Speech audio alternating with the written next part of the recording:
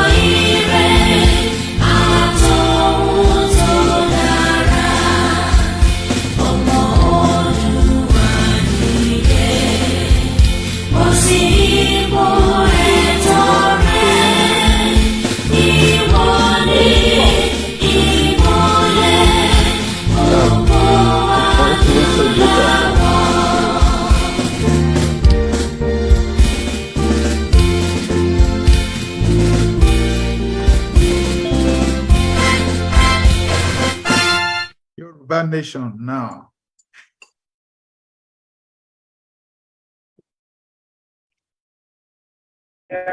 Now.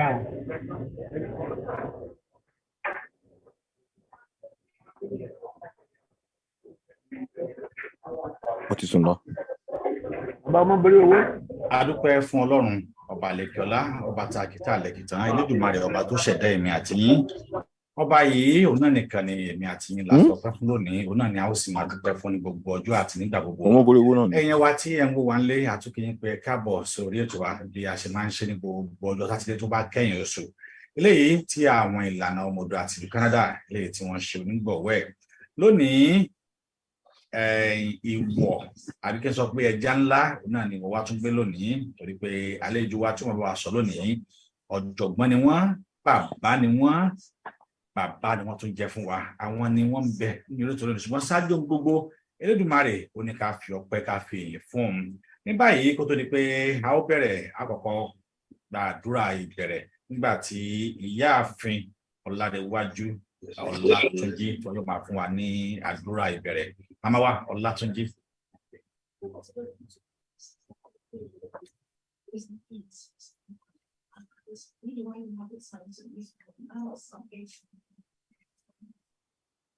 Màmá wa Ọlátúnjí ẹ fún wa ní àdúrà bẹ̀rẹ̀. Ṣé wọ́n wà pẹ̀lú wa? Ọlátúnjí ẹ máa on mute ẹ jọ̀ọ́. Ìyá Ọlátúnjí ẹ on mute. You need to unmute.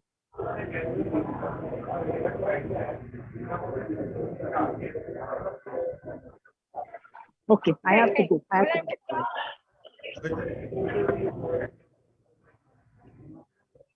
Huh? I'm coming. You can go ahead. Ẹ ti wà live ma. Mo ti wà live. Yeah, ẹ pray fún wa. Okay, ní orúkọ Jésù. Ní orúkọ Jésù, ní agbára ìjẹ Jésù, bàbá wa àti Ọlọ́run wa wá dúpẹ́, àwa yìn ológo, adájọ́ ọjọ́ kò.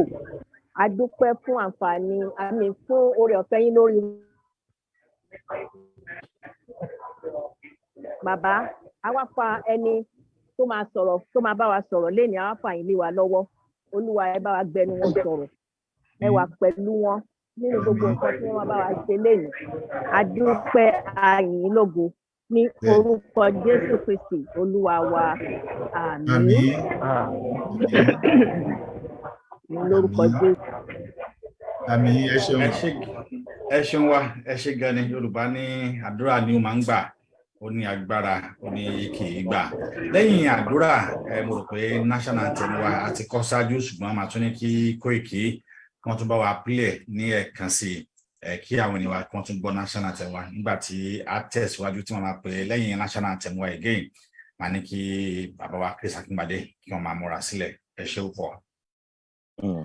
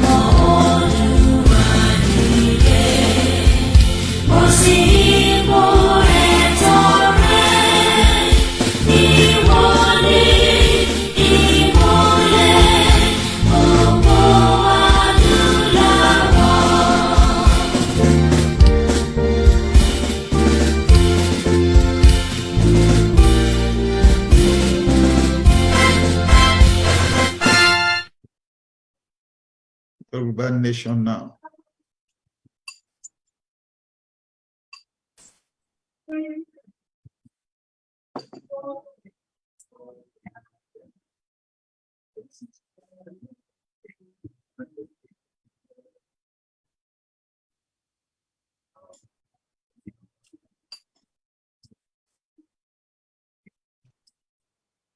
Ẹ ṣé. Táwa kí Sàgbàdé, ó yẹ bá mi welcome address. Ẹ ṣé gan ni o, mo kí lórúkọ ESCO àti gbogbo ọmọ ẹgbẹ́ Ìlànà ọmọ Oòduà Canada.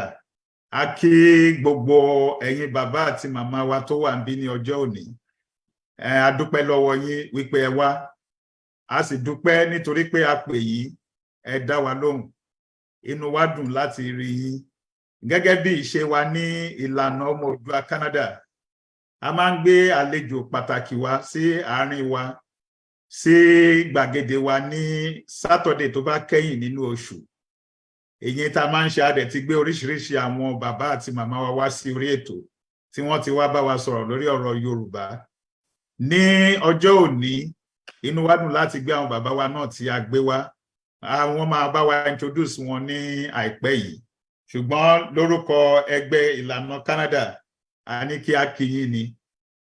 Gbogbo náà la mọ̀ nǹkan tí à ń ṣe pé ilẹ̀ Yorùbá àkókò tó fún wa pẹ̀lú gbogbo tó ń ṣẹlẹ̀ ní Nàìjíríà, a rí bí ilẹ̀ Yorùbá ṣe rí. Èyí ló fà á tí gbogbo wa fi ń fojú sọ́nà wípé àkókò tó, ilé ti tó lọ.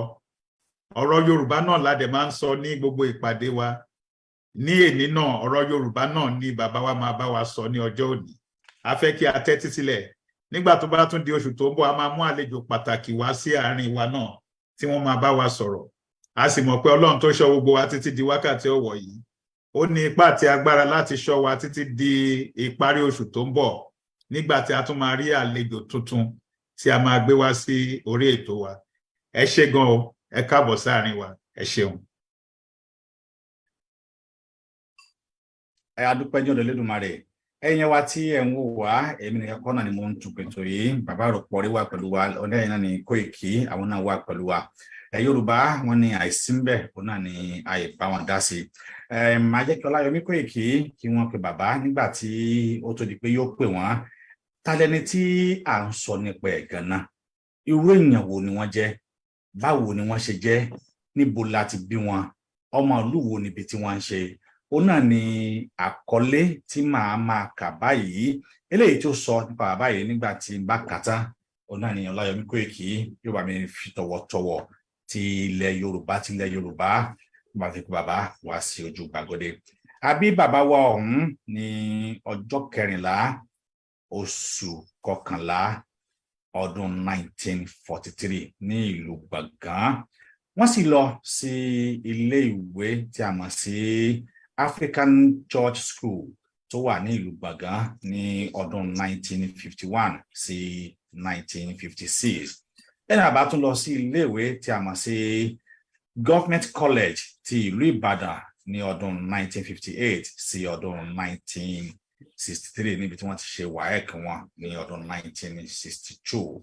Bàbá tẹ̀síwájú nípa ètò ẹ̀kọ́ nígbà tí wọ́n lọ sí ilé ìwé University ti ìlú Ìbàdàn ní September 1963 di June 1967 nígbà tí wọ́n gba ìmọ̀ ìjìnlẹ̀ nínú mathematics tá a mọ̀ sí BSc in mathematics ní ọdún 1967. Bàbá tẹ̀síwájú nígbà tí wọ́n lọ sí ilé ìwé John Hopkins tó wà ní University ìyẹn ní September 1970 títí di May 1973. Ibẹ̀ ni bàbá náà ti gba àmì tá a mọ̀ sí PhD ìyẹn ní ọdún 1974.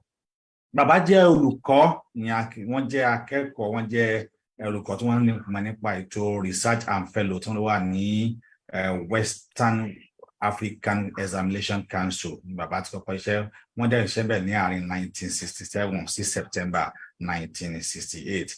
Then wọ́n tún iṣẹ́ ní Statistic Office ní Electricity Corporation of Nigeria ní January to September 1969. Wọ́n tẹ̀síwájú nígbà tí wọ́n jẹ́ olùkọ́ nípa ètò ìṣirò tá a mọ̀ sí lecturer in mathematics University of Lagos ní November 1967 sí December 1968.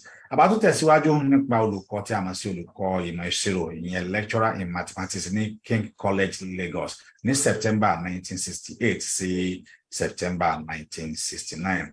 Àbá tún jẹ́ olùkọ́ tá a mọ̀ sí akẹ́kọ̀ọ́ teacher ambassador to Dartmoor in September 1969 sí June 1970. Bẹ́ẹ̀ ni wọ́n tún jẹ́ ẹni tó tún kọ́ wọn ní ẹ̀kọ́ nípa assist. Wọ́n wá jẹ́ ẹni amúgbálẹ́gbẹ̀ẹ́ tá a mọ̀ sí akọ́nilẹ́gbẹ̀ẹ́ mathematics ìyẹn ní the same school, the John Acons US U. Say, okay, ṣé mo gbà ẹ má bínú. September 1970 sí 1973.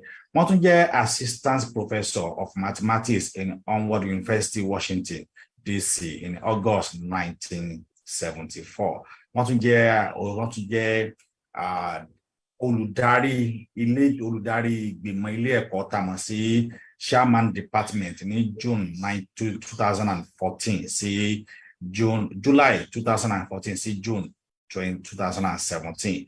Bàbá jẹ́ ọmọ ẹgbẹ́ ilé tá a mọ̀ sí member Nigeria Mathematics Association in 1966, Lagos Mathematics Society 1967 àti American Mathematics Society ní 1970. Wọ́n tún jẹ́ ọmọ ẹgbẹ́ ìṣọ̀kan Yorùbá Washington metro area in 1994. Wọ́n dẹ̀ tún jẹ́ president láàrin 1999 sí 2003. Bàbá tún jẹ́ ọmọ ẹgbẹ́ Oòduà Foundation, a global think tank ní 2009. Wọ́n dẹ̀ tún jẹ́ chairman ní 2012 títí di àkókò tí a wà yìí.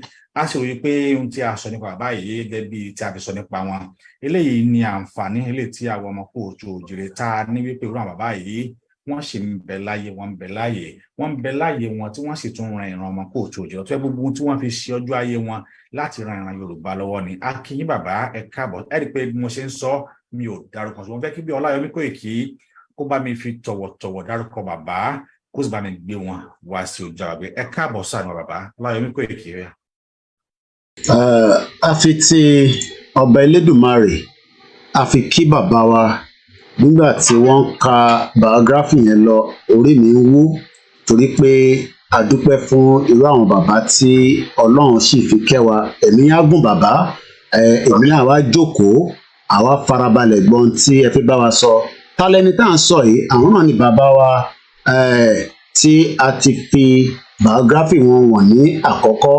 Èmi á fẹ́ ní professor by 3 by 4 ni a máa pe bàbá o, torí pé gbogbo tí wọ́n kà kalẹ̀ yẹn ìkan kì í síbẹ̀. Mo fẹ́ kí gbogbo ọmọ Yorùbá pátápátá kẹ́ mú pen àti pépà, torí pé àárẹ̀ àwọn kan tí a máa kọ́ níbi tí bàbá wa tí mo fi tọ̀wọ̀tọ̀wọ̀ dárúkọ, bàbá wa Adeniran Adeboye, tí ojú wọn ti wà ní ojú screen wa ní gbogbo àwa ibi tí a ti ń gbé ètò yìí.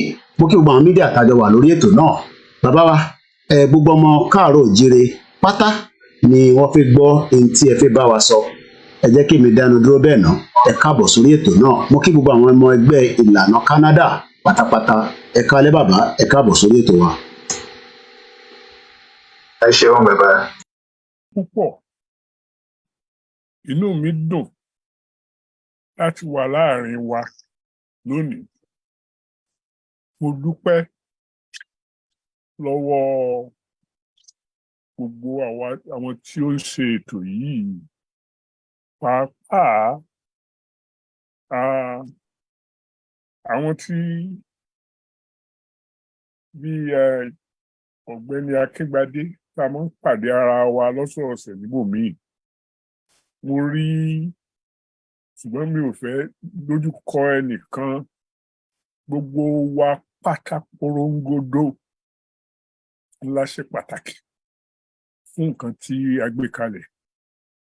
Ọ̀pọ̀lọpọ̀ ẹgbẹ́ ló ti wà tí ọ̀rọ̀ Yorùbá ká lára ọjọ́ ti pẹ́. So pé mo tiẹ̀ wà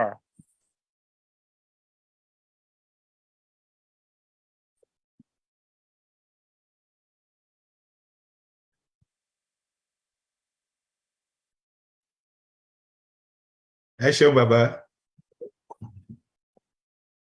ẹ fún mi ní ìṣẹ́jú kan. ẹ ṣeun sà. ẹ jọ̀ọ́ adúpẹ́ lọ́wọ́ gbogbo wa o. Bàbá wa emotional lórí ọ̀rọ̀ Yorùbá ni o. Wọ́n wà very emotional. Bẹ́ẹ̀ kó tó di pé wọ́n padà wá, ẹ jẹ́ kí n sáré. Ohun tí àgbàlagbà rí, ohun tí àgbàlagbà tí wọ́n rí tí wọ́n fi da orí kodò, tí ó bá ṣe wípé ọmọdé bá ní, ó ṣeé ṣe kí ojú ẹ̀ tàbí kí orí ẹ̀ kí ó fọ́ ẹ̀. Bàbá ò ti sọ débì kan. Tí a bá wò ó, wọ́n ti ro ibi tí Yorùbá ti ń bọ̀, wọ́n tún ro ibi tí Yorùbá dé lónìí. Wọ́n rí wípé ó yẹ kí Yorùbá ó ti ju ibi tá a wà yìí lọ. Wọ́n rí wípé ibi tá a bá dé lónìí, ó yẹ kí Yorùbá àti ìpele tí wọ́n gbé, ẹ̀rí pé àwọn bàbá yìí, àwọn tí wọ́n bá Awólọ́wọ̀ lo ìgbà ni. Bàbá ẹ káàbọ̀, ẹ káàbọ̀. Ẹ ṣeun. Ẹ káàbọ̀ sí Àníwá Padà. Ẹ má bínú o. Ọ̀rọ̀ ní bá mo kó mo rò wá. Bá a ṣe jókòó nìyẹn ní 1963 ká kóra wa jọ, tá a pera wa ní Action Group Students Union nìbàdàn. Wọ́n ṣe ju bàbá wa Awólọ́wọ̀ sí ẹ̀wọ̀n ní September 11, May 11 ọ̀rọ̀ wa ló ti bẹ̀rẹ̀. Làwa ń wádìí báwo la ṣe, ibo la máa gbé kínní ìgbà. Àlóògùn àṣìtàn lọ́rọ̀ ẹnu. So 60 years later, Ọlọ́run tún fún mi lẹ́mìí láti wà láàrin wa. Mo dúpẹ́. Olúwa ṣeun sà. Wọ́n ní bí náà bá tán láṣọ, ẹ̀jẹ̀ ò kì í tán léèkánná. So bí n bá ń kùn pé ibi tí a ti ń bọ̀ ọ̀nà jìn, a sì tí ì débi tá a fẹ́ lọ. Bílé ayé ṣe rí nìyẹn. Wọ́n ṣe kọ́ wa nìyẹn pé àforítì, sùúrù, ó lè ṣe òkúta jìnnà. Ó ní ìwàásù tí mo fẹ́ ṣe lónìí ni pé ọ̀rọ̀ ilẹ̀ Yorùbá, ọ̀rọ̀ ilé ayé yìí, ọ̀rọ̀ ẹ̀kọ́ tó gbóná ni ó ń fẹ́ sùúrù. Ṣùgbọ́n sùúrù ò gbọ́dọ̀ wà pàpọ̀ jù kó má bàa dòmùgọ̀. So ọgbọ́n orí, ìwà pẹ̀lẹ́ àti oríṣiríṣi nǹkan tá a máa mú, tá a máa bára wa sọ, tí a lè dúró lé lórí ẹ̀ pé olú máa gbé wa dé ibi tá à ń lọ. Mo kí yín o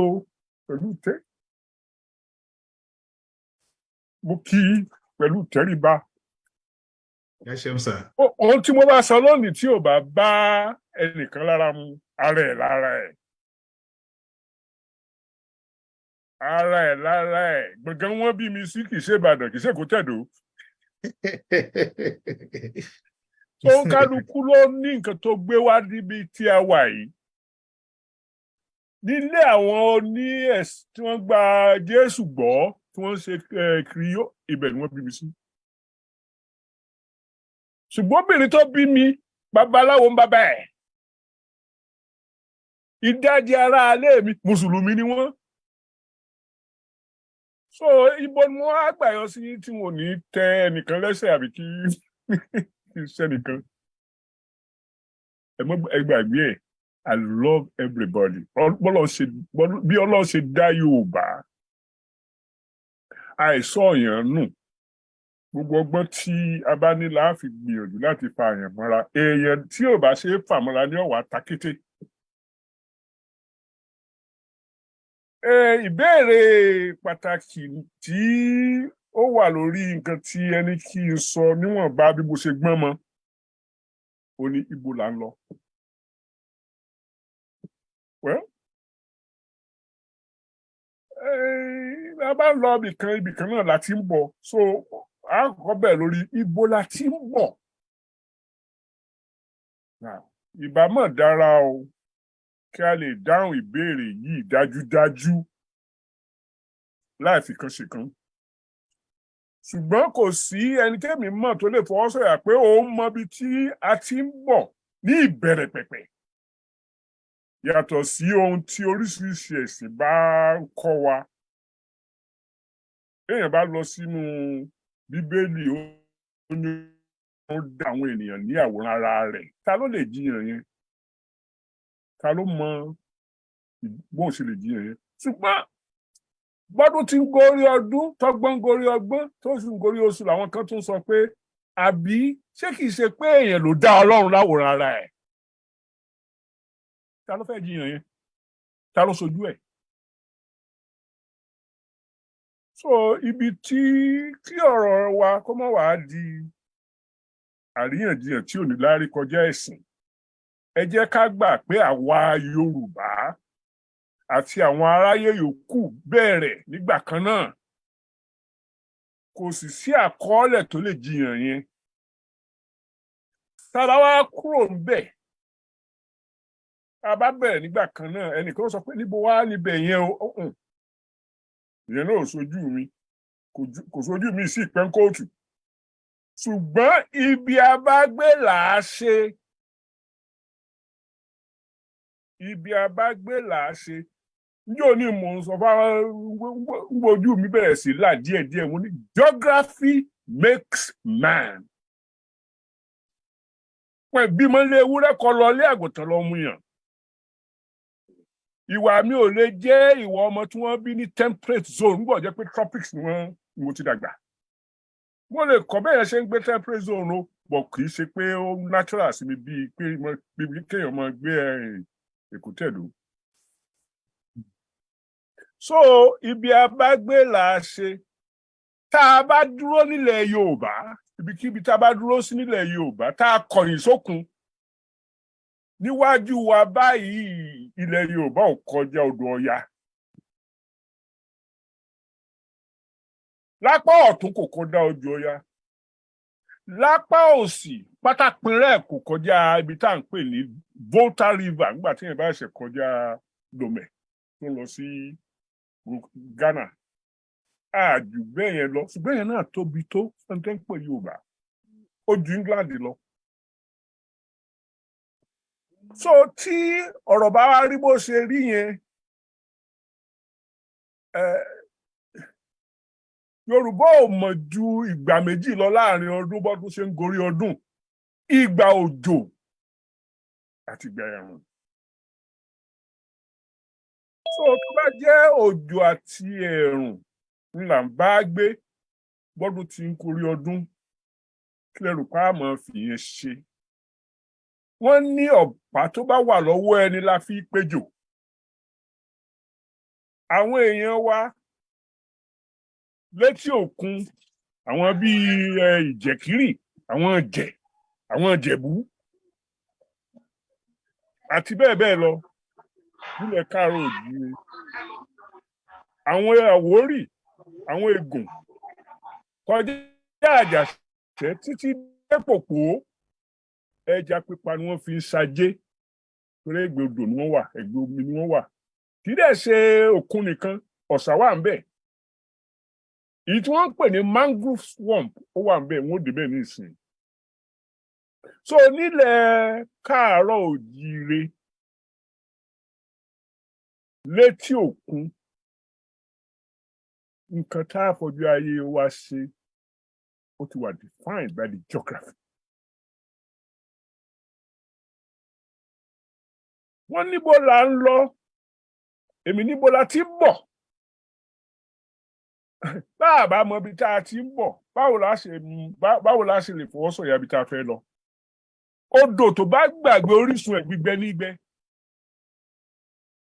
So nǹkan kan náà tí wọn ò ṣàlàyé rẹ̀ fún wa tó bẹ́ẹ̀ jù bẹ́ẹ̀ lọ ni pé etí òkun yẹn láti ìpilẹ̀ṣẹ̀ ló ti jẹ́ ààbò fúnlẹ̀ ọmọ Káàárọ̀ Oòjíire. When you study the geomorphology of an area, mo mọ̀ fẹ́ ìbò, dáríjì mi, ẹ rí wípé structure yẹn ló protect wa from tsunamis. Tsunami tó ń pa nǹkan rẹ ní Asia tó ń pa nǹkan rẹ níbì kan kò dọ́dọ̀ wa because of the mangrove swamp. Ó tún wá ń fún topography wa ní kí wọ́n ti porúkọ ẹ̀ o ìtànjà sí nìsín control of climate change. So ààbò táwọn tí ẹ̀ mọ kankan àyẹ̀tà kan jí láàárọ̀ tá à ń jẹun tá à ń jẹ̀bà. Ààbò yẹn wà ń bẹ̀ permanent structure òun ló jẹ́ kílẹ̀ wọ́n ṣe gbé bó ṣe gbé. Ṣé àwa la yan ilẹ̀ tá a máa gbé ni àbí ilẹ̀ tá à ń gbé ló yàn wá èmi ọmọ ṣùgbọ́n bá a ṣe bára wa nìyẹn. Ìbá àṣepá wa la yàn ìbá àṣepọ̀ òun ló yàn wá it is worth protection. Tá a bá protect it we don't deserve it. So tá a bá wá sún sókè díẹ̀ sí láti Àkókó dé Èkìtì, Oǹdó délé Ifẹ̀, Gbọ̀ngán dé Ìbàdàn, Ọ̀yọ́ Kétu Sábẹ́ títí di Àtàpámẹ̀ ní Tógò, a rí ilẹ̀ ọlọ́ràá tí a ti ń gbéṣu, tí a ti ń gbìgbàdo, tí a ti ń gbọ̀gẹ̀dẹ̀, àti oríṣiríṣi ẹ̀fọ́ àti èso láìsí ìnira kankan.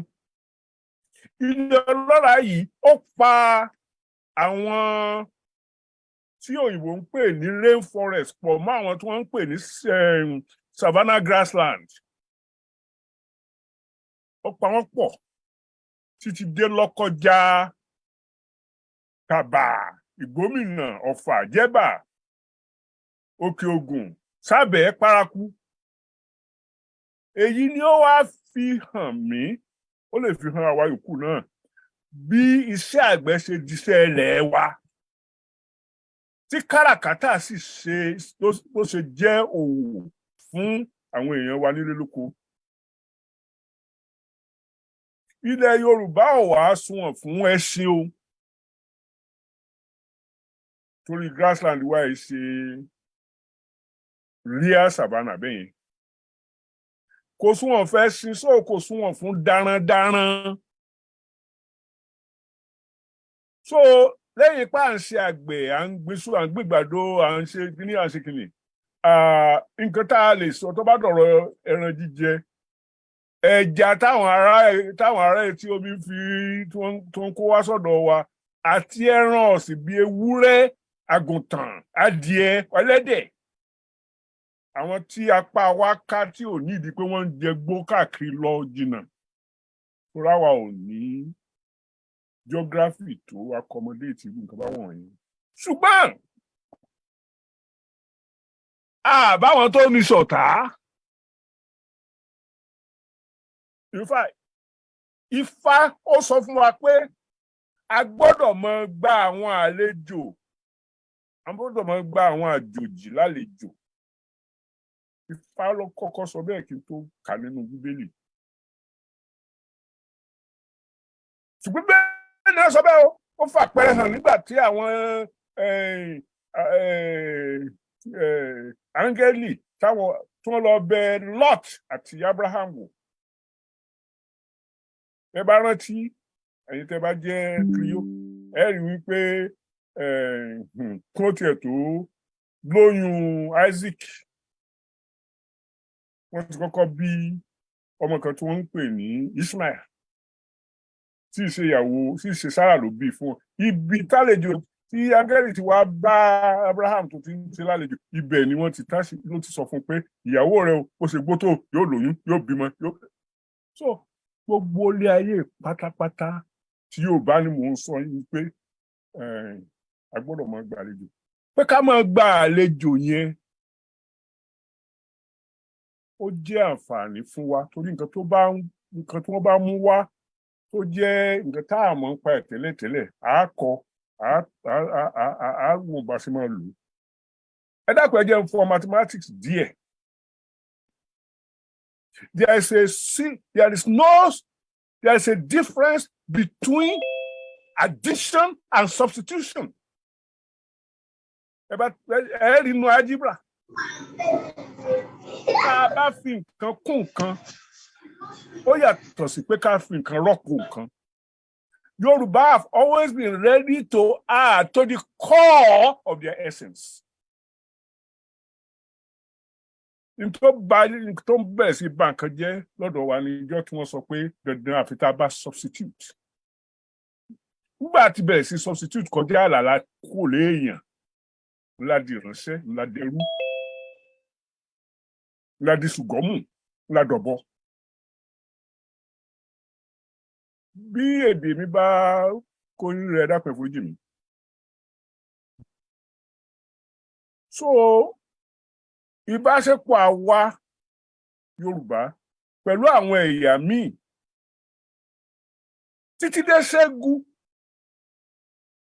ní Mali is documented. Àjókòó lé ká sọ pé bìkan wà tá a lè lọ ṣòwò. Ṣùgbọ́n a mọ̀ dájúdájú pé ilé làbọ̀ sí ní oko. Àṣẹ̀yìnwá àṣẹ̀yìnbọ̀.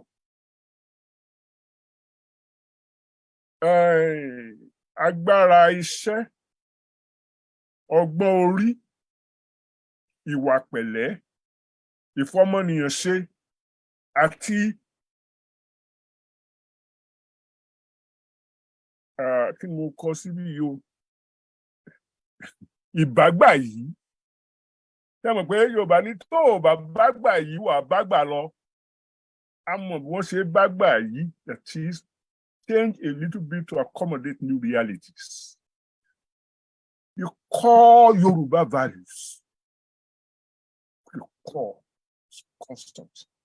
The periphery are where you made modifications here and there. And that should be the case for all peoples of the world. Orísun wa nìyẹn o èèyàn mi.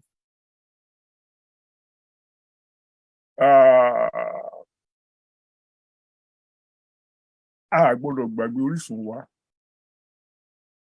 Torí gẹ́gẹ́ mo ṣe sọ lákọ̀ọ́kọ́, èmi náà kọ́ lọ́dọ̀ àwọn èèyàn ni o. Odò tó bá gbàgbé orísun rẹ̀ gbígbẹ ní gbẹ. Tá a bá ní gbẹ, tá a bá ní parẹ́, a gbọ́dọ̀ mọ ibi tá a ti ń bọ̀. A gbọ́dọ̀ mọ nǹkan tó ṣẹlẹ̀ sí wa tí nǹkan tó fi yí nǹkan padà. Pápá wa fẹ́ lè mọ́ ká mọ́. So, ibi tí wọ́n fi ọ̀rọ̀ ibo la ti ń bọ̀ dúró sí nìyẹn nísìnyí. Wọ́n á fẹ́ lọ sí níbo la wà báyìí. Bẹ́ẹ̀ bá ní níbo la wà báyìí, ó lè sọ ní sentence bíi méjì mẹ́ta. Mo báwo la ṣe débẹ̀?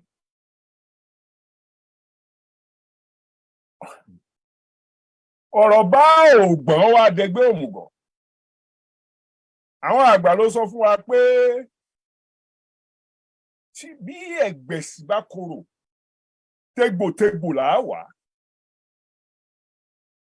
So tí a bá fẹ́ mọ ibi tá a wà báyìí àti nǹkan tó gbé wa débẹ̀, a gbọ́dọ̀ dig deep. Ìdóyìnbó pè ní dig deep ni mo sọ. Ẹgbẹ̀sì bá korò, tégbòtégbò là á wà. Ṣé ẹni ká mọ̀ sá káàkiri gbàgbé yẹn ara nǹkan tó kó bá wa nìyẹn. A fẹ́ confront bá a ṣe débẹ̀. Báwo la ṣe lè mọ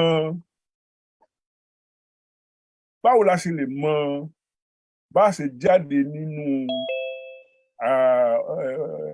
igbó tí ó bá sí ojú ọ̀nà tá a gbà dégbò yẹn, ibo la máa gbà lọ? So a gbọ́dọ̀ mọ bá a ṣe débi tá a. So sọ́tún náà máa resend it. Mi ò gbọ́ sà. Mi ò gbọ́ yín o. No, ẹ máa sọ̀rọ̀ lọ sàá ẹnìyẹn dàbí pé ó interfere ni. Okay. So gbogbo ohun mèremère tí ìwà àti ìṣe wa ti kọ́ wa, gbogbo wọn ni ó di ohun ìgbóguntì nígbà táwọn Lárúbáwá bẹ̀rẹ̀ sí kó tiwọn wá bá tiwa.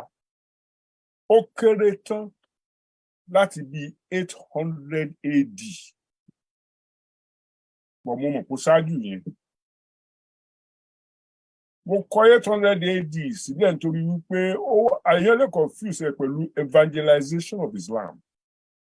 But kó tó di pé wọ́n ní Islam láti evangelize wọ́n ti undermine wa. Tẹ́ ń bá wo lọ sí Ethiopia, mo ti lọ sí Ethiopia, mo lọ sí Aksum. The palace of Queen, the Queen of Sheba. Yeah. Gbogbo northern Ethiopia mo ti ṣe teacher ní Mekele ní Tigray province. So ojú mi ti rí bí the ebb and flow of humanity in that part of the world. Tẹ́ bá wá kúrò láti ọ̀dọ̀ wa nílẹ̀ Yorùbá, tẹ́ bọ́ sí Adamawa, tẹ́ bọ́ sí Borno, tẹ́ bọ́ sí Chad, tẹ́ bọ́ sí Sudan, tẹ́ bọ́ sí Ethiopia, ẹ rí i pé ọ̀nà tí àwọn èèyàn wá gbà tó fi lọ, tí wọ́n wá kó wọn, tí wọ́n fi sọ wọ́n dẹrú ní ibi tí wọ́n ń pè ní Basra. Basra is a town, is a city in Iraq. Láti 800 AD ni wọ́n ti kó wa lẹ́rú lọ síbẹ̀ tí ò bá ṣáájú yẹn, àwa pẹ̀lú àwọn tó ń pè ní Zanj. Zanj yẹn is like an Arabic way of saying nigger. Ó ní wọ́n forúkọ wọn sọ Zanzibar. Ọ̀tọ̀ ní kéèyàn ó wà schooled. Inú mi dùn pé gbogbo wa la wà schooled. Ṣùgbọ́n unfortunately, schooling tí òyìnbó fún wa was deliberately away from education. Education takes relevant school knowledge, embeds it in social wisdom, and designs a progress commensurate with culture. Òyìnbó ṣe yẹn. So wá di pé ká máa fáńgà máńgò bọ́ bá lọ́kì àríwé kan he. Nílẹ̀ tí ò sí library kiri àbò inú èmi ò lè sọ pé nílẹ̀ kan wà tí ò sí library torí mo lọ́kì tí mo lọ sí government college ní Ìbàdàn. Wọ́n ní library bá àti ẹ̀ lọ kàwé gbé ìwé tí ọ̀gbẹ́ dáadáa. Ṣùgbọ́n kì í sọ̀rọ̀ ẹnu bọ̀kù. Téèyàn bá farabalẹ̀ tó bá ṣe kìíní gbogbo nǹkan tá à ń wí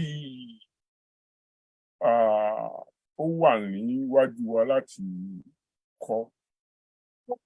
Basra láti ṣerú from 800 AD till 1500 AD. Káwọn òyìnbó Europe kó tó gbára wọn lẹ̀ lórí Arab evangelism of Islam ní Seville. Kí Queen Isabella and King Ferdinand tó gbalẹ̀ wọn kí wọ́n tó lé àwọn Arab kúrò bẹ́ẹ̀ àti Moors lọ sí North Africa. Ìgbà tí wọ́n lé wọn tán ni wọ́n sọ pé ok o àwọn tá a ti ẹ̀ lé lọ ibo ni wọ́n ti ráwọn èèyàn dúdú tí wọ́n kó wá ṣe iṣẹ́ ń bì yìí ni wọ́n fi bẹ̀rẹ̀ sí wá ọ̀nà tí wọ́n fi máa dọ́dọ̀ wa orí wọn fi wá kó wa lẹ́rú ní 1502. So between 800 and 1502. Báwo tiẹ̀ ni 1502 ọ̀nà òkú ṣẹlẹ̀ ní kíní? Ọ̀gbẹ́ni kan wà ní bí tí wọ́n rọrùn àtàwọn níjọ wá àwọn Christopher Columbus jọ wá síbí yìí. Ọmọ rẹ̀ Reverend Father Las Casas olóbẹ̀rẹ̀ sí petition Holy Roman Empire pé kí wọ́n jẹ́ káwọn máa lọ kó ẹrú láfíríkà. The first person tó máa wá kó ẹrú lọ́dọ̀ wa Cordoba ló ti wá in Seville. The Spanish and Portuguese ló bẹ̀rẹ̀ kìíní yẹn. But láàrin ọdún méjì or less wọ́n ti fọ̀rọ̀ yẹn lọ Queen Elizabeth I. Queen Elizabeth I was the daughter of King Henry VIII. King Henry VIII máa pa gbogbo obìnrin tí ó bá fẹ́ níyàwó tí wọn ò bá bí ọmọkùnrin fún un. Ó sàn wọ́kùnrin tí wọn ò bá dẹ̀ bí ọkùnrin á ní wàhálà tí wọn ní apá wọn dànù àtúndẹ̀ mi. Ìyá tó bí Elizabeth the First pípa ni wọ́n pa.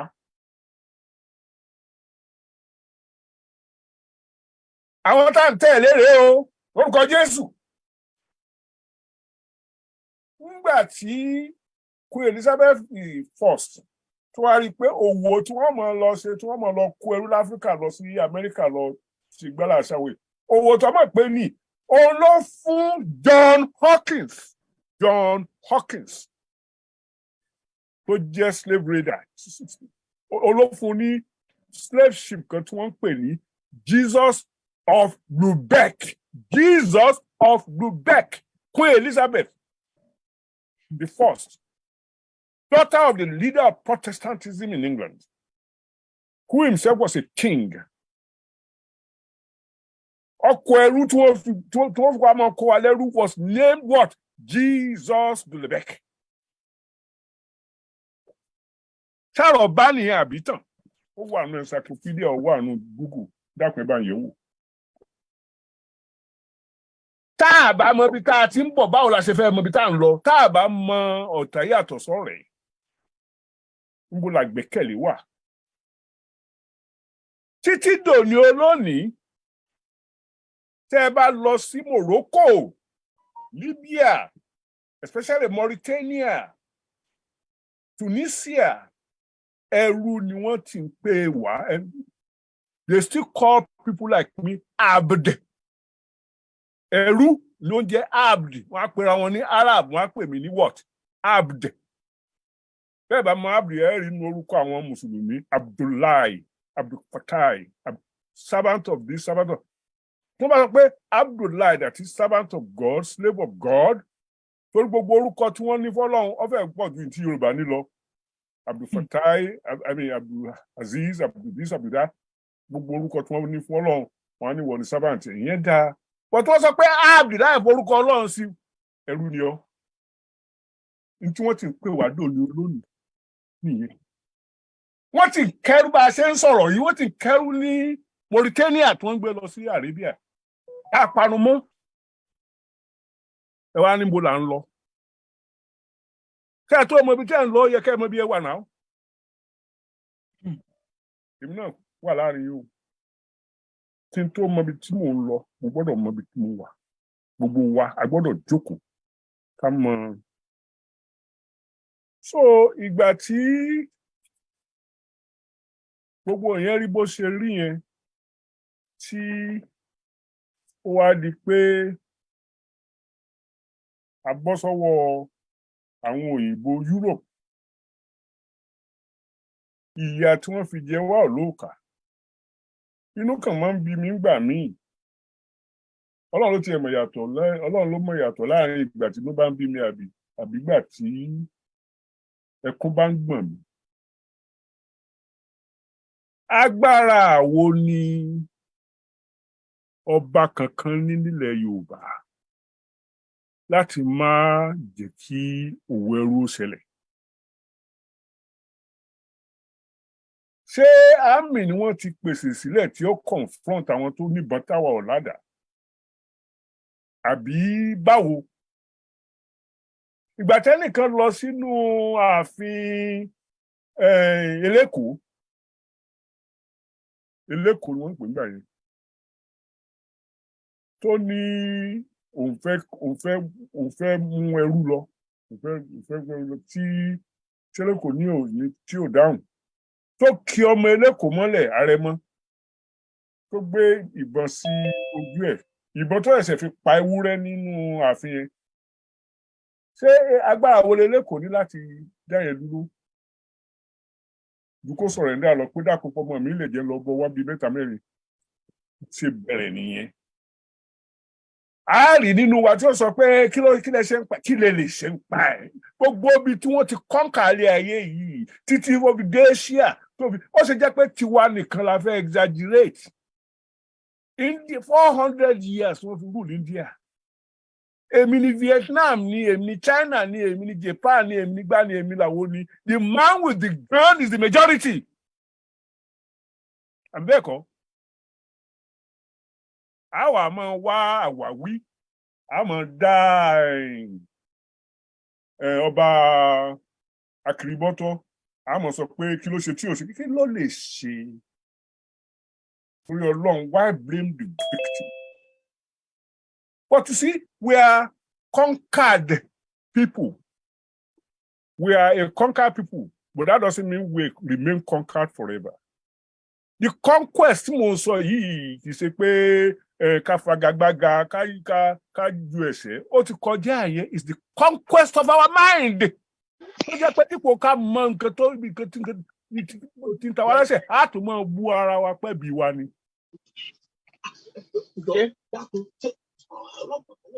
Àádẹ wo mo wá pé kí lẹ́yìn náà ṣe pé nọ́ńsẹ̀nsì wo nìyẹn kó ti ìyẹn ti yà mí lẹ́nu ọjọ́ ti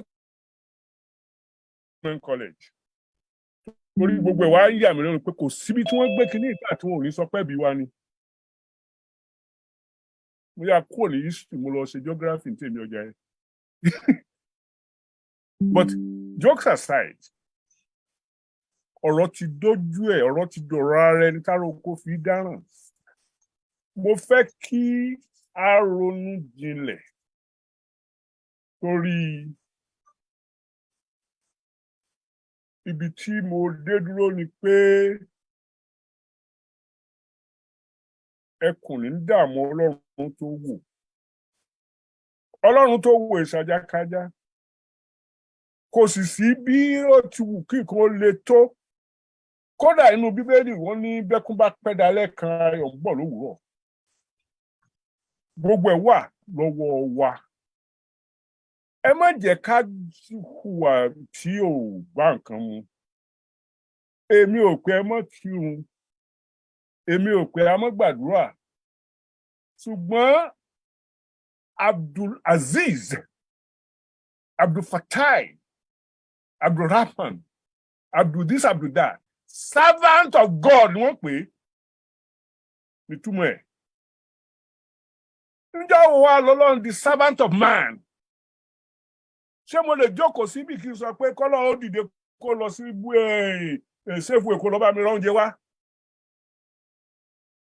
Stupid! Kí ló fún mi ní apá àtẹsẹ̀ àti kíní fún? Kó tún wájú ló máa lọ wájẹ fún mi, òní ó sè ní kíchìn mi, ní ó tún wá gbé síwájú mi, ní ó tún máa fi lọ mí. That is the way we are behaving when we surrender our destiny to prayer and prayer and prayer when the rest of the world knows how to get things done by their own hand, by their own thinking. Oh, they were more brilliant than we are. They are just not as emotionally or intellectually conquered. It's about time we redeem ourselves from that conquest.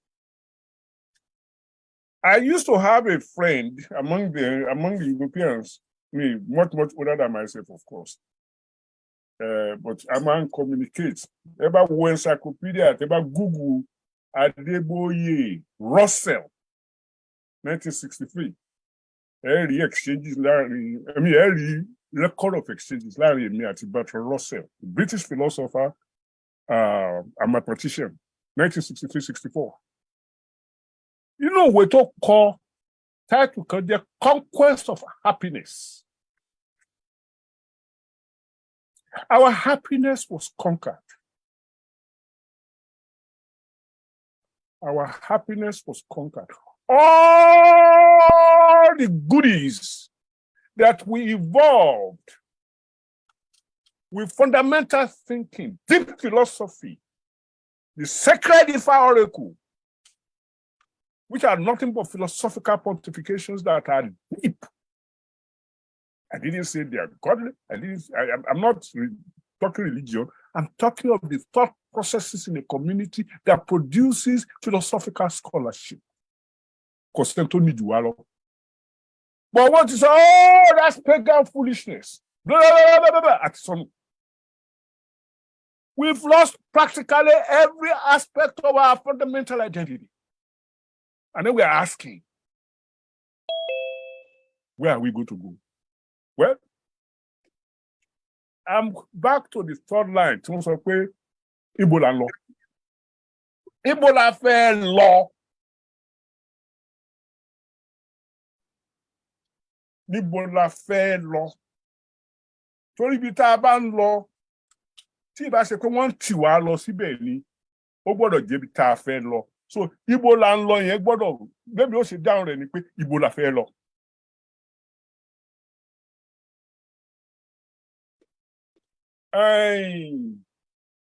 Frederick Lugard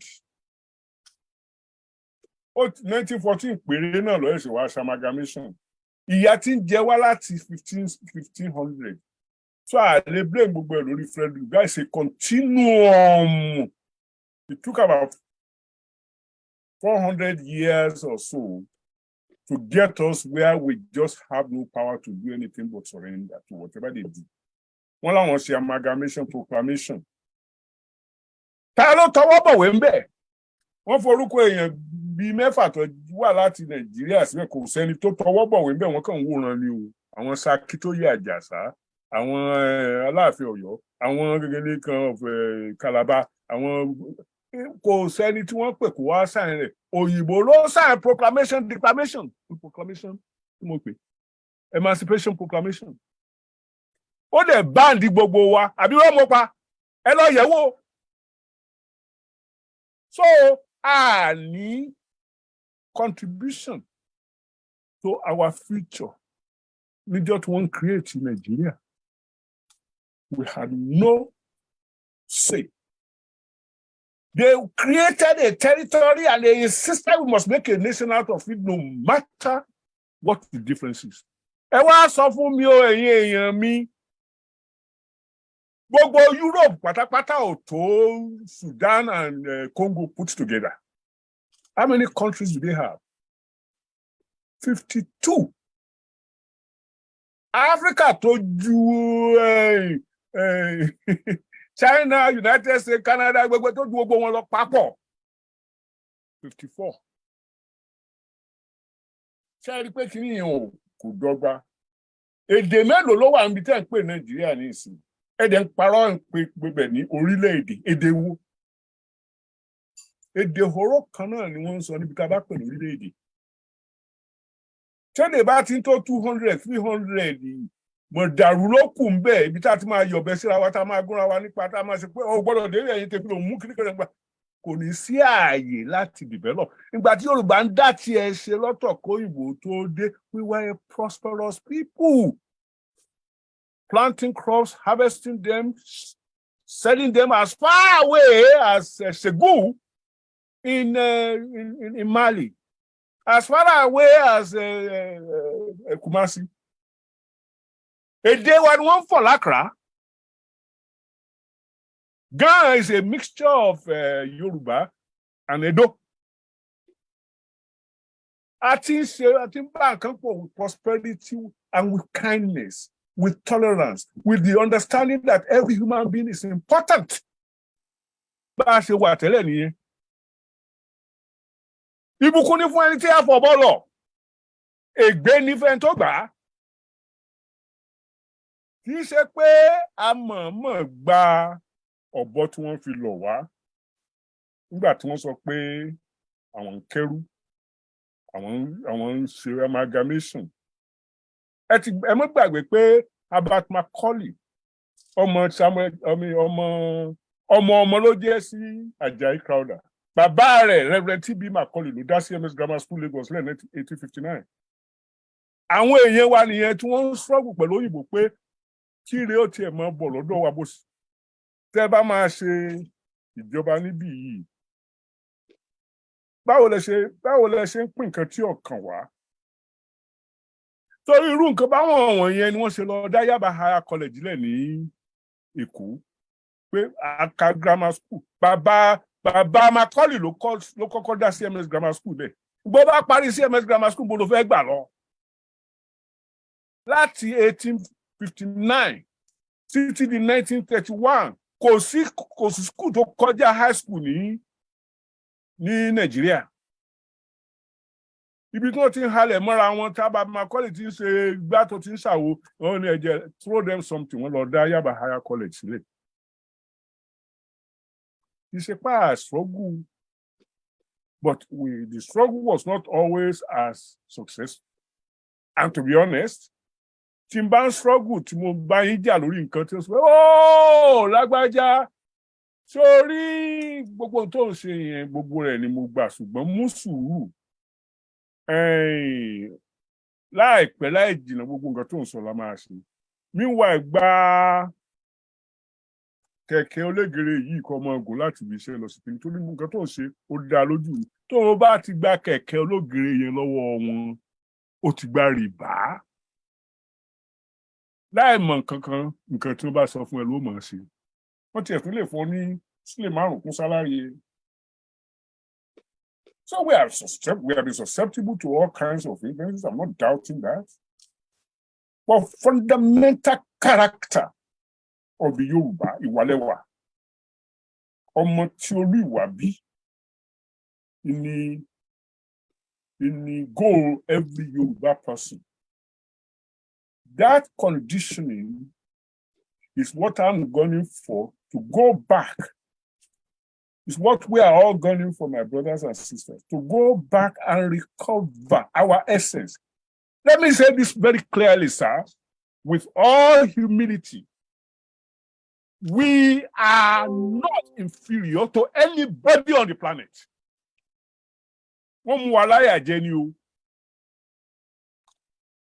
We are not inferior to anybody on what? On our planet.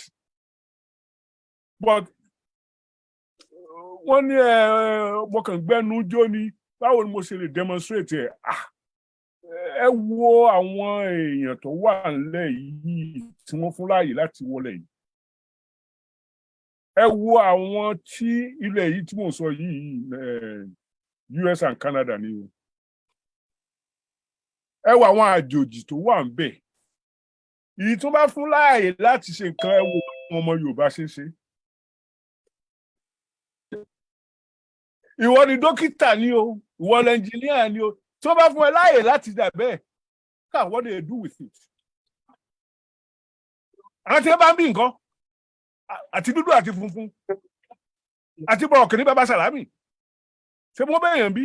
Ó ṣe jẹ́ pé ibi tí a bá sọ pé a fẹ́ lọ, ẹni a bá sọ pé a fẹ́ jọ jíjù láàjù. They were not inferior to anybody. Ẹ kò ní dààmú Ọlọ́run tó wò. If we are not inferior to anybody, sì sọ pé kí tẹnìkan mọ̀ dáa, fẹ́ bá tẹnìkan jẹ́, fẹ́ kí tiwọ́ dáa ni. Then we have a moral right to go after redemption, which Odua Foundation, my think tank calls Ìràpadà. Ìràpadà fún ilẹ̀ káàárọ̀ òjíire is our goal. You see, it's a goal, it's something we should have achieved. So I'm not going to put any date on it. I'm going to put a request, a begging on our part that we should try to achieve it as soon as possible. And if I want to exaggerate, we should achieve it yesterday. So the time achieve it. We are sinners. And you can just sinner. Well, you can just sinner. Ọjọ́ kò síbi kan ìwọ àti ìyàwó rẹ àtọkọ rẹ jọ bára yín sùn ẹ̀ ń bímọ tí wọ́n nà káàyà sí. Torí ẹ̀ tí emancipate race tó wà níbẹ̀ is still an abode. Is still a slave. Is still a nigger. It's still coming from Trump pé ilẹ̀ wa. Trump should describe it. Shito country. Yeah. Shito. So àwọn àjọkò àmutí àṣẹ wàhálà àdẹ̀rí gbogbo ẹ̀ ṣe ń lọ àdẹ̀lóyún àbímọ into the same mess. Sọ pé ká mọ̀ ṣe o, but we must in parallel develop an opportunity for emancipation of the land and people according to their goodness and their industry. Ẹ ṣeun.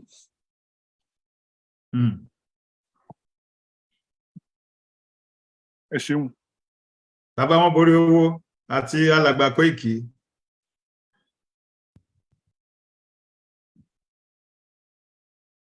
ẹ ṣeun mo dúpẹ́ ẹ ṣeun gan ni ẹ ṣé gan bàbá Olódùmarè yóò jẹ́ kí ẹ pẹ́ fún wa ọba dẹ́dà ọba tó ṣẹ̀dá yín yóò jẹ́ kí ẹ gùn lẹ́mìí fún wa bàbá àṣẹ o ẹ sì pẹ́ fún wa àmín mo fẹ́ kí bàbá lẹ́yìn bó tilẹ̀ jẹ́ wípé eléyìí tí mo fẹ́ ṣe yìí ó lòdì sí òfin ìlànà ọmọ Oòduà àti ìlú Canada torí pé bẹ́ẹ̀ sọ̀rọ̀ tán yìí ó yẹ kí a gbé lé àwọn tí ó kàn lọ́wọ́ kí wọ́n sì bẹ̀rẹ̀ sí ní béèrè ìbéèrè ni ṣùgbọ́n látàrí ibi tí ẹ sọ̀rọ̀ dé òun ni mo ṣe fẹ́ tún kí ọ̀rọ̀ yín lẹ́yìn màá sì fẹ́ kí wọ́n dákun kí wọ́n dábọ̀ kí wọ́n gbà mí láàyè fún ìṣẹ́jú méjì péré òun náà ni màá sáré fi sọ ọ̀rọ̀ ọ̀hún bàbá sọ wípé kì í ṣe ẹni tó so wá pọ̀ ní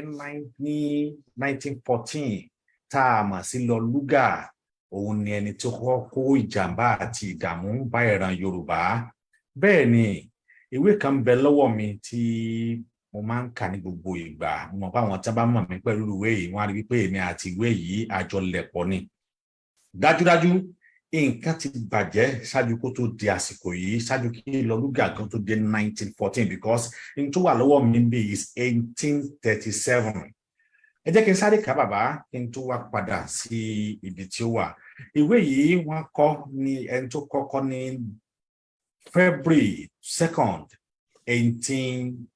1835 orúkọ tán sí ni Lord Macaulay ó àdírẹ́sì British Parliament ẹ gbọ́ bó ṣe kọ ìwé ọ̀hún ni ó ní I have travelled across the length and breadth of Africa and I have not seen one person who is a beggar.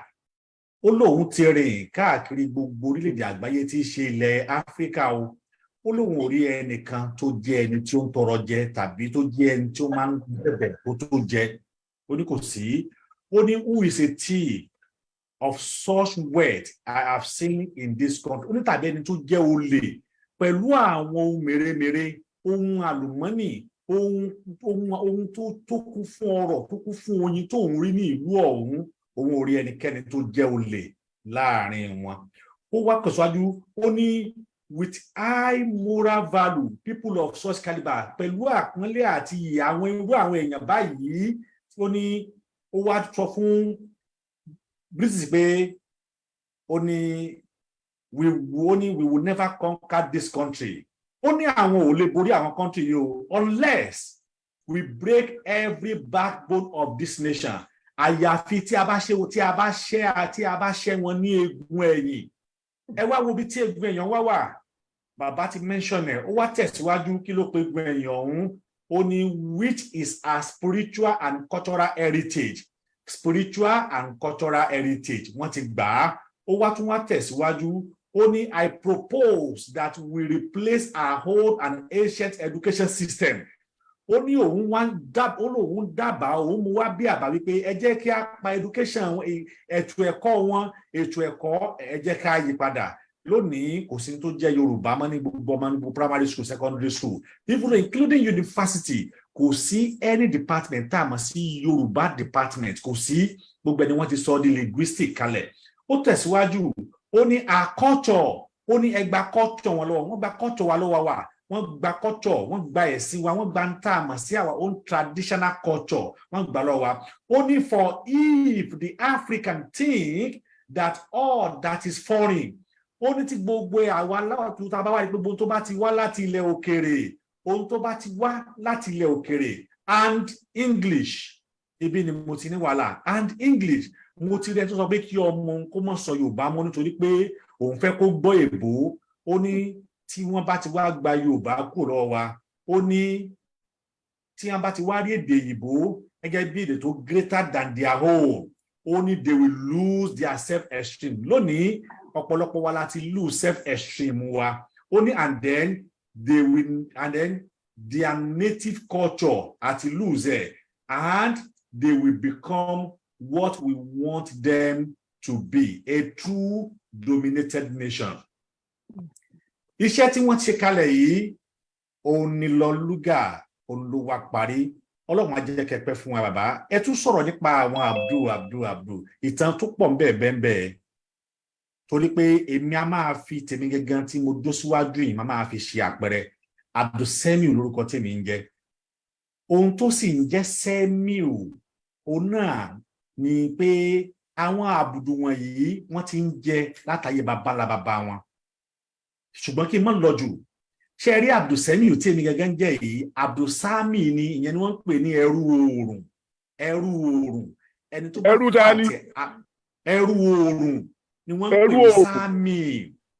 Oòrùn ló ń jẹ́ Sami, S-H-E-M.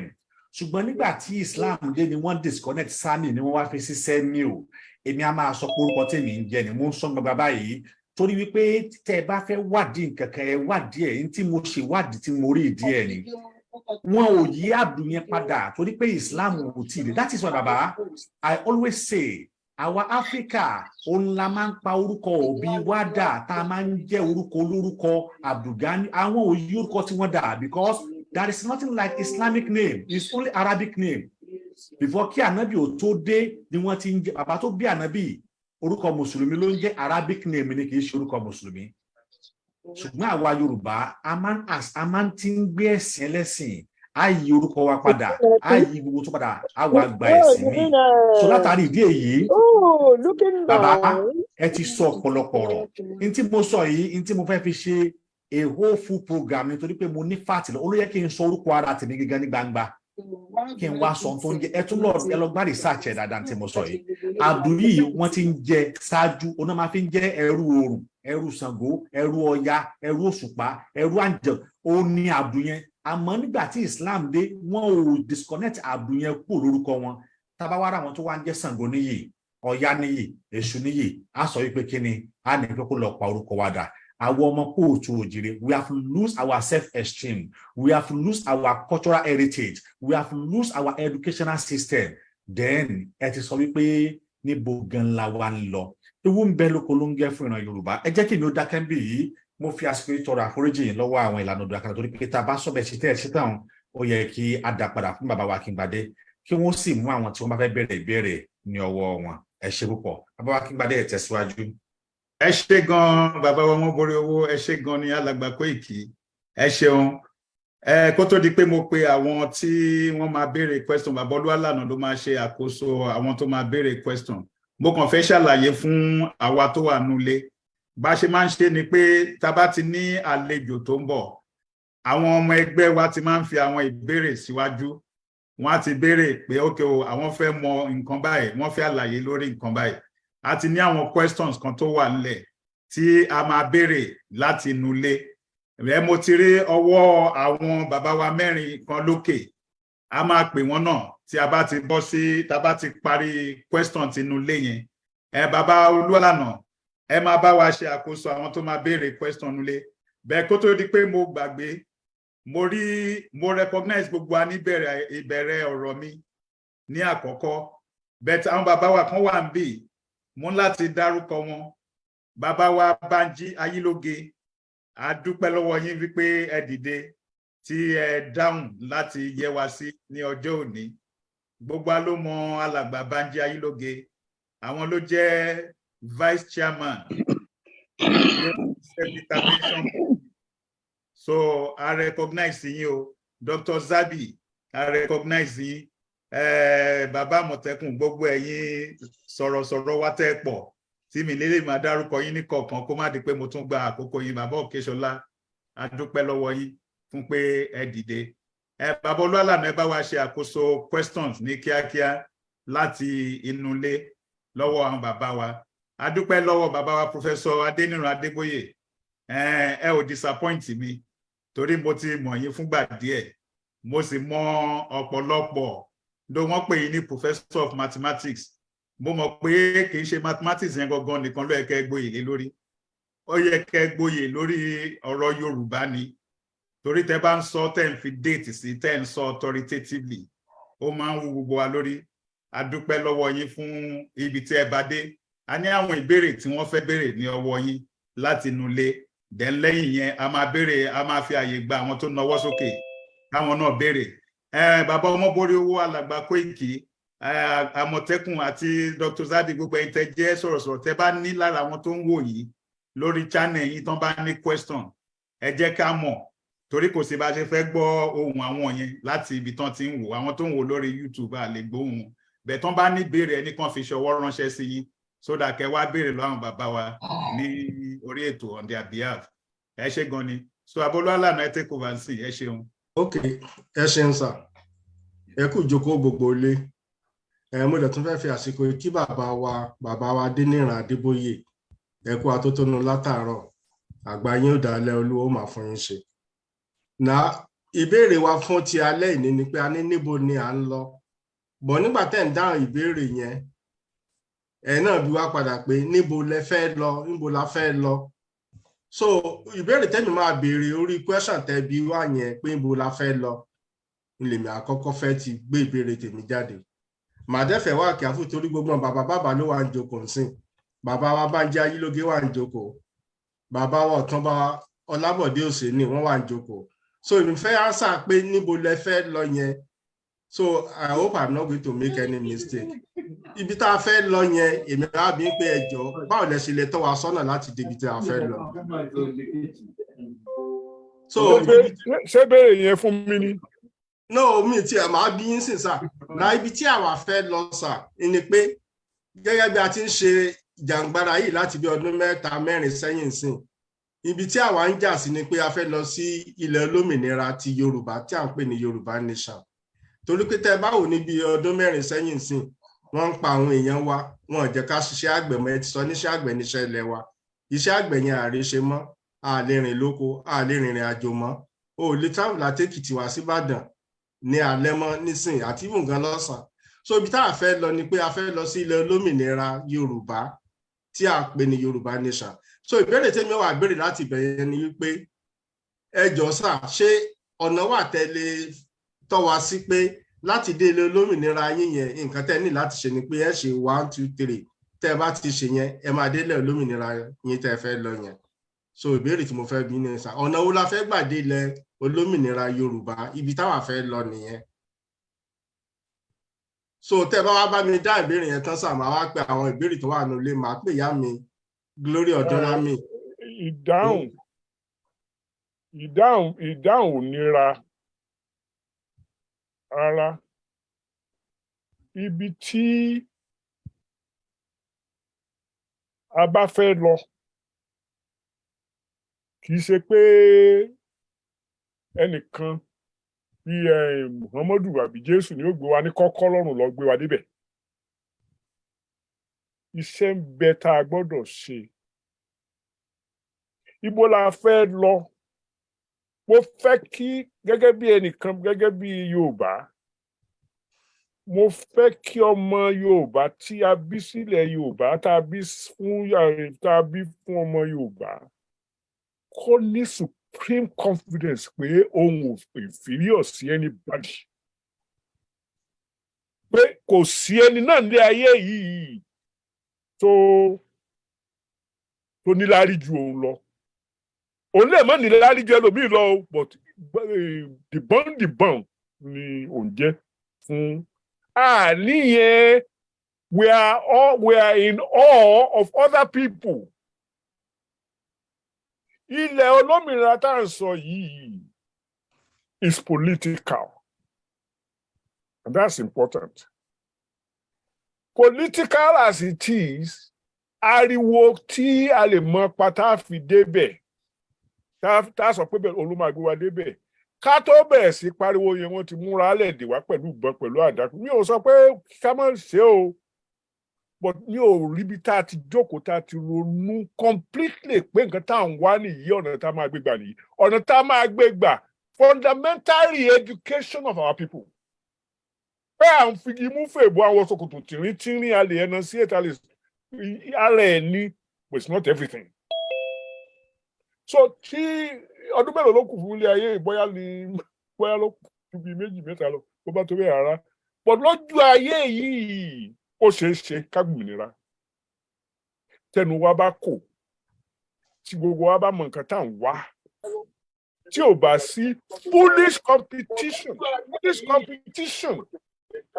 ní ẹni tó ti jẹ oyè ààrẹ nílẹ̀ Yorùbá nílẹ̀ Nàìjíríà kó sọ pé dandan àfi tó bá jẹ́ pọ́nà ibi tó ń gbà lọ ní gbogbo ayé ń gbà foolish competition nìyẹn náà stupidity ó ní kí èèyàn rí pé well wọn ò jẹ́ Awólọ́wọ̀ tí bá túnlẹ̀ Nàìjíríà ṣe tí bá ṣe bó ṣe yẹ kó ṣe wọn ò jẹ́ ò débẹ̀ ìgbà tó ju Báṣọ̀run kí lórúkọ Báṣọ̀run náà. MKO Abiola ìgbà tójú rẹ̀ là sí nǹkan tó yẹ ká máa ṣe nílẹ̀ Nàìjíríà tójú rẹ̀ là fún òjò débẹ̀. but ẹ jẹ́ ká sòótọ́ ọ̀rọ̀ Akíntọ́lá gan mọ bí nǹkan ti rí nílẹ̀ Nàìjíríà nígbà yẹn ṣùgbọ́n kò lẹ́nu. gbogbo àwọn tó ń play game yẹn as it was supposed to be played wọn ò jẹ́ débẹ̀. gbogbo àwọn tó ń wá láti ta wọ́n wá láti ìlà oòrùn ní o ojú bí wọ́n ṣe gbà tọwọ́ wa tó dojú wa bolẹ̀ ni wọ́n wá àwọn tó wá láti àárẹ̀wá nǹkan kan náà ni. ẹ bá wo ìwé orin àwọn onígbàgbọ́ ó ní Christian má ti wá sí mi gbọ̀bàǹgẹ́lì rẹ̀ ti wí pé àárín ọ̀tá ló wà máa ṣọ́ra. tábàlà máa gbòmìnira láàárọ̀ ọ̀la ẹ rí bí àwọn tó wà láti ìlà oòrùn tí wọ́n bá wọn tó wà láti àríwá tó ń bá wọn jà lórí nǹkan kan wọ́n pàdé pọ̀ ní tó bá jẹ́ pagídí la fẹ́ ṣe wọ́n pàdé pọ̀ wọ́n ò dojú ìjà kọ wọ́n ti múra wálẹ̀ wọ́n ti mí fìnfìn mi ò fi yí ìdẹ́rùbà wá o torí kò sígbà tí wọ́n kú ò ní kú. Are we ready? That's the question. táwọn èèyàn wa ti mọ fundamentals nǹkan tá à ń jà fún ẹ lè farí lẹ́yìn olórí. so tá a bá ní ọ̀nà tí a fi lè educate àwọn èèyàn wa mo sì dúpẹ́ lọ́wọ́ Ìlànà mo dúpẹ́ lọ́wọ́ Ìgbàgbọ́dé mo dúpẹ́ lọ́wọ́ oríṣiríṣi àwọn èèyàn tó ń fún àwọn èèyàn wa ní ẹ̀kọ́ ó bẹ́tà nísìnyí jùgbà tẹ́mi wà kékeré lọ. ọ̀nà tá a máa gbà nìyẹn make it rapid make it sound so that the people will know what stake they have in what we say we want. but èèyàn mẹ́wàá mẹ́ẹ̀ẹ́dógún àbí 200 bá sọ pé nǹkan táwọn wá nìyí táwọn èkó ò mọ ìtumọ̀ rẹ̀ tẹ wá ní kí wọ́n gbàpò tí ìbò kalẹ̀ kí wọ́n máa dìbò sínú wọn mọ̀ tí wọ́n máa dìbò fún wọn bá fún wọn sílẹ̀ 5 ibi tí wọ́n bá ní kí wọ́n dìbò sí wọn lọ torí ebi òkè ń wọnú kọ́rọ̀ mi ò wọ̀. We must educate our people about what it is that is desirable and what they have lost and what must be regained and why before we allow any confrontation with anybody. As far as the question comes about, will it down listen. Let me be very, very honest with you. I am not a member of any political party in Nigeria. None. However, I have not seen anything that happened that should make me jump for joy that we have as president somebody who is far more knowledgeable than anybody who has held that office. Far more knowledgeable. And I'm talking of Bola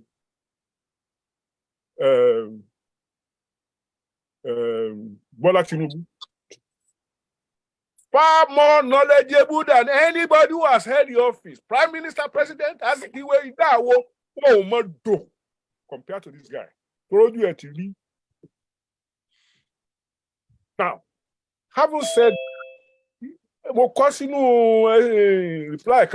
he has what it takes to become the best president that Nigeria ever had. Does that make me love Nigeria? Want Nigeria to remain? No.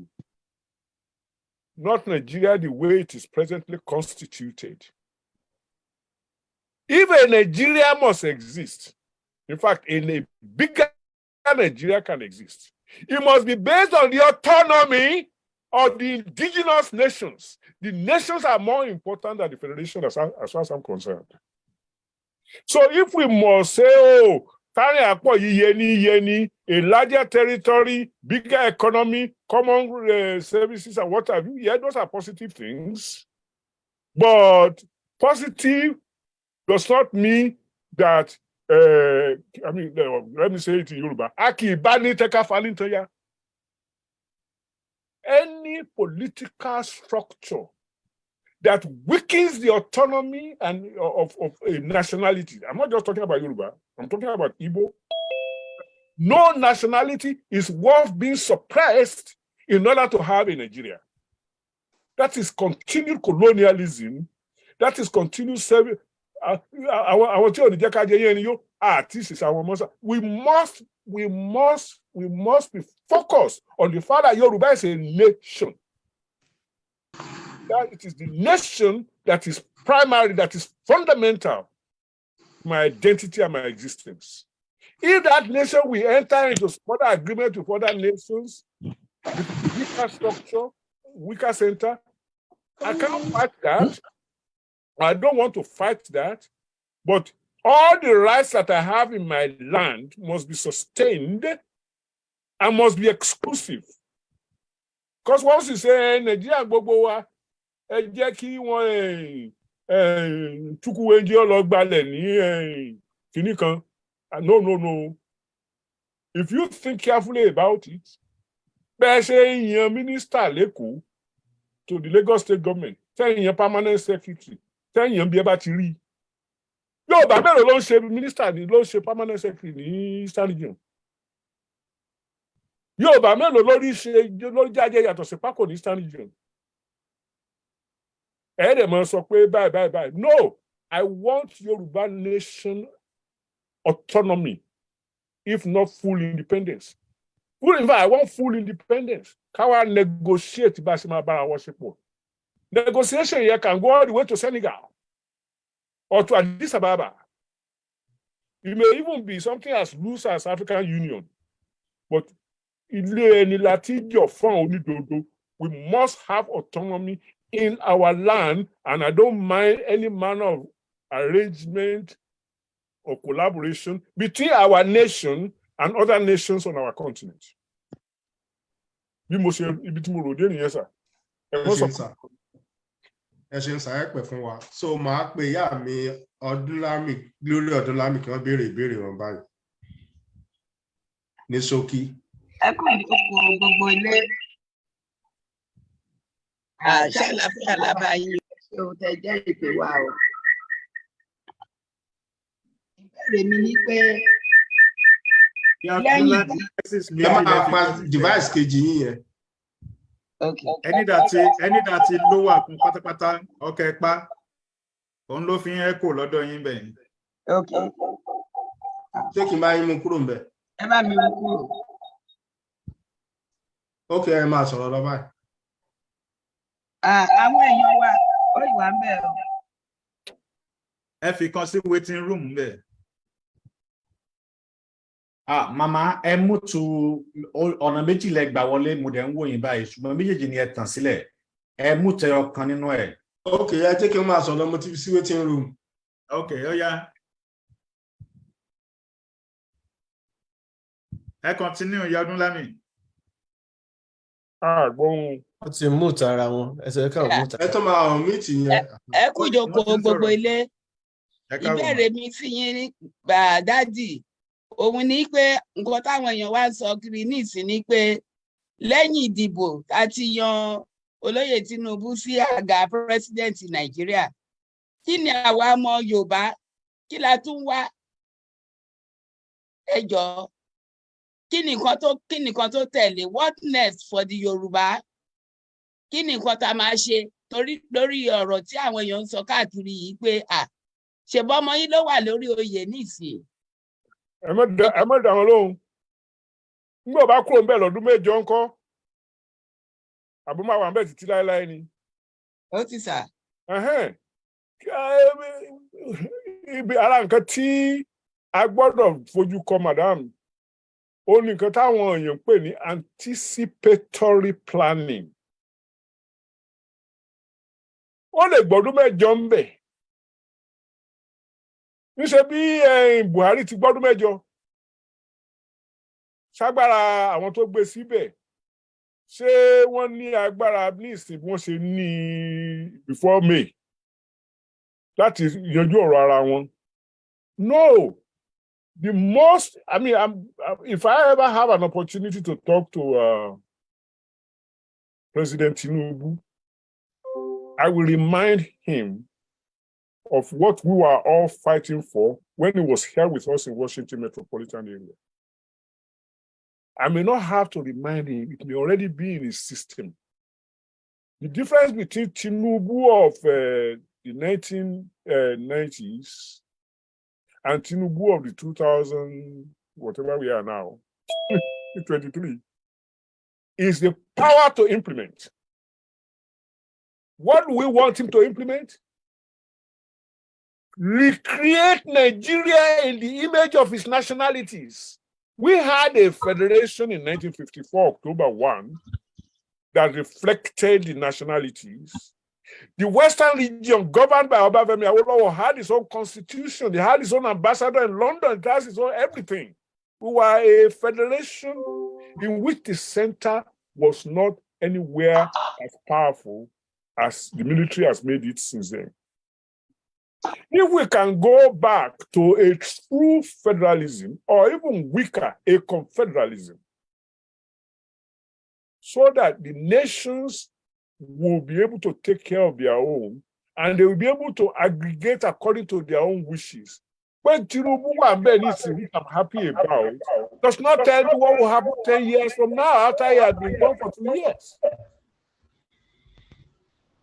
Bẹ́ẹ̀ tí ẹ rí ìjà tí wọ́n bá jà ní ìpè tí wọ́n ṣe sí ìwọ̀sùn tí wọ́n fi ń lọ oríṣiríṣi kí báwọn wọ̀nyẹn ẹ rí pé àwọn ará bíi wọ́n dúró nígbà tí èkúdà máa bọ́ sọ́dọ̀ àwọn àgbègbè gbogbo wa lórí ni.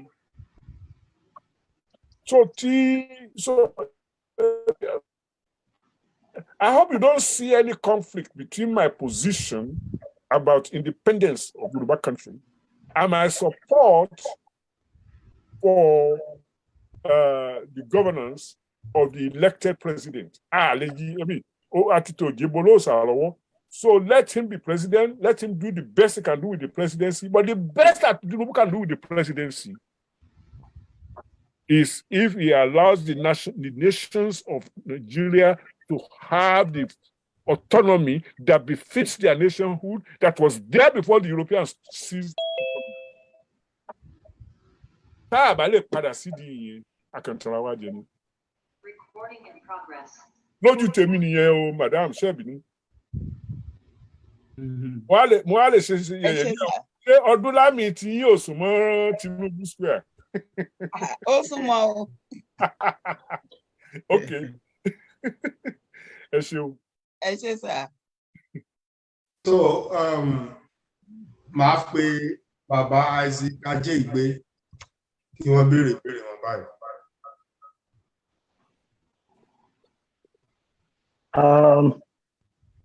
Ẹ káàsán, ẹ káalẹ́ ńbẹ̀ yẹn o. Yes, sir. Bí tí gbogbo wa bá wà. Bàbá, kẹ́rí gbogbo ìgbà tí mo bá ti ń rí yín, inú mi máa ń dùn ṣáá ni. And lágbára Ọlọ́run ẹ pẹ́ fún wa. Àgbáyọ̀ dalẹ̀. So ojú lókù tí ó máa rí títí láì lágbára Ọlọ́run. So nípa mathematics tẹ́ máa ń ṣe, èmi gan máa attend àwọn lẹ́sìn kọ̀ọ̀kan. So ẹ̀ṣẹ̀ kò ní rẹ̀ yín, kò sì ní rẹ̀ gbogbo wa. Ìbéèrè mi ni pé kẹ́ bẹ́ẹ̀ ṣe ṣàlàyé ní ìsìn, tá bá tiẹ̀ mú tí Nàìjíríà tó bá kásẹ̀ ńlẹ̀, tá a sì ní pé ókè o, Yorùbá nation ó wá sójú ọpọ́n bá a ṣe ń fẹ́. Kí ni tá a ní tá a fi lè fọ́ sọ̀yà pé a lè dá dúró nítòótọ́. So ìyẹn bẹ́ẹ̀ yẹn. Apá kejì ní ṣókí náà gbogbo bá a ṣe ń ṣe ìjàngbara yìí, ẹ jọ̀ọ́ ẹ bá manage ẹ̀ nítorí tí n bá béèrè kíní yẹn kò ní tẹ́ mi lọ́rùn. Náà bá a ṣe ń ṣe ìjàngbara yìí, àwọn kan sì tún wà tó jẹ́ pé àwọn ọmọ gbé sókè, àwọn ọmọ fà á lẹ̀, kí n la lè ṣe sáwọn èèyàn yẹn. Ẹ ṣe ojú sókí bẹ́ẹ̀ yẹn lọ. Ọ̀dà mo dúpẹ́ púpọ̀ lọ́wọ́ yín o. Mo dúpẹ́ gan-an. Yes, sir. Gbogbo àwọn ìbéèrè yẹn. Béèyàn béèrè rẹ̀ lẹ́ẹ̀mẹ́ẹ̀ẹ́dọ́gbọ̀n kò tí ì tó. Ara àdánilẹ́kọ̀ọ́ ni ká mọ̀ pé ìbéèrè yẹn wà lọ́kàn àwọn èèyàn wa. Legitimate questions concerned about the possibility of survival and continuance. Àwọn bàbá wa ní kágbàdo tó dáyé ní nǹkan tá di oúnjẹ. Bẹ́ẹ̀ni. Àbí wọn ò wí bẹ́ẹ̀. Bẹ́ẹ̀ni.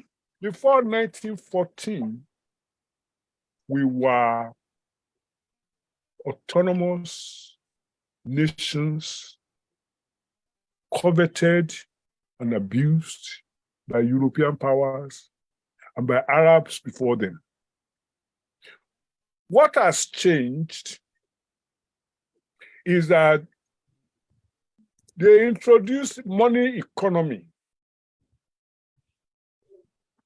in which karakata changed from some form of barter to some kind of currency in which the value of the currency is determined externally, not by the value of the gold that the currency is buying.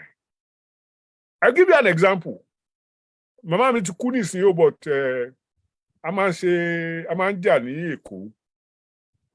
Nígbà tó bá wá sí Èkó, tó kó ọjà wá tí ó tà ní Jàǹkárá. Kémi ò tó máa gbé Èkó, tó bá gbé ọjà lọ sí Jàǹkárá. Jàǹkárá yẹn náà ni ó sùn nígbà tí ó bá tètè ta ọjà yẹn tán. Wọ́n tó bá tajà tán lálẹ́, yóò yà wọ mọ́tò yóò lọ gbọ̀ngàn. Ṣùgbọ́n tọ́jà yóò bá tán tí ó tó tàǹjọ́ kejì, Jàǹkárá ni ó sùn lórí títì bẹ́ẹ̀ yẹn. Èmi wá wà l'Ékòó 1967 àbí 67 náà ni pé òun náà tiẹ̀ lọ́mọ l'Ékòó. Ó dẹ̀ tajà rẹ̀ tó ń jẹ́ kí lọ fara mọ́ ọmọ mi o. Àṣé mo dáràn ni. Mo lọ gbé wọn ní Jàǹkárá. Ó dàárọ̀ ọjọ́ kejì, mo lọ ibiṣẹ́ mi ní WAEC. Àjọ lọ ni, n ò níyàwó, n ò lọ́mọ. Jésù òyìnbó láti jẹun. So àjókòó síbẹ̀ a ṣe yẹ̀yẹ́ ìgbà wo. Àwọn sisi tí wọ́n kọ́ mi ní school bíi Mrs. Gobadia tó kọ́ mi ní mathematics ní government college. Wọ́n wá bá màmá mi pé ọmọ yín tí ní àwa làbá yín tọ́jú ẹ̀. Wọ́n á ṣàṣe yẹ̀yẹ́ inú màmá rẹ́rìn. Àṣìbọ̀mọ́ ó ní tó wà kún ẹ̀. Ó dàgó 12 mo ní kó jẹ́ ká lọ jẹun. Ó lóun ní padà síbi iṣẹ́ rẹ̀. Mo ní gbà bá débẹ̀ náà ni. Ó dàgó 4 mo ní ó yá ká lọ sí University of Lagos torí mo gbọ́dọ̀ ṣe teacher wákàtí 2 ń bẹ̀ from 5 to 7. Ìgbà tá à ń bọ̀ ó ní èlò ni wọ́n fún ọ́n bẹ̀ yẹn tó lọ sí wákàtí 2 bí tó ṣe wákàtí 8 kí ni ìyàtọ̀? Mo ní màmá iye tí wọ́n fún mi nídìí wákàtí 2 yìí ó ju ti 8 yẹn lọ. Ó ní ìkànnì yìí ya wèrè ni. Mo ní kò ya wèrè. Mo ṣe rí nìyẹn. Ó ní bí èlò ni náà. That was the mistake I made. Ẹ tó bá mọ currency 1967. £2 2 shillings kì í ṣowó kékeré. £2 2 shillings per hour. Fún ẹni tó ń teach 10 hours a week, £84 mo ń gbà ní University of Lagos per month. Ó ju £62 mo ń gbà ní WAEC lọ dáadáa. So ìyá yẹn wá sọ fún mi pé irú ọgbọ́n wo ló wà lágbárí ẹyẹ tí ọmọ gba pọ́n méjì sílé méjì fún wákàtí kan tẹ́mi ò rí rẹ̀ gbà fún iṣẹ́ tí mo rí ọjà tàbí mo ní bó ṣe rí nìyẹn o. Ó ló lè ní gbogbo yín ẹ̀yin oníṣòkòtò tìrín tẹ́ ẹ máa fi gimú fún èbò tẹ́ ẹ máa gbà tẹ́ ẹ̀yin lè jẹ́ kí mẹ̀kúnnù náà gbádùn. Nínú bọ́ọ̀sì LMTS ìyá mi ti sọ yẹn fún mi. You know what? She was right. The money economy did not reward people according to any particular formula about the quality of their effort. Àwa tá a fi gimú fún èbò à ń gba owó tí ò tọ́ síwájú comparison to àwọn tó ń làágùn tó ń ṣègbà tó ń ṣàwórí. It was a foul economy.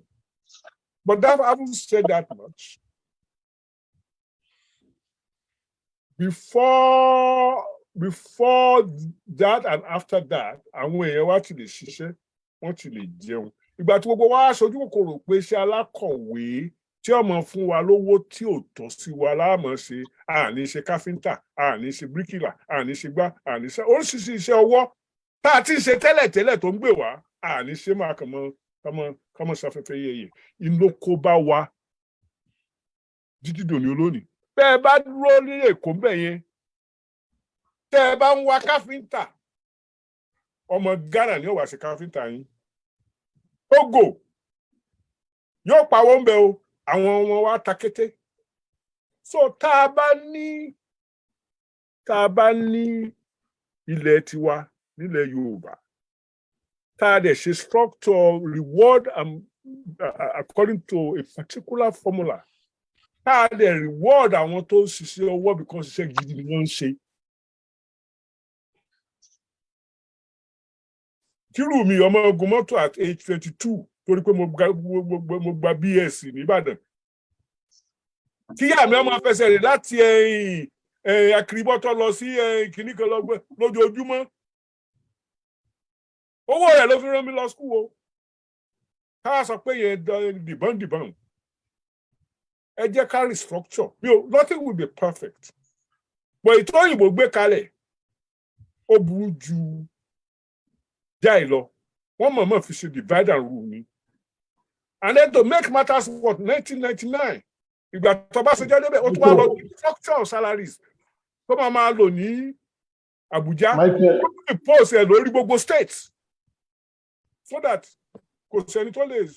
So I mean, that's the way we must restructure everything. So ibi tí mo bá lọ ni pé God is not going to descend and correct Nigeria, and some things in Nigeria are not correctable. Kò sí nǹkan tẹ́ ẹ lè ṣe tí wọ́n fi yàtọ̀ sí Yorùbá. There's nothing you can make up. I don't hate anybody, but I love Yoruba, and there's nothing you can do about it. And an Igbo person should be able to say the same thing. I mean, let me give you another example. Mo lọ ṣe entrance exam ní 1956. Lọ́sọ̀gbọ̀, ní Iléṣà, ní Gbáláwo, ní Kòkó Bàbá Àṣàsùn. Màá lọ ṣèdánwò. I was in secondary school. I was in primary 6 in 1956. Mi ò mọ̀ yẹn kankan bẹ́ẹ̀. Pọ̀ kò sí ìlú tí mo lọ tí mo sùn ta. Ibi tí mo bá ti ń ṣe káàkiri ní school tí wọ́n pè ní center bíi ká sọ pé Òṣogbo All Saints School ní Òṣogbo. Tí bàbá kan lọ sínú gbóǹbẹ̀ tó lọ yàgbẹ́ gbà tó ń bọ̀ ọ̀nà ọmọ mi, kí ló ń ṣe ń bí ibo ló ti wá? Mo ní gbọ̀ngàn. Wọ́n lábọ̀ wá bá wọn ṣèdánwò lọ́la mo níbẹ̀. Ó ní bolo dé sí. Mo máa ń wò bí ẹran. Ó ní ká lọ. Ó bá mú mi lọ sí ilé ẹ̀. Bá ti ń wọlé ẹ̀ báyìí ló ń sọ fáwọn ìyàwó àtọmọ ẹ̀ páwọn lálejò. Wọ́n kú òní pálọ̀. Kí n tó jókòó ti gbé àwọn ráìsì àtọbẹ̀ síwájú mi. Ó dàárọ̀ ọjọ́ kejì ọlọ́mọ mi omi bẹ́nu balùwẹ̀. By 7 o'clock ó ti mú mi padà lọ sí All Saints lọ ṣèdánwò. That's Yoruba country. How do I reward that? Where else have I gotten benefit of a people who protect their youth? Can you tell me? Why should I? And then tani inú ilé ayé tani ṣe tí mo sọ pé ká ṣe yìí. So let's have autonomy, and then we will sit down and know how to use it. When I was younger, there were differences between Ijebu, Ijesha, Gbọ̀ngán, Ọ̀yọ́, Ìgbàwo. There are no such things anymore. We are almost pasteurized and homogenized. That's the right way to go. We speak the same language with different dialects. In fact,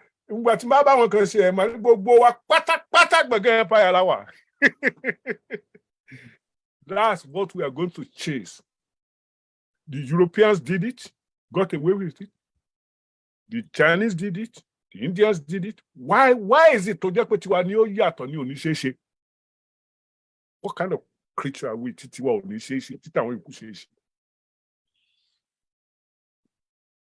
ẹ jẹ́ parun mọ́ bẹ̀yẹn. ẹ ṣé bàbá ọwọ́ ti pọ̀ lókè fún àwọn tó wà nínú ilé tí wọ́n fẹ́ béèrè ìbéèrè but ká tó kọjá sọ́dọ̀ wọn màá pe ẹni tó ìbéèrè tàwa tó kàn nínú ilé ní ìlànà Canada màá pe ọmọọba Kolúsádé ní kánmọ́kánmọ́ kí wọ́n béèrè ìbéèrè wọn á wà bọ́ sáwọn tó wà nínú ilé ẹ ṣeun sà.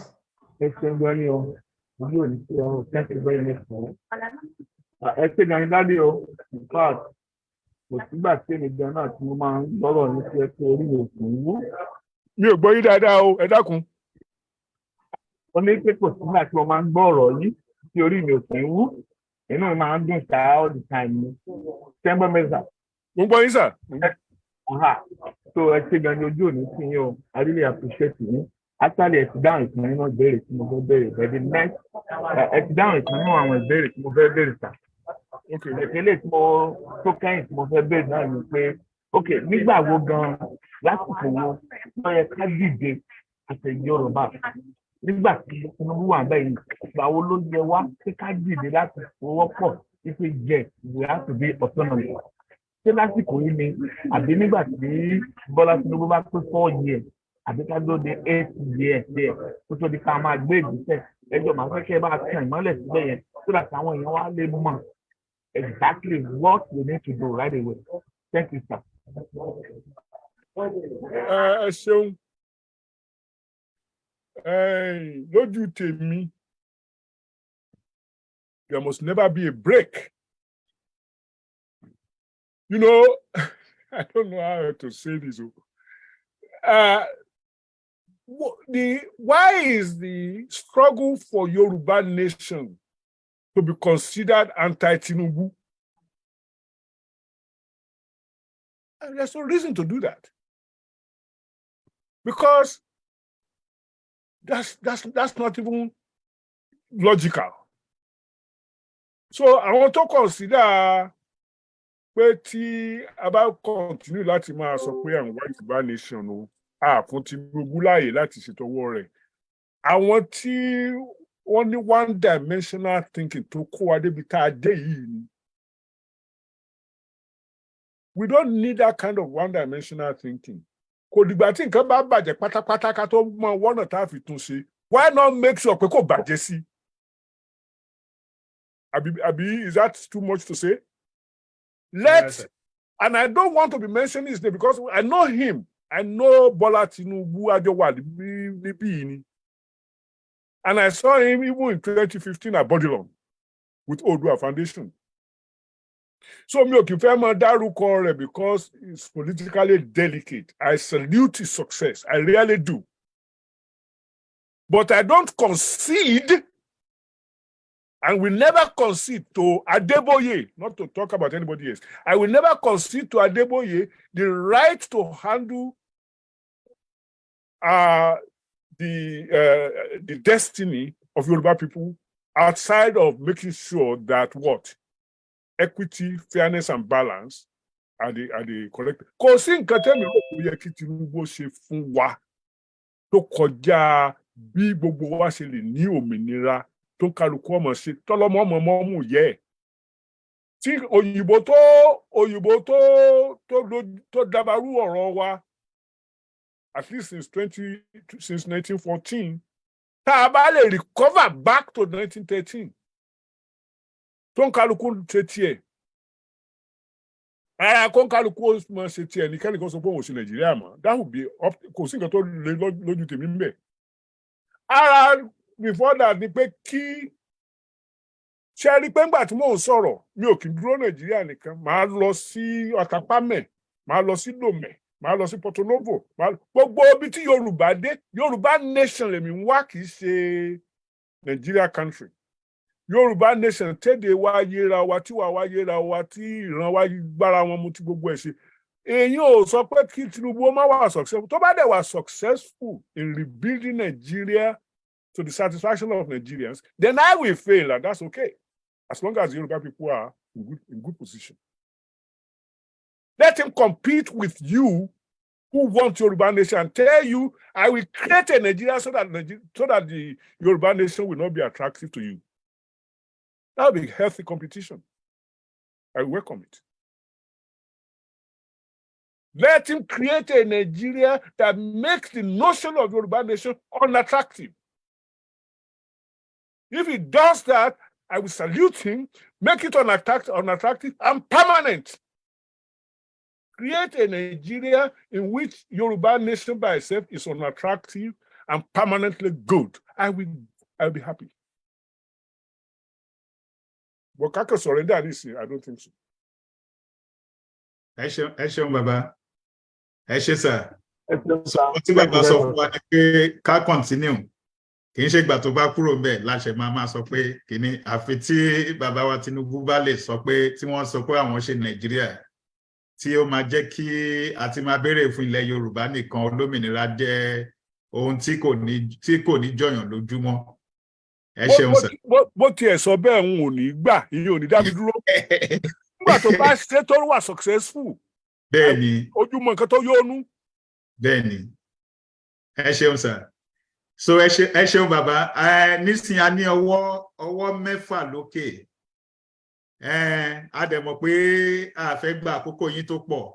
Bẹ́ẹ̀ ṣe máa bá wa dá àwọn mẹ́fà tó ó ti di méje ọ̀sọ̀. A fẹ́ pe àwọn tó nawọ́ sókè. Bí wọ́n ṣe nawọ́ sókè ní Ọ̀túnba Ọlábọ̀dé Òsénì ló ṣíwájú. Kí alàgbà Fọlájogún Olúwàjánà kẹ́yìn náà máa múra sílẹ̀.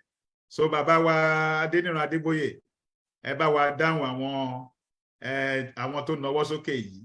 Bẹ́ẹ̀ ni mi ò kánjú. Torí mo máa ń ṣe ẹ̀yẹ. Ó yẹ kí n bú Òsénì kí n sọ pé baálẹ̀ mọ́jèrò kú. Bẹ́ẹ̀ni, àǹfààní tí wọ́n fún yín láti bú alàgbà Òsénì báyìí, Ọ̀túnba Òsénì, ó yá. Ẹ kálẹ̀ gbogbo lé, mo kí gbogbo ẹ̀yin tẹ́ wà lórí ìpàdé yìí. Mo mọ rísì tí Prof ṣe fẹ́ ẹ jẹ́ hold on, ẹ má bínú. Mo mọ rísì bóyá tí Prof ṣe fẹ́ fún mi, torí mo ti máa béèrè. Bóyá wọ́n ti mọ question mi already. Òun ni máa ń béèrè níjọ́ Sunday níbi ìjókòó àwọn àgbààgbà Yorùbá. Láì gbàsíkò láti má take much of our time. Let me start with the last question. And response mo ní pé a lè change of mind tí Nigeria bá change to better for everybody. That's a fantastic one. That's a nice one. And that is, for me, still may not be enough. Ipe bóyá ká wà ní àyè wa. No doubt about it. But in tó ń dùn mí nínú ọ̀rọ̀ yìí, and I'm going to say most of rhetorics, most of argument Prof àti many others mo mọ̀. Òun ní pé it leaves my children to ask me the question. And most of what Prof said, are they not defeatist? I don't know what? Defeatist. What does that mean? Defeatist in the sense that a lè ṣe wàhálà kan ti fún wa ní kinní kan, kíní ti le jù, wọn ò ní gbà fún wa, ó máa ṣòro ṣe, a máa ṣe gbà máa ṣàwó. I didn't say that. Well, no. I mean, as a conclusion, I mean that's what I concluded. You know, you and I know each other very well. Now, but let me round up by saying this: we have not done what we're supposed to be doing, our Yoruba, and that's the truth. We have not been doing it. We are not trying to do what we have to do. The question is, why should we assume? Why should we conclude that we don't know the way through this process of asking Nigerians, awa Yoruba, afe yapa, afe loni lowa, and campaign. We have not engaged anybody, as far as I'm concerned, in that process. We have not. All what we have been doing, that's fine. Opportunity for small fry, medium fry, big fry, media people to want to campaign, which is good. It is, we are oiling our desire. But the truth of the matter, Nipe, it is high time we engage other side. There's no guarantee that we cannot talk. We have not chosen to do that. We just believe that this thing is going to happen via either or Shango or whatever. We need to engage. We need to engage. We also need to understand that the process is a political process. There's no shortcut to it. And as long as we continue to talk about the last 700, I appreciate you. I appreciate all the efforts some of us are making that 300 years ago, 400 years ago, and so on and so forth. Yeah, but we are here today. I want 20, 30, 40 years children who are asking, have you made effort, have you applied, have you gone through the process? The question would be, for me, we are not, we have not. So I'm asking these gatherings today, let us go back to the drawing board. Let us get our acts together. Let us agree that this will be the formula. We know the formula. And you don't the formula. Formula that you more by you. Take you another 10 years. Literally, because the formula that you more. And some part subtraction and addition and so on. So we need to come up with the idea that it is a political process, and we need to pursue that line. We need to get ourselves in engaging other parts of the country. And I said it many times. See about the if we have 4 House of Rep, 3 senators to raise up the parliament, to raise the idea, the whole world will hear about it. All the national newspapers will hear about it. And that will also ginger our people. No agbára America mẹ́ẹ̀ẹ́dógún ò lè gba Yorùbá nation fún wa. The whole United Nations will gba Yorùbá nation fún wa. So let me rest my case by saying, I believe there is a need. I am calling that we need to do what we have to do. As long as we don't do what we have to do, enjoy Ilana. I'm 76. I'm sure you are in your 80s or whatever. It's still going to be probably the same old story. We don't need it. We don't have all that time. Thank you very much. Ṣé mo lè dáhùn? Bẹ́ẹ̀ni sir. Mi ò rò pa gbọ́ra wa yé o. Adébóyè ò lè sọ pé ká má jàjàgbara.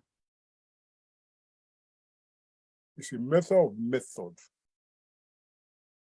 Adeboye is going to be the last person to sọ pé ká má jà ìjàgbara. It's a question of method. Èmi Adébóyè ò sì sínú àwọn tó rò pé ẹnìkan lè gbà wálẹ̀ Amẹ́ríkà ó lè gba gọ́ọ̀mẹ̀ntì ló wà ní àgbáyé.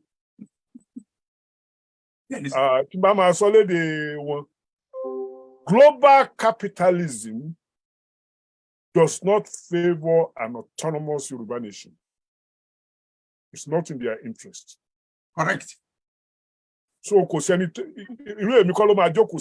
spending 54 years in the United States, Mama retreat America or Bamide. No. However, leading our people by the nose. Ọ̀nà kan tí wọ́n ti bá nǹkan jẹ́ mọ́ wa lọ́wọ́, ó ní nǹkan tí Tinubu lè ṣe láti tún nǹkan ṣe, but mi ò mọ bí tágbára rẹ̀ dé.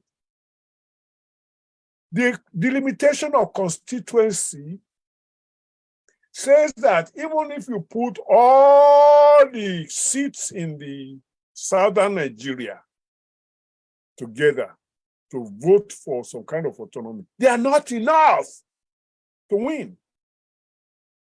That's why we should engage them. Well, who says we are not engaging them? We are not.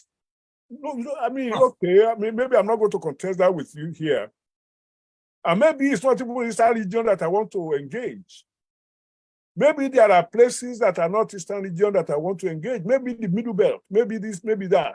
But wherever, let me sing praises of Tinubu. Tinubu knew who to engage. Yeah? I agree. Yeah. So if you agree with that, all hope is lost. We do not, all the methods that are needed, you say one this or one that, it's a whole bunch of things. Educate our people about the need for autonomy. Find allies. Engage. Are you forgetting that Banji Akintoye, Sunday Igboho, and a number of other people, Wale Adeniran, And all this Ilana structure that you all have here, that it was part of it was to find a way to engage Nigeria in the need for Yoruba autonomy. Was I misreading something? No, not really. I agree with you. All I'm saying okay, is... then so you cannot say we didn't engage. Well, if you tobani mi ò fẹ́ sùn ti ìyàwó Asòpá. Asòpá dẹ̀ ń bá ìyàwó yín sùn. Tí Asòpá bá sọ pé ó fẹ́ sùn ti ìyàwó rẹ̀ kí ló fẹ́ ṣe ń pa ẹ̀. The bottom line is pé it's a multi-way street. There are very many things to do. They must not be oversimplified. We must not say we prefer to take only 7 out of the 15 steps, when the remaining 8 steps may be just as important. We are looking for quick fixes, and many of these things have been damaged for 500 years. There are no quick fixes as such. In fact, the quickest fix for us, you may not look it, is the education of our people. Yeah, I know. Irú ìyàtọ̀ tí ń jẹ yín láti ẹjọ́ yìí bá a ṣe lè gbọ́ dànù ni pé kẹ́ ẹ mọ ibi tá a ti ń bọ̀, kẹ́ ẹ mọ ibi tá a wà ní ìsìn àti ibi tá a fẹ́ lọ. And we haven't done that. Who are we to engage? We have not engaged our own people. If you can't engage your own people, tẹjọ́ ń jíjẹ ẹjọ́ ń sùn, báwo lè ṣe wá sọ pé aráàlú? Àwọn èèyàn tí, let me say one more thing and I will shut up. In the 1940s, Azikiwe insisted that the domination of Africa, of Nigeria, indeed Africa, was a question of time. Lẹ́yìn yẹn, Daddy Oyeyama, 1949, echoed him and said the same thing. In other words, the conquest of Yoruba country and the northern region was what they wanted to be able to achieve as Nigeria was marching towards alleged independence. In 1953, there was a constitutional conference in which Obafemi Awolowo asked for a clause in the constitution that is being proposed for secession, for breakaway. Azikiwe opposed it, enlisted the support of the Secretary of Commonwealth, Secretary for External Affairs of whatever, I've forgotten the name. If you continue that line, we will consider it treason. I'm talking 1953. Ìgbà tí wọ́n wá kọ lẹ́tà s'Awólọ́wọ̀ àtàwọn ọlọ́pẹ́ pé ẹ bá tún gbèrú eléyìí jáde ọ̀rọ̀ lè wá o. Guess what Azikiwe said? He said the secretary òyìnbó ni ó ti sọ fún Awólọ́wọ̀ what he needed to hear. Ṣé àrò kò wọ́n ti change ni? If you have ever been to Eastern Nigeria, I have been. I have been there. Eh? I've been there also. Wọn ò nílé ọlọ́ràá. Àdánìkàn jẹ ni wọ́n. Àdánìkàn jẹ, àdánìkàn mú, àdánìkàn gbẹnu pálọ̀ bí ẹranko. They have no communalism that Yoruba practice for millennia. So, ẹni tí wọ́n gbà tọwọ́ rẹ̀ ni wọ́n ń wá. Wọ́n dẹ̀ ní fún ọ ní dò.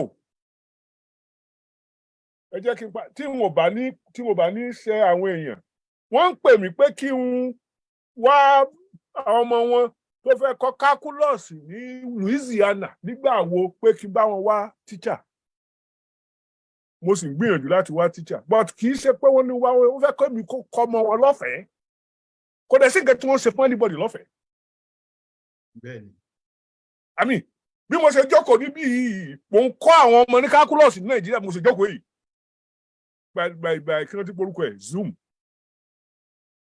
Ibo ń pè mí níbí pé kí wọ́n á kọ́ àwọn ọmọ wọn ní Louisiana gbé àwọn kiri. Torí kí ni wọ́n ṣe fún mi gbẹ̀yìn? Kí wọ́n ṣe fún èèyàn mi gbẹ̀yìn? Ẹ wá láà negotiate, irú negotiation wo ni? Ẹni tó pè mí pé tó link mi ọ̀pẹ̀lẹ̀ ẹni tó pè mí láti kìíní. Àwọn ọmọ rẹ̀ tí mo kọ́ ládùúgbò yìí about 30 years ago. Kí ni wọ́n ṣe fẹ́ lòmíì? Èyí tó lọ sí prison, èyí tó lọ sí gbà ìṣòro àwọn tí wọ́n kọ́ nínú ilé mi yìí. Níbo ni àǹfààní wo ni wọ́n ti ṣe fún anybody? Wọ́n yàtọ̀ sí wa, ó ní nǹkan tí wọ́n ń wá, a sì gbọ́dọ̀ díjú torí tá a bá sọ pé àmọ́ nǹkan tí wọ́n á jẹ́ lọ negotiate, we negotiate your life away. Prof, mo sọ láti interrupt you, sir, because of time. All I'm saying is we say, for us, Yoruba people, we campaigners, because I'm not an agitator. Some people believe agitating, and I think it's a criminal word to use. I'm a campaigner, and for those who believe in campaigning for Yoruba autonomy, we need to follow the process and the procedure. So all I'm saying is there is no written process. Even if I'm not talking directly to Ilana people, I know what they were after. They even wanted to meet with the leadership of government. And they had another organization called NENAS. And all of the discussion that was going on was how to achieve a pathway to some kind of restructuring of Nigeria. I mean, what process? There's no written process anywhere. The greed that informs political whatever. Most of them. So if you are going to have a process, that's fine, but you also must have power to implement. Gbogbo ẹnu tí wọ́n ń dé fún wa páwọn máa restructure ní 1999, 2003, 2007, 2011, 2015, gbogbo ẹ̀ kò tí ì sí tí ó implement ẹ̀ nínú wọn.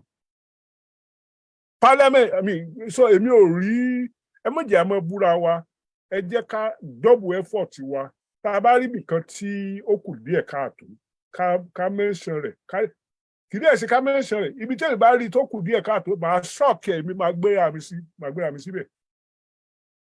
Ìgbà táwọn èèyàn bá rí pé mo ṣiṣẹ́ bẹ̀ then they will say it's worthwhile in my journey. But principally, mi ò rubbish nǹkan tẹ́ ẹ sọ, definitely not. But mo fẹ́ kí a mọ̀ pé iṣẹ́ pọ̀ alágbàṣe ò tó. So let's just stop there. Ẹ ṣé, mo dúpẹ́ lọ́wọ́ yín. Thank you.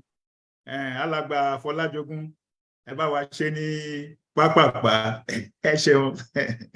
Ẹ ṣeun o, ẹ kú wájú adẹ̀kú ètò. Bàbá Adébóyè, mo kí yín o tọ́jọ́ mẹ́ta. Ọjọ́ kan pẹ̀lú ẹ̀. Mo sì kí àwọn Ìlànà Canada. Ṣé ń gbúròó lé? Àlàáfíà nílé wa, ẹ ṣeun gan. Mo kí àwọn Ìlànà Canada tó ń mú ètò yìí wá sáyé. Ẹ ṣé gan. Bàbá Adébóyè, ẹ ti sọ̀rọ̀ tó pọ̀ o, ṣùgbọ́n torí time mi ní so much. Nǹkan tí màá kọ fẹ́ bi yín ni pé any education of our people láti lè mọ ibi tá a ti ń bọ̀ àti ibi tá wà àti ibi tá a fẹ́ lọ. Nǹkan tí èmi kàn fẹ́ bi yín pé ẹlẹ́mọ Tinubu a long time ago ní Amẹ́ríkà ní Baltimore, Washington. Tinubu tẹ́ mọ̀ ń gbà yẹn, mo rò pé ó ti wá yàtọ̀ sí Tinubu tó wà báyìí o, torí policy tó ti wọ̀ àti nǹkan tá a ti sọ pé gbogbo restructure tó ń ṣe kò sí nǹkan tí kò sẹ́ tó implement ẹnu wọn. Pẹ̀lú mímọ̀ tẹ́ mọ̀ Tinubu, báwo lẹ lè bá wa ṣe tó yẹ pé òun gan fúnra ẹ̀ á máa need àti educate kó lè ronú ibi tó náà ti wá, ibi tó ti ń bọ̀, ibi tí orílẹ̀-èdè tiẹ̀ Yorùbá tó wà náà àti ibi tá a la fẹ́ lọ kó nǹkan ìkan tó náà bá lè ronú yẹn, tó bá lè yé, torí mo rò pé politics tó wọ̀ ó ti jẹ́ ó gbàgbé gbogbo kinní wọn yẹn. Tó bá yẹ pé ìyẹn lè wá láti inú ẹ̀ náà kó náà wò pé tòótọ́ mà tẹ̀ ní Yorùbá tóun ti wá kì í ṣe báyìí ló ṣe rí, ibi tán wà ẹ̀ kò dáa mọ́, ibi tá a fẹ́ lọ bóyá á lè jẹ́ kó ṣeé ṣe, òun gan fúnra ẹ̀ là á lè listen sí wa. Pé pẹ̀lú mímọ̀ tẹ́ mọ̀ báwo ni ìyẹn rò pé ìyẹn ṣe lè ṣeé ṣe. Ẹ ṣeun. Mi ò lè sọ pé kò ṣeé ṣe. No, mi ò lè sọ yẹn. Nǹkan tí mo lè sọ ni pé mi ò tí ì fojú mi gan ni rẹ̀ for 8 years. Bá a mọ̀ra wa nígbà kan rí. In fact, May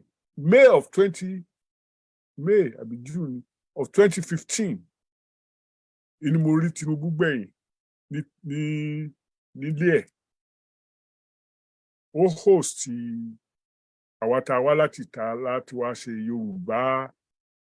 Yorùbá assembly nìbàdàn. Ó host àwa tá a wá láti America Oòduà Foundation nídìí ẹ̀. A dẹ̀ rọ́rọ̀ sọ, a takura wa. But it was always very clear that he had ambition to become president of Nigeria. And it was always very clear to me that what we were looking at that time was a restructuring of Nigeria to fit the 1950s federalism. So there was not much of a basis for conflict.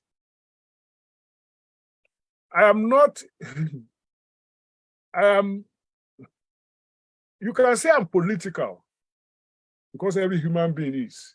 Once two or three people are gathered, politics are shaped. But I'm not partisan. As I said, I don't belong to any political party in Nigeria.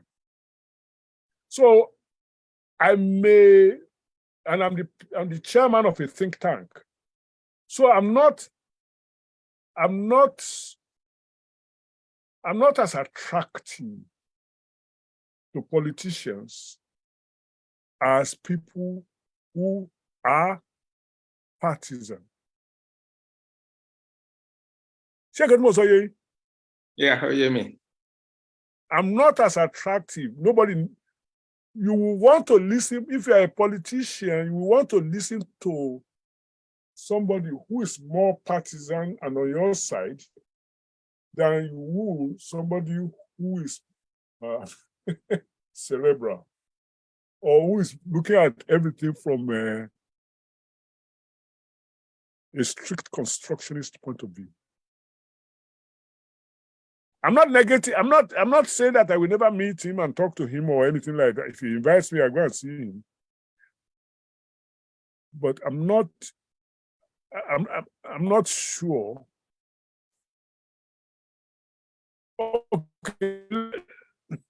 Okay, I think I should be quiet because I don't want to prejudge somebody. But if you're asking me whether I'll be big mouth enough to tell anybody on this planet what we are talking about now, yes. If the opportunity arises, I will say it 10 times before they what the cock crows. Eh? Before the cock will crow. Yeah. I will. I'm already saying, I'm sure gbogbo wa la mọ̀ pé gbogbo a ṣe jókòó yìí ìṣàwà nìkan là ń sọ̀rọ̀, ìṣàwà nìkan là ń gbọ́ nǹkan tá à ń sọ. So ẹ̀rù ò bà mí, when you are 80, so I'm not afraid of anything. Yeah, bóyá kí nǹkan tí ẹ jẹ́ kí n a little bit more, not directly you going to him or anything, pé àwa kan wà tá jẹ́ pé tá bá lè rí connection láti bá sọ̀rọ̀ ká educate pé ibi nǹkan tó ń dà wá tó ń jẹ wá lọ́kàn, bóyá a lè jẹ́ ó yé òun náà, bó tẹ̀ jẹ́ connection láti link some people irú think tank yìnyín táwọn ṣe lè link àwọn kan mọ́. Think tank kò tí ì pàdé rẹ̀ láti 2015. So kì í ṣe pé kẹ̀yìn fúnra yín lọ bẹ̀ connection pé àwọn kan wà tá a fi pé we need to re-educate himself. Okay, let me put it this way. A jẹun abára wa ṣe ẹ̀yẹ asòótọ́ ọ̀rọ̀ ní think tank yẹn. Àti ní reason láti pàdé ara wa since then. Ṣé ẹ mọ̀ pé èèyàn méjì ní jẹ̀bi kò súnmọ́ mi? So tí ó bá jẹ́ pé ààyè bá wà fún Bọ́lá Tinubu láti pàdé anybody tó jẹ́ bírú àwọn think tank tó bá ní ẹ dákun ẹ pàdé mi níbi báyìí wọ́n á lọ.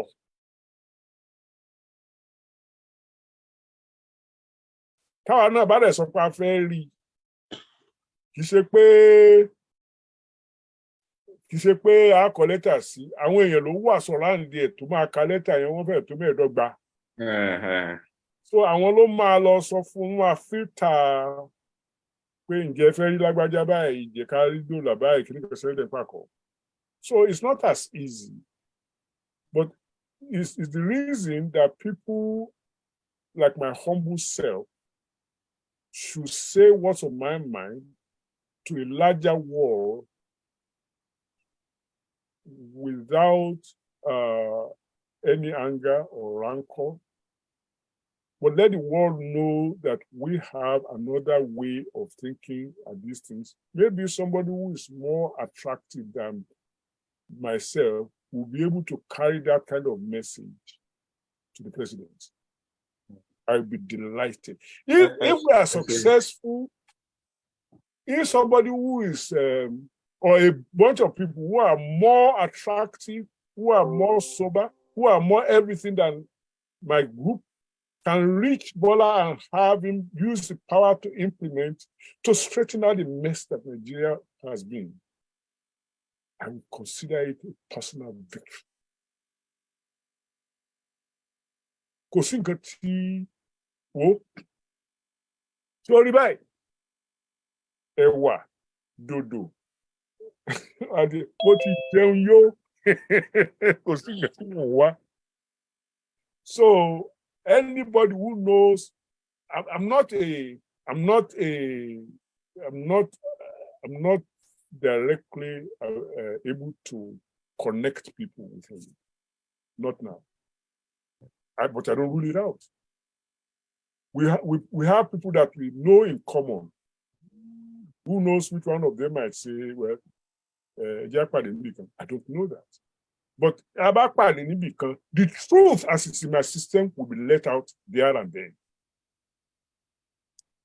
And if I know you want to do something, if I know a person who will facilitate your access to him, I will let you know.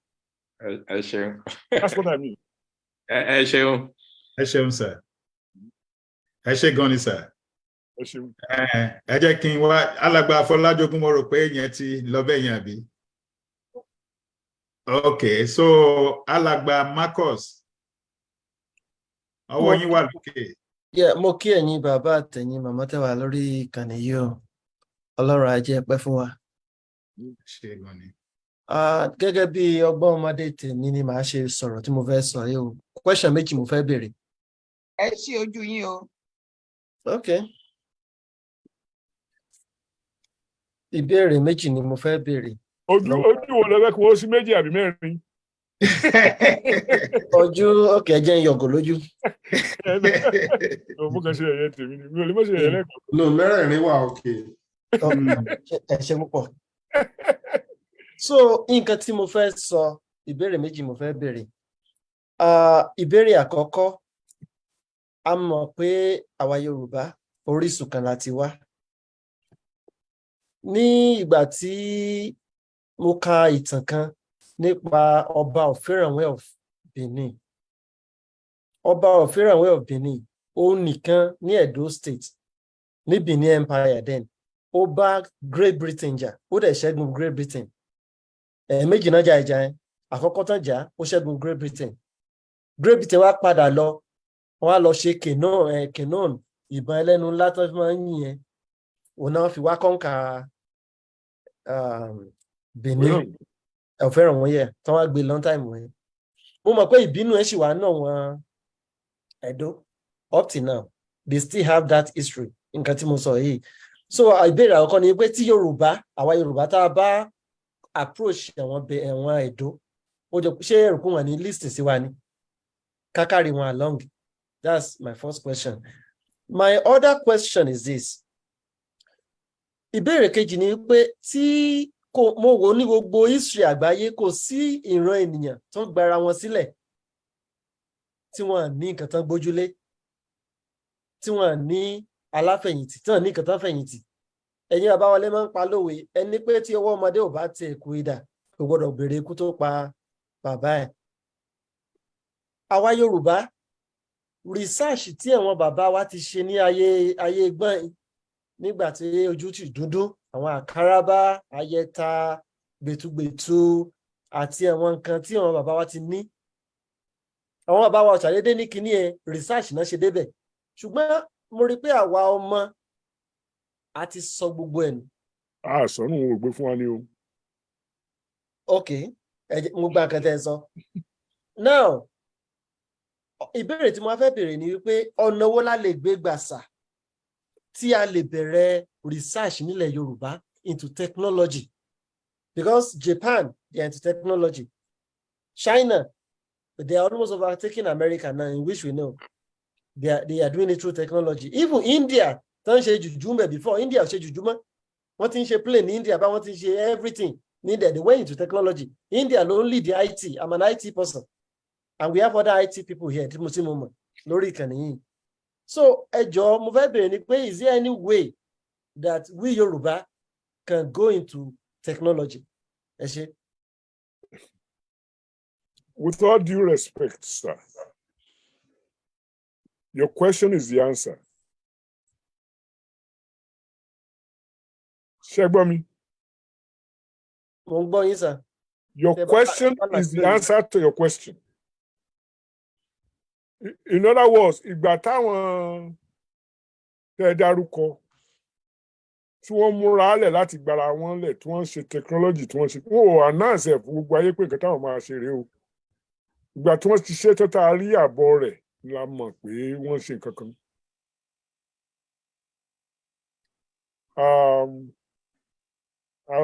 Ògìrìdẹ́tì in 1944-45, during the Second World War, India, an Indian person established an institute called the Tata Institute of Fundamental Research in Bombay. Wọ́n ti gbòmìnira o. Ibẹ̀ ni wọ́n ti bẹ̀rẹ̀ sí ṣe research oríṣiríṣi tí wọ́n fi ń discover bí wọ́n ṣe máa ṣe gbá bí wọ́n ṣe máa ṣàwo. Ìwọ̀nba owó tí wọ́n ń rí tó rọ́pọ̀lọpọ̀ àwọn èèyàn tó ń díà fún àgbà yẹn, India ni wọ́n ti wá, àwọn Punjabi. Then àwọn Fúlàní náà, àwọn Haúsá gbogbo wọn ló jà fún àti Yorùbá pàápàá. Ibi tí mò ń bá ọ̀rọ̀ ni pé wọn ò lu aago ẹnu pé nǹkan tá a máa ṣe rè ibi tá a máa gbé gbà rè bá ṣe gbà wá lẹ̀ rè bá ṣe gbà ní wọn ò ṣe yẹn. Wọ́n ti ṣe nǹkan tí wọ́n ó ṣe tán. Ìgbà tí wàhálà dé 1947 tí Mahatma Gandhi àti Pandit Nehru tí wọ́n sọ pé àwọn ń wá òmìnira. Ìgbà táwọn aráabí rí pé nǹkan táwọn aráabí tí wọ́n ti tò sílẹ̀ tí wọ́n fi máa gbára wọn lẹ̀ kò ṣeé dojúkọ with England tó jẹ́ pé is war weary and in debt, they let go. If you announce to the world what tools you are going to use to save yourself, then that announcement is going to checkmate you. I mean, it's going to be used to checkmate you. Why not go ahead and do what you have the capability to do? Now, I'm going to answer my own question. The power to implement. First, your government must be loyal to your people. It is impossible at this point to beat your chest and say that Nigeria's government is loyal to all of Nigeria's people. Or for that matter, that Yoruba government people are loyal to... Huh? So, ìwọ lè fẹ́ kí máa ṣe irú research bẹ́ẹ̀ tí ò ní leak.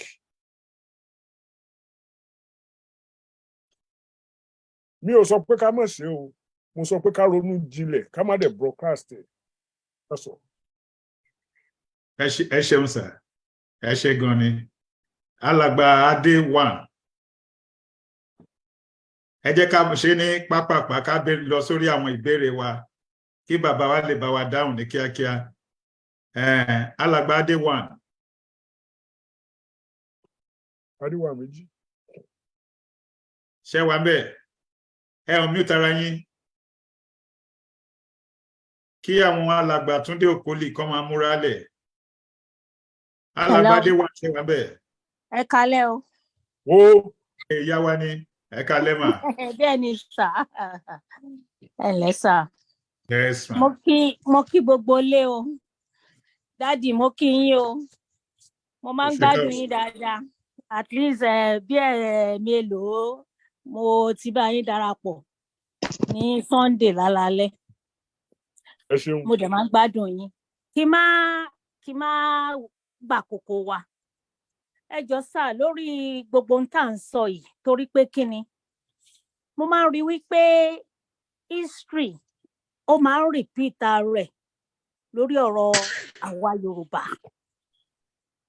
Gẹ́gẹ́ bí àpẹẹrẹ, a rí wípé irú nǹkan tó ń ṣẹlẹ̀ nígbà yẹn náà ló tún continue.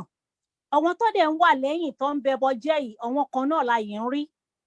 Tá bá fi ti bàbá wa Awólọ́wọ̀ àti bàbá Akíntọ́lá, tá bá wò ó, a rí wípé àwọn ti North náà wà lẹ́yìn bàbá Akíntọ́lá bí àwọn Ahmadu Bello and so on àti àwọn bàbá Fani Káyọ̀dé tó jẹ́ pé gbogbo nǹkan yẹn ó fi rí bó ṣe rí. A dẹ̀ rí pé àwọn èèyàn wa up till now ẹ tún wo ti bàbá Abíọ́lá, wọ́n darapọ̀ pẹ̀lú àwọn pípù yìí, àwọn náà máa ṣekú pa ó gbẹ̀yìn. Still náà wọ́n ṣàyè ń ran rí mọ́. Àwa ò gbèrò pé kírú nǹkan tó ń ṣẹlẹ̀ sí bàbá Akíntọ́lá torí wọ́n pa wọ́n assassinate wọn ni. Now kí ni àwọn nǹkan tí a lè ṣe bàbá mi tí a lè fi prevent bá a tẹ̀lé ṣe gbogbo ẹ̀ tán ká tẹ̀ dínkù irú ìgbẹ̀yìn gbẹbọjẹ́ wọ̀nyí kọ́ńtànkọ̀tàn àti pé irú àwọn tó yẹ kó tó bá ń bá wọn sọ òtítọ́ ọ̀rọ̀ wọ́n máa tún gbógun tì wọ́n ní wọn tiẹ̀ kì í fẹ́ máa gbọ́. A mọ̀ pé a sì ń control láti force anybody láti believe n tó bá fẹ́ believe.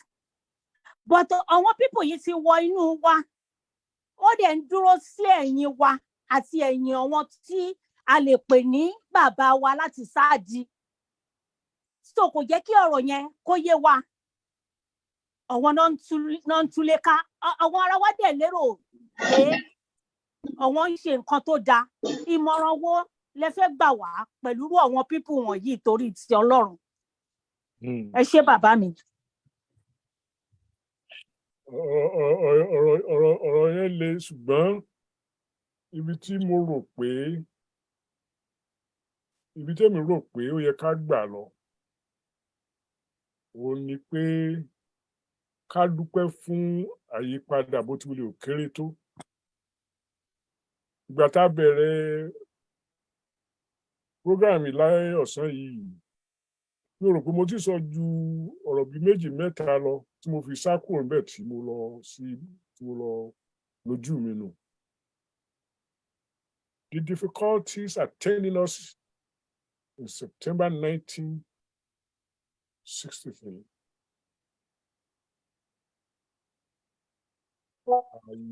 were worse than what are attending us now. Even we are not able to report 60 years of progress. We are able to report 60 years of re-education that makes somebody like me more Yoruba than I'm Nigerian. Thank you, sir. So we must thank God for little blessings. Second thing, àjọkò níbí yìí à ń sọ̀rọ̀ lórí nǹkan tó ń lọ nílẹ̀ wa. Èdè wo la fi ń sọ? Èdè Yorùbá. 60 years ago kò sẹ́ni tó fẹ́ sọ vernacular. Even 10 years ago, ó ti ju 10 years lọ. Ìgbà tá a dá Yorùbá school lẹ́yìn bí 1993. Ó kù bó ṣe máa jẹ́ káwọn àwọn èèyàn wọn mú ọmọ wọn wá sí Howard University wá kọ́ Yorùbá lọ́jọ́ Sátidé. we have changed the way we look at ourselves. It's not a, it's, I mean, I'm not, I mean, today, the name is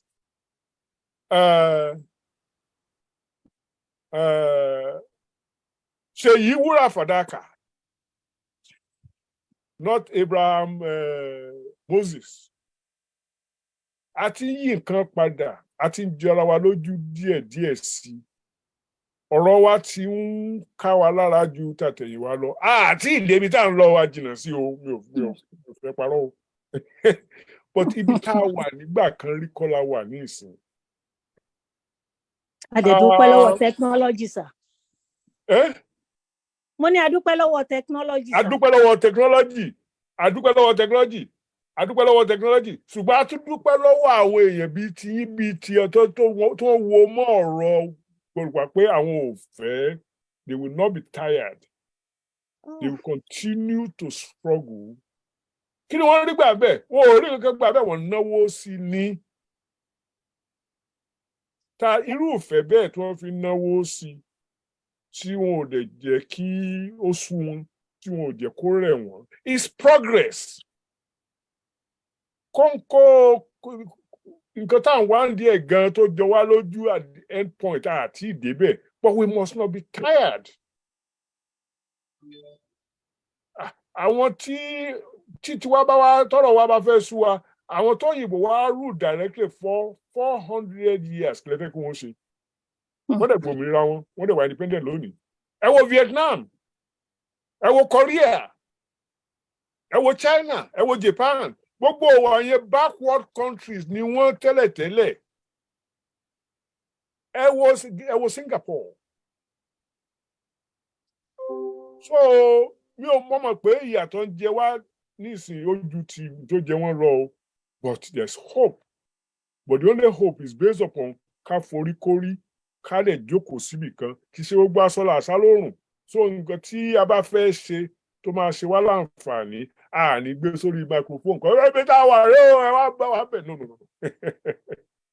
I'm sure ẹ ṣe sà, ẹ jọ sà, mo fẹ́ sáré béèrè one more question, ẹ má bínú sà. Ẹ jọ nípa ti àwọn òṣìṣẹ́ lórílẹ̀‐èdè Nàìjíríà. A gbọ́ wípé wọ́n sọ wípé kóòtù ti dá wọn lẹ́jọ́ láti dá wọn lọ́wọ́ kọ́ pé kó má ṣe protest, kó má strike. Ǹjẹ́ wọ́n wo ìdí tí àwọn people yìí tán fi fẹ́ strike kan tó máa dá wọn lọ́wọ́ kọ́? Because àwọn senators, àwọn House of Reps, a gbọ́ kí wọ́n bọ́ síta pé wọ́n jẹ wọ́n ní owó oṣù kan. Why tó fi jẹ́ pé kán increase kán fún àwọn èèyàn tó ń ṣe ribiribi gudugudu méje ní ẹ̀tọ́ wọn tó di wàhálà fún wọn? Ǹjẹ́ àti ẹ̀ wá ní ìdí gbogbo àwọn senators reps yẹn? Ǹjẹ́ a ní ìdí gbogbo wọn sà? Àti pé iṣẹ́ kí náà ń ṣe táwọn lè fi reduce wọn tá bá tiẹ̀ nídìí wọn sí part time? Ìyà ń jẹ àwọn èèyàn, gbogbo nǹkan ti léwó, ẹ wo iye tí owó wa dà. Èmi ìbá sọ pé á bẹ́tà kí àwọn tó wà ń bẹ̀ lọ́wọ́lọ́wọ́ báyìí kán listen sí wa, because a lè máa sọ ká máa predict wípé nǹkan tó ṣẹlẹ̀ sí wọn ní other African country kò lè ṣẹlẹ̀.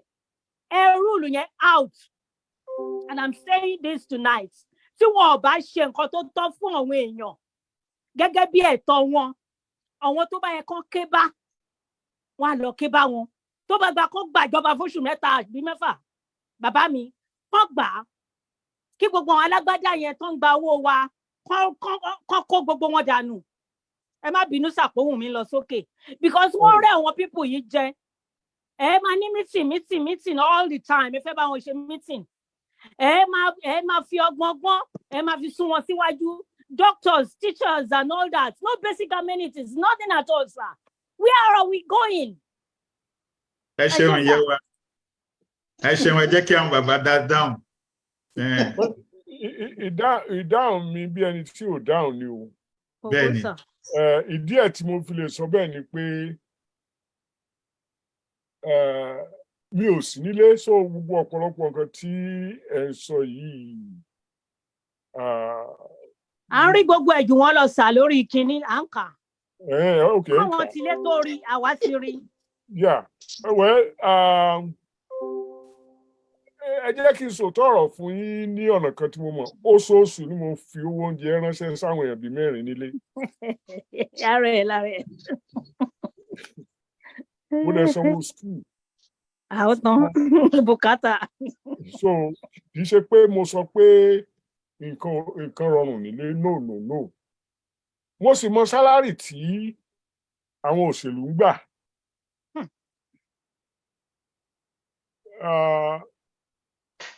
Mi ò wá mọ kí wọ́n ti porúkọ ẹ̀ o tipping point fún àwọn èèyàn wa. Tó bá dẹ̀ ní tipping point mi ò rò pé wọ́n kóra wọn jọ pọ̀ débi tí wọ́n fi lè àfi àwọn labour union yẹn. Labour union tá a dẹ̀ ń sọ yìí unfortunately politics ti wọ̀. Bẹ́ẹ̀ni sà. Politics tó dẹ̀ wọ̀ is not clean politics. Ethnic politics, religious politics, and so on and so forth. Tí ìbá ṣe bẹ́ẹ̀, báwo ni Buhari ṣe gbébẹ̀ yẹn fọ́dún 8 tí nǹkan burú sí tí ọ̀sẹ̀ tó dáhùn sí? Àbí mo ń parọ́ ni? So àwa mọ èyí tó ń ṣẹlẹ̀ nísìnyí tí ìbá ṣe pé tí wọ́n bá sọ pé ẹ ṣe báyìí náà ni wọ́n ti ṣe kí Tinubu tó débẹ̀ ń bọ́lẹ̀ wà. Tinubu, and it's not an angel, inherited a whole lot of mess. Tí ò ṣe change Yorùbá náà. Ǹjẹ́ tó sọ pé òun ṣe end of subsidy? Màrìwò táwọn èèyàn ń pa. Àwọn òwò ló ń rà àǹfààní subsidy gan-an real àǹfààní ẹ̀. Kì í ṣe mẹ̀kúnnù. Ó lè gbé olè gbà níwọ̀n. But bí wọ́n ṣe máa gbé síta, ó fìyà jẹ mẹ̀kúnnù subsidy. Okay, so fún wọn ní subsidy sílẹ̀ 5, ìwọ rí kọ́bọ̀ gbà ń bẹ̀. Ó wá fẹ́ sọ pé kọ́bọ̀ yẹn ló ṣe pàtàkì yòókù lọ. No! But ìwọ ni ìránṣẹ́, ìwọ ni errand boy tí wọ́n máa tì síta. And I'm not defending him. I don't know enough to defend anybody. I only know that tí politics bá ti wọnú economics, ó ṣòro speculate.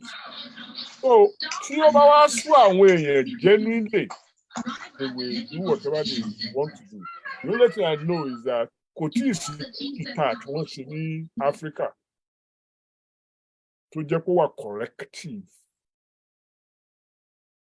Wọ́n á ló wà corrective ìjọ tí wọ́n bá wọ ọbẹ̀. Within a week, gbùdùgbùdù rẹ̀ á ti dùn mọ́ wọn lára, wọn ò ní gbé lẹ̀. Then they will go and do worse than the thing that they said they were correcting. Àbí bẹ́ẹ̀ kọ́, èmi ò tí give me a corrective military government in Nigeria or in Africa. I haven't seen one. Ẹ ṣeun sir. Mr. Akingbade. Bẹ́ẹ̀ni sir. Where's your corrective military government? Ẹ ṣeun sir. Ẹ ṣe sir. Ìyá wa Adé ẹ ṣe gan ni. Ẹ jọ̀ọ́ mo fẹ́ tọrọ gáfárà. Bẹ́ẹ̀ni. I'm just a little opinionated at this point, but ojú mi ti rí. Bẹ́ẹ̀ni. Ẹ ṣeun sir. Ẹ jọ̀ọ́ mo bẹ̀ gbogbo lé ní ẹ jọ̀ọ́ ẹ má bínú sí mi ẹ jọ̀ọ́. Ó yẹ kí n pe alàgbà Túndé Òkólì then kí n wá pé bá wa Òkèṣọlá ẹ jọ̀ọ́ ẹ tọrọ gáfárà fún mi mo ṣe gáfárà mo fẹ́ pe alàgbà Bánjí Ayílóge kí wọ́n bóyá wọ́n ní comment ní àbí ìbéèrè máa wá padà wá sórí alàgbà Túndé Òkólì àti alàgbà Òkèṣọlá bàbá wa Ayílóge sà. Ẹ ṣeun ṣé ẹ gbọ́ mi dáadáa. À ń gbọ́ yín. Mo kí bàbá wa Chris Akíngbadé Ọlọ́run á pọ́n ẹ lé mò ń ẹ jẹ́ kí n kọ́kọ́ kí orin ni mo máa fi kí ọ̀mọ̀wé Adébóyè orin yẹn dẹ̀ lọ bí pé àwara wa ríra wa o àwara ríra wa ológì nírọ̀ mẹ́kùn rárá ríra ẹ ṣe ó tọ́jọ́ mẹ́ta. Ọjọ́ kan pẹ̀lú ẹ̀. Mo ti gbọ́ gbogbo nígbà tí àwọn èèyàn wa ní Canada ní ọ̀mọ̀wé Adébóyè ló ń bọ̀ mo ní gbogbo nǹkan tí mò ń ṣe mo ti sá jáde láàárọ̀ mo padà sí mo rọra dákẹ́ kí n máa gbọ́ ṣùgbọ́n kò ní dáa àwọn ará Ìjàrẹ́ gan rán mi sí àwọn ará Gbọ̀ngán pé ìṣákọ́lẹ̀ tó yẹ kẹ́ máa fi ránṣẹ́ ààrí mú. Anyway. Àwọn ará Ìjàrẹ́ tó ti sá lọ sí àwọn Ìjàrẹ́ tó ti sá lọ sí Èkúté ìlú. Ṣùgbọ́n nǹkan kan ni mo fẹ́ fi kún gbogbo eléyìí tá à ń sọ. Tẹ́ bá rí, mo ti máa ń sọ fáwọn èèyàn wa ipe orin kan ló yẹ ká máa kọ ipe ẹ̀yin Yorùbá ẹ má tí wá sí mi nítorí pé àárín ọ̀tá lẹ wà. Inú mi dẹ̀ dùn pé ọ̀mọ̀wé Adébóyè sọ náà pé kẹ́ wo gbogbo Nàìjíríà yìí kò sẹ́nì kankan nú wọn kò sẹ́nì kankan nú wọn tó jẹ́ pé inú wọn dùn sí àwa ọmọ Yorùbá. Ọ̀tá náà jẹ́ ẹ ti gbọ́ ti Zik tí as far back as 1945. So now ìgbà tí Jonathan wà ń bẹ̀, the first 1 to 20 positions ní gọ́ọ̀mẹ̀ntì Yorùbá ò sí ńbẹ̀. Àwa ló kéde tí gbogbo ẹ̀ pé Jonathan láti àtúnlọ mú Buhari.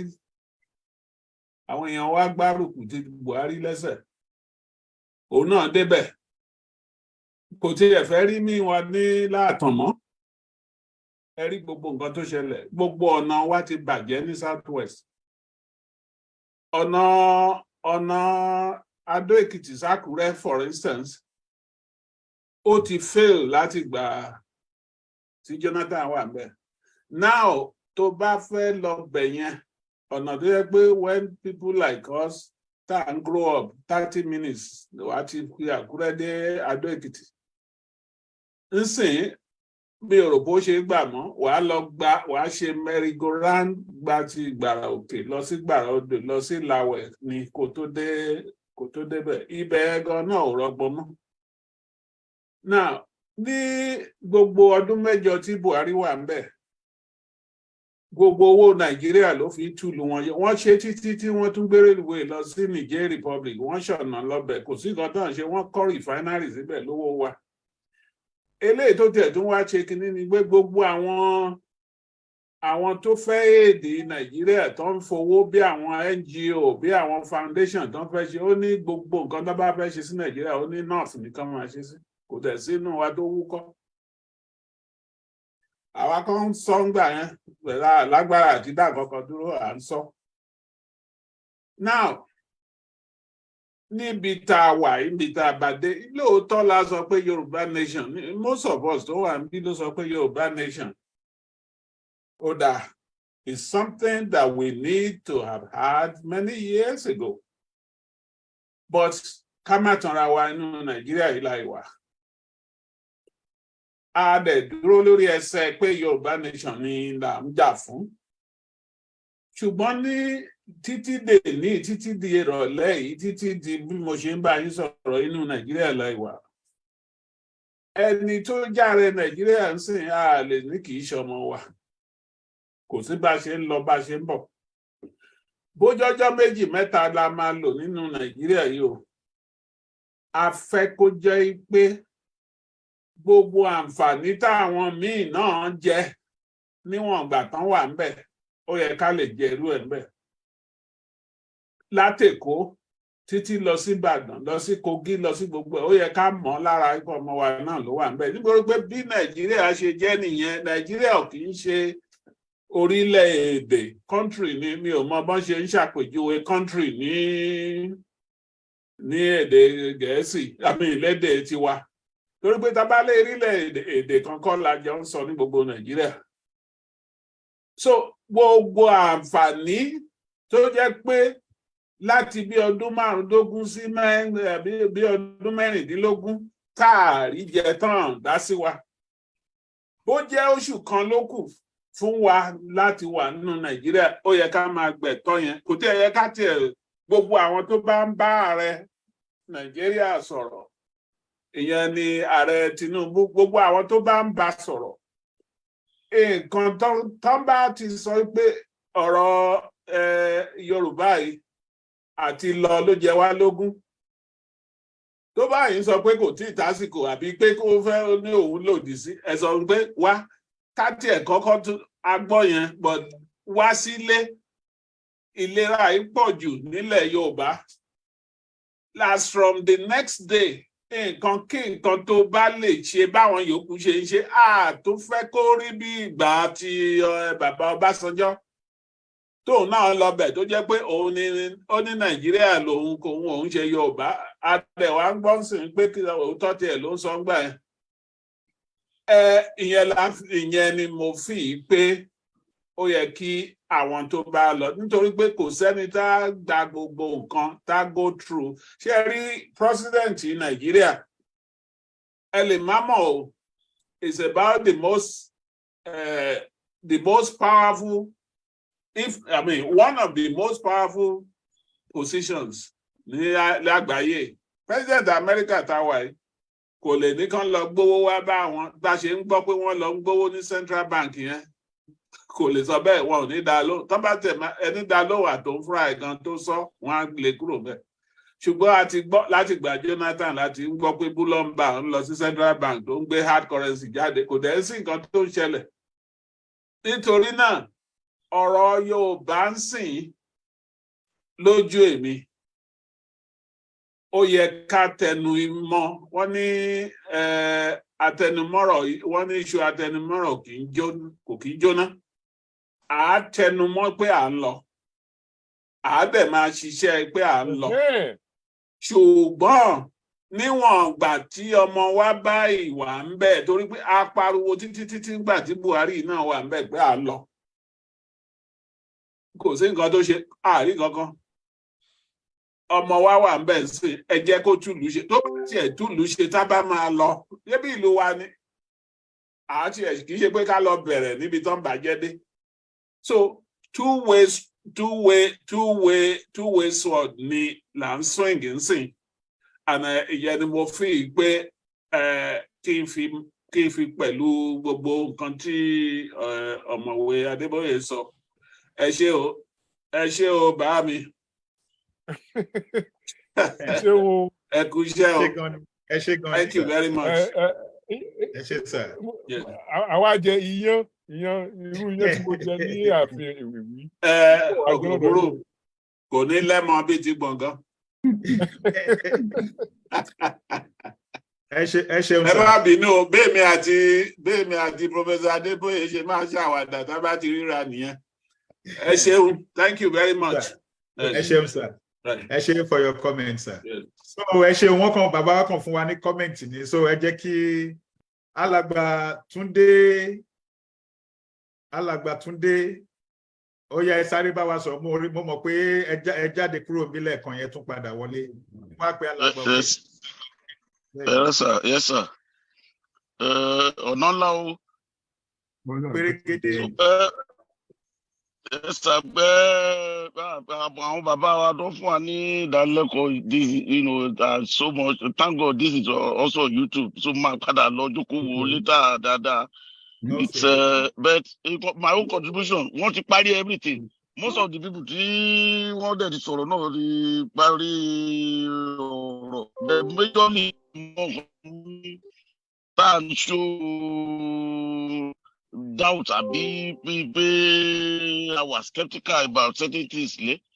Number one, ọ̀rọ̀ bóyá pé a nídìí àti báyìí President Tinubu. Ẹ jẹ́ kí kọ́kọ́ sọ kíní kan about President Tinubu is my boss. Ó sponsor mi rí as a politician in an election. Lord knows. So I have nothing against him, nothing, but the way tẹ́bi mọ̀ pé àwọn politicians ṣe ronú especially òun tí ó bá ti reality tí ó bá ti favour interest tí wọn ẹgbàgbé ẹ̀ need that we don't need to bother ourselves about those things kò sí anybody tí ọmọ Yorùbá tó ń bá bí lè ní gan tó bá ti lè máa gbọ́ nǹkan táwọn èèyàn sọ á mọ̀ pé Yorùbá èyí táìmù tiẹ̀ long overdue Yorùbá dá dúró the politicians. They have their own agenda. Agenda tí wọ́n dẹ̀ yàtọ̀ sí tiwa. Bí wọ́n dàdé ń ṣe ibi ò sí gbogbo àwọn boys ẹ̀ ló máa bá sọ̀rọ̀ wọ́n dìtẹ̀ pé I don't see anywhere that whatever we are doing is against what he's doing. Kó máa ṣe tẹ̀ káwa máa ṣe tiwa. Lọ́lọ́ bá gbàdúrà tá a bá gba country wa. Ṣé a máa sọ pé àní fún ní citizenship ẹ̀ ni? Automatically ló máa gba citizenship as the Yoruba person now. No matter. But to continue to hold back, one of the, if not the largest tribe in the world back because of somebody's personal interest. I need that hold our back. If he's willing to, to be part of the struggle, fantastic. In fact, we need them. I need one, but coach, we have to stop everything, and until we get their support, we may never get that. The way down political demand, we may never get that. Then two, I want to be kilati nílẹ̀ kila lè fẹ̀yìntì tọ́ládábàdé ẹ̀gbá country wa wẹ́ bí mo ṣe kéré tó yìí odò ṣe tẹ́bi ti wá mọ̀ kókó resources tó wà bẹ́ẹ̀ gan ìlú is enough to take care of Yoruba nation enough. And then moreover ibi tí wọ́n bá ìwé tí wọ́n ti bá wọn kà pẹ̀lú rírìn olúwa ẹ̀ the first resources of a country the country need is people and we have the people what are we afraid about? Èmi pẹ̀lú àwọn Americans kan àjọ máa ń jiyàn wọ́n lè wá èmi máa sọ fún personally pé wá tá yóò bá nation tá bá withdraw doctors and our nurses go to America there will be the worst pandemic ló máa hit America they will start where mama kú bí adìẹ ni.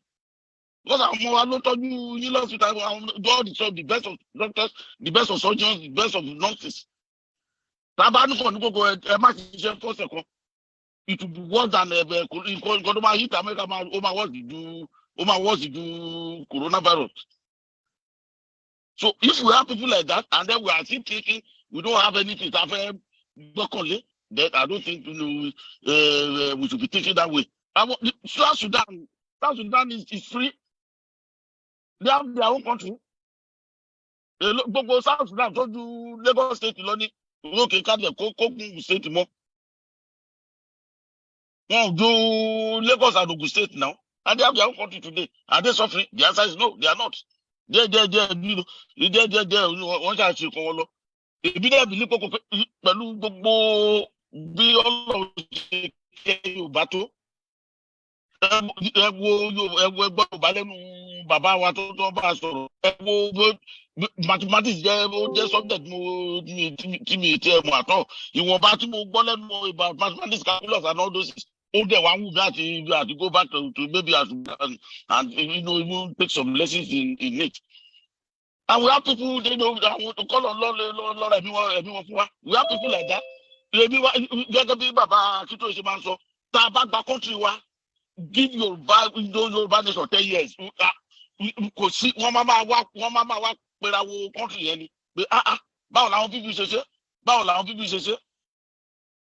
So we have the resource kò sí nǹkan tó ń kó kò sí nǹkan tó ń kó resources ṣe nílẹ̀ Yorùbá ká máa sọ̀rọ̀ ṣé ilẹ̀ lábẹ́ sọ nílẹ̀ oúnjẹ àbí àwọn kókó wa ò sí ṣèbí Nàìjíríà ló dà fáti oil Nàìjíríà ló dà fáti translation from cocoa ìwà ń bẹ I'm from Ondo State.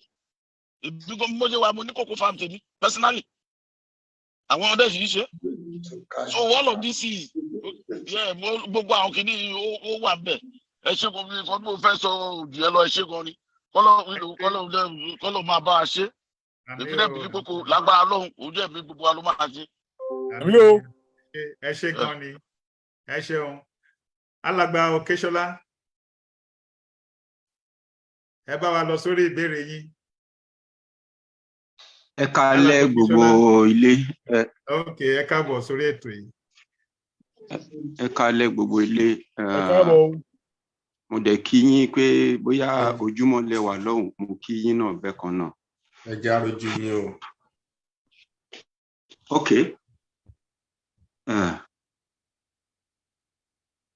Ok. Èmi náà mo kí yín bákan náà. Ní àkọ́kọ́ mo kọ́ fẹ́ dúpẹ́ lọ́wọ́ ẹ̀yin tí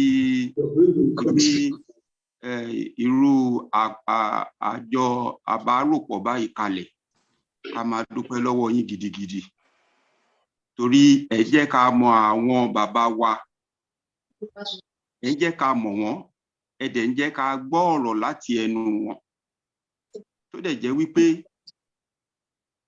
à ń gbọ́ ọ̀rọ̀ láti ẹnu àwọn ọlọ́rọ̀ a dúpẹ́ gan lọ́wọ́ yín. Lẹ́yìn ìyẹn mo kọ́ fẹ́ pe àkíyèsí kan kẹ́ gbà mí láyè. Àkíyèsí náà dẹ̀ ni wípé tí a bá ń ṣe irú ìpàdé báyìí a mọ̀ wípé àwọ̀ tí a wà ń bẹ̀ a wá láti orígun mẹ́rẹ̀ẹ̀rin ayé ni. Ọ̀sán lẹ́yìn wà lọ́hùn báyìí àwa kan tá a wà níbi tó yẹ ká a máa lọ síbi iṣẹ́ bí nǹkan bí aago kan òru aago 12 òru ó dẹ̀ wù wá káwa náà ká lè bá yín pé ká lè sọ káwa náà lè gbọ́ láti ẹnu àwọn bàbá wa àtàwọn ọ̀jọ̀gbọ́n gbogbo àtọmọdé àtàgbà àtọkùnrin àtobìnrin. So tá a bá ń sọ̀rọ̀ ẹ jọ̀wọ́ ẹ jẹ́ ká máa nǹkan tó bá ti bá ọ̀rọ̀ Yorùbá lọ ọ̀rọ̀ Nàìjíríà àbí kíní ẹ má jẹ́ ká tẹ̀ kọ́fì yẹn waste time ara wa lórí ibi ìyẹn ìkíní. Ìkejì ni wípé ẹ máa rò tí àwọn tí wọ́n wà ní orígun mẹ́rẹ̀ẹ̀rin ayé tó jẹ́ pé ó yẹ kán máa sùn àbí wọ́n wà lẹ́nu iṣẹ́ àbí wọ́n sacrifice iṣẹ́ wọn tabarẹ́ni tó ń sọ̀rọ̀ àbí kẹ́kọ̀ọ́ máa consider láti lè rí pé àwọn kan náà wà torí dà pọ̀sán lẹ́yìn wà lọ́hùn yìí. So mo dánu dúró nípa ìyẹn kí n wá lọ sí orí ọ̀rọ̀ mi gangan. Ṣé rí ní 2000 ọ̀rọ̀ Yorùbá kò gba òde kan báyìí ó dàbí pé àti ìmọ̀ ìpè àsìkì ni ṣùgbọ́n wọ́n ní tí olókùn tó bá ti mọ̀ pé ara òun ò dá ó ti mọ̀ pé òun ní problem ó dé ọ̀nà bó máa ṣe yọ kúrò nínú ìṣòro yẹn òun ló máa wá. Ní èní ọjọ́ òní àti ọmọdé àti àgbàlagbà wa la mọ̀ wípé Yorùbá la mọ̀ wípé ASIC a wà nínú ìdè a fẹ́ jáde kúrò nínú ìdè tí àwa ọmọdé tí a bá tẹ̀kọ́ fi ń ṣe wẹ́rẹ́wẹ́rẹ́ àwọn bàbá tán bí wa lọ́mọ bàbá yìí lóge wà ń bì àwọn bàbá tán bá wa sọ̀rọ̀ tí mò ń gbóhùn wọn for the first time lénìí wọ́n wà ń bì bàbá Akíntóyè tí wọ́n bá wa sọ̀rọ̀ báyìí omi á fẹ́ máa bọ́ lójú wa àwọn yẹn ń sọ̀rọ̀ tọ́tán àti bẹ́ẹ̀ bẹ́ẹ̀ làwọn àgbàlagbà bẹ́ẹ̀ yẹn lọ wọ́n ń sọ̀rọ̀ tọ́tán ó ń ká wọn lára àwa tó ti jẹ́ pé àwọn ọmọ tí wọ́n bí náà tó jẹ́ pé ètò tí wọ́n gbé kalẹ̀ nígbà tí wọ́n bí wa tó jẹ́ pé tá àti ẹ̀mọ́ ju ọdún 5 àbí 6 náà ìyẹn Western region and so on tá a dé rí benefit ẹ̀ táwa dẹ̀ ńlá àlàǹgbà yẹn wípé ó máa dájú báyìí lọ ó ń gbomijé lójú wa wípé nǹkan táwọn bàbá wa gbé sílẹ̀ fún wa nígbà yẹn lọ́hùn ńṣe ni ó ń bàjẹ́ lójú àwọn bàbá wa àwa fúnra wa tá a ní àlá wípé ó máa tún dára ẹkún pa wá wípé àárọ̀ náà àbáyọ. You see nídìí èyí nǹkan tí mo fẹ́ fàyọ jáde ńbẹ̀ ni wípé a ti mọ̀ wípé a ní àrùn ASIC ogun dẹ̀ la ń wá ogun tá a dẹ̀ ń wá yìí náà a ti rí gbogbo wa ń jáde láti lè rí pé a yọ kúrò nínú ìṣòro yìí ọ̀nà wo la wá fẹ́ fi yọ gbogbo tá lè fi yọ wọ́n ń pa àwọn èèyàn lẹ́kọ̀ọ́ tẹ́ bá rántí nígbà tí wọ́n ṣe àwọn rálìsì tó ń ṣe lẹ́kọ̀ọ́ Chief Sunday Igboho ìyẹn jáde Nàìjíríà sì torí ọ̀rọ̀ yìí náà ni àti bẹ́ẹ̀ bẹ́ẹ̀ lọ ọ̀nà ipa fẹ́ jáde náà ni ṣùgbọ́n eré kan wà ní ọ̀dọ̀ tàwa tán máa ń sọ àwọn Yorùbá wọn máa ń pòwe kan wọ́n ní àpapọ̀ ìgbálẹ̀ ni wọ́n máa ń pè ní ọ̀wọ̀ àbí àpapọ̀ ìgbálẹ̀ òun náà máa ń pè ní ọ̀wọ̀ ok tí ìgbálẹ̀ tó bá wá jẹ́ kọ̀ọ̀kan ẹ̀yin bàbá mi ẹ̀yin ìyá mi nílé ẹ jọ̀wọ́ orí ìdọ̀bálẹ̀ ni mo wà ẹ má ní mò ń sọ àwọn ọ̀rọ̀ bí òwe àbí bí kí náà ń pè lóníwájú yín ẹ foríjì mi wọ́n ní ṣùgbọ́n tí ọ̀wọ̀ àbí ìgbálẹ̀ tó bá ti yọ dànù ní kọ̀ọ̀kan kò ń ṣe ọ̀wọ̀ mọ́ kò lè rílẹ̀ gbà á níbo ni mo wá ń lọ nípa eléyìí ni wípé mo dẹ̀ fẹ́ béèrè lọ́wọ́ bàbá wa tí wọ́n ń dá wa lẹ́kọ̀ọ́ ní alẹ́ yìí wípé kí ni dé tí ọwọ́ wa tó ń yọ dànù ní kọ̀ọ̀kan tó dẹ̀ jẹ́ pé ó fẹ́ gbálẹ̀ ni báwo ló ṣe fẹ́ gbálẹ̀ bàbá Akíntóyè àwọn yẹn ń ṣe tí wọ́n ń bí àwọn eléyìí wọ́n ń ṣe tí wọ́n lọ́hùn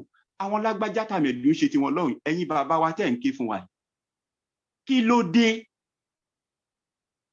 àwa ọmọ yín a sì ní alẹ́ orí ọ̀fẹ́ pé a ní irú yín tó ń ká lára àìmọye àgbàlagbà bíi ti yín tó tẹ̀ kí àti wọn bọ́dà arípò ń ká yín lára àwa ọmọ yín tá a fẹ́ ṣe à ń sunkún nínú àlesùn ìsí kí ló wá dé tó jẹ́ pé ẹ̀yin bàbá wa ẹ̀yin bàbá yín lóge adé aládìran ẹ̀yin bàbá tẹ bá wa ń sọ̀rọ̀ yìí ẹ̀yin àwọn àràbà ẹ̀yin àràbà Yorùbá àti bẹ́ẹ̀ bẹ́ẹ̀ lọ ìsí kí ló dé torí kí ni àwọn tó jẹ́ pé àwa náà tá à ń wò yìí tó ń ká gbogbo wa lára tí ò dẹ̀ sí pé òṣùṣù ọwọ̀ tó ò sí wípé ẹ wà lójú kan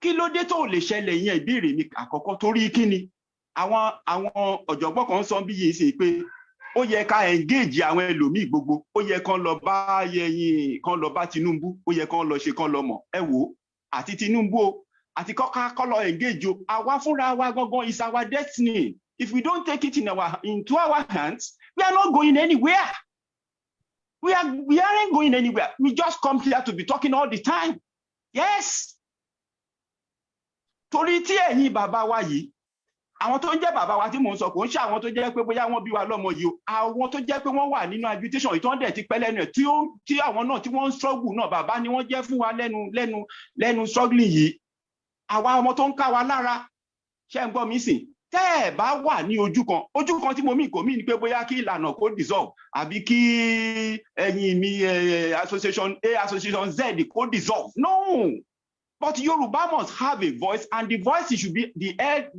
the house of the elders voice mo mọ country kan nílùú ìtẹ́báwò ọgọlọ ẹ̀yin báwo náà ṣe ń pè ẹ̀yin ìkan lọ ìkan bọ̀ ni ṣùgbọ́n authority yẹn dúró tí àwọn tá a bá fẹ́ engage níjà Tinubu o either àwọn other tribes o tó bá rí pé àwa fúnra wa sẹ́ pé a ní voice wọ́n sọ pé hey Yorùbá ló sọ̀rọ̀ yẹn kò ń ṣe pé bóyá Yorùbá sọ̀rọ̀ Yorùbá sọ̀rọ̀ Ìlànà Yorùbá ló ń sọ̀rọ̀ Yorùbá sọ̀rọ̀ bàbá Akíntóyè ló ń sọ̀rọ̀ àbí Yorùbá sọ̀rọ̀ àwọn global directorate ló ń sọ̀rọ̀ no Ìlànà will talk bàbá Akíntóyè group will talk YSDM will talk other group will talk but authority tí mò ń sọ yìí láì fònà pẹnu àbáàlẹ̀ ṣe máa ń sọ ẹ̀yin bàbá àti ìyá mi kí ló dé bàbá ẹ jọ̀wọ́ èyí tẹ́ ẹ bá wa ń kọ́mẹ́ǹtì yìí tẹ́ ẹ ń kọ́ wa tẹ́ ẹ ń dá wa lẹ́kọ̀ọ́ lé ní tẹ́ ẹ bá fẹ́ ní ojú ayé Ọlọ́run kẹrẹ oníwájú òní gbẹ́yẹ lẹ́yìn òní gbé wájú ó ń gbomijé lójú àwa báwo ló ṣe ṣòro tí kò lè sí wípé ohun yìí wà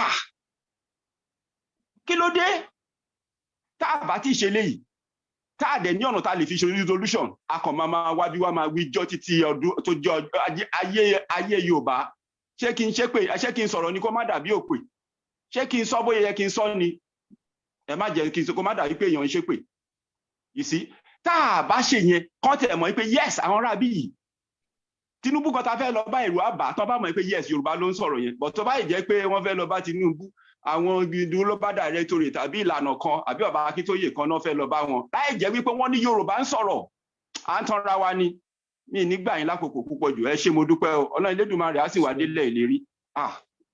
ẹ ṣeun ẹ ṣé gan ni bàbá Adébóyè ṣe ẹ fẹ́ dá sí nǹkan tí wọ́n sọ yẹn bí kọ́mẹ́ǹtì ni wọ́n sọ síta.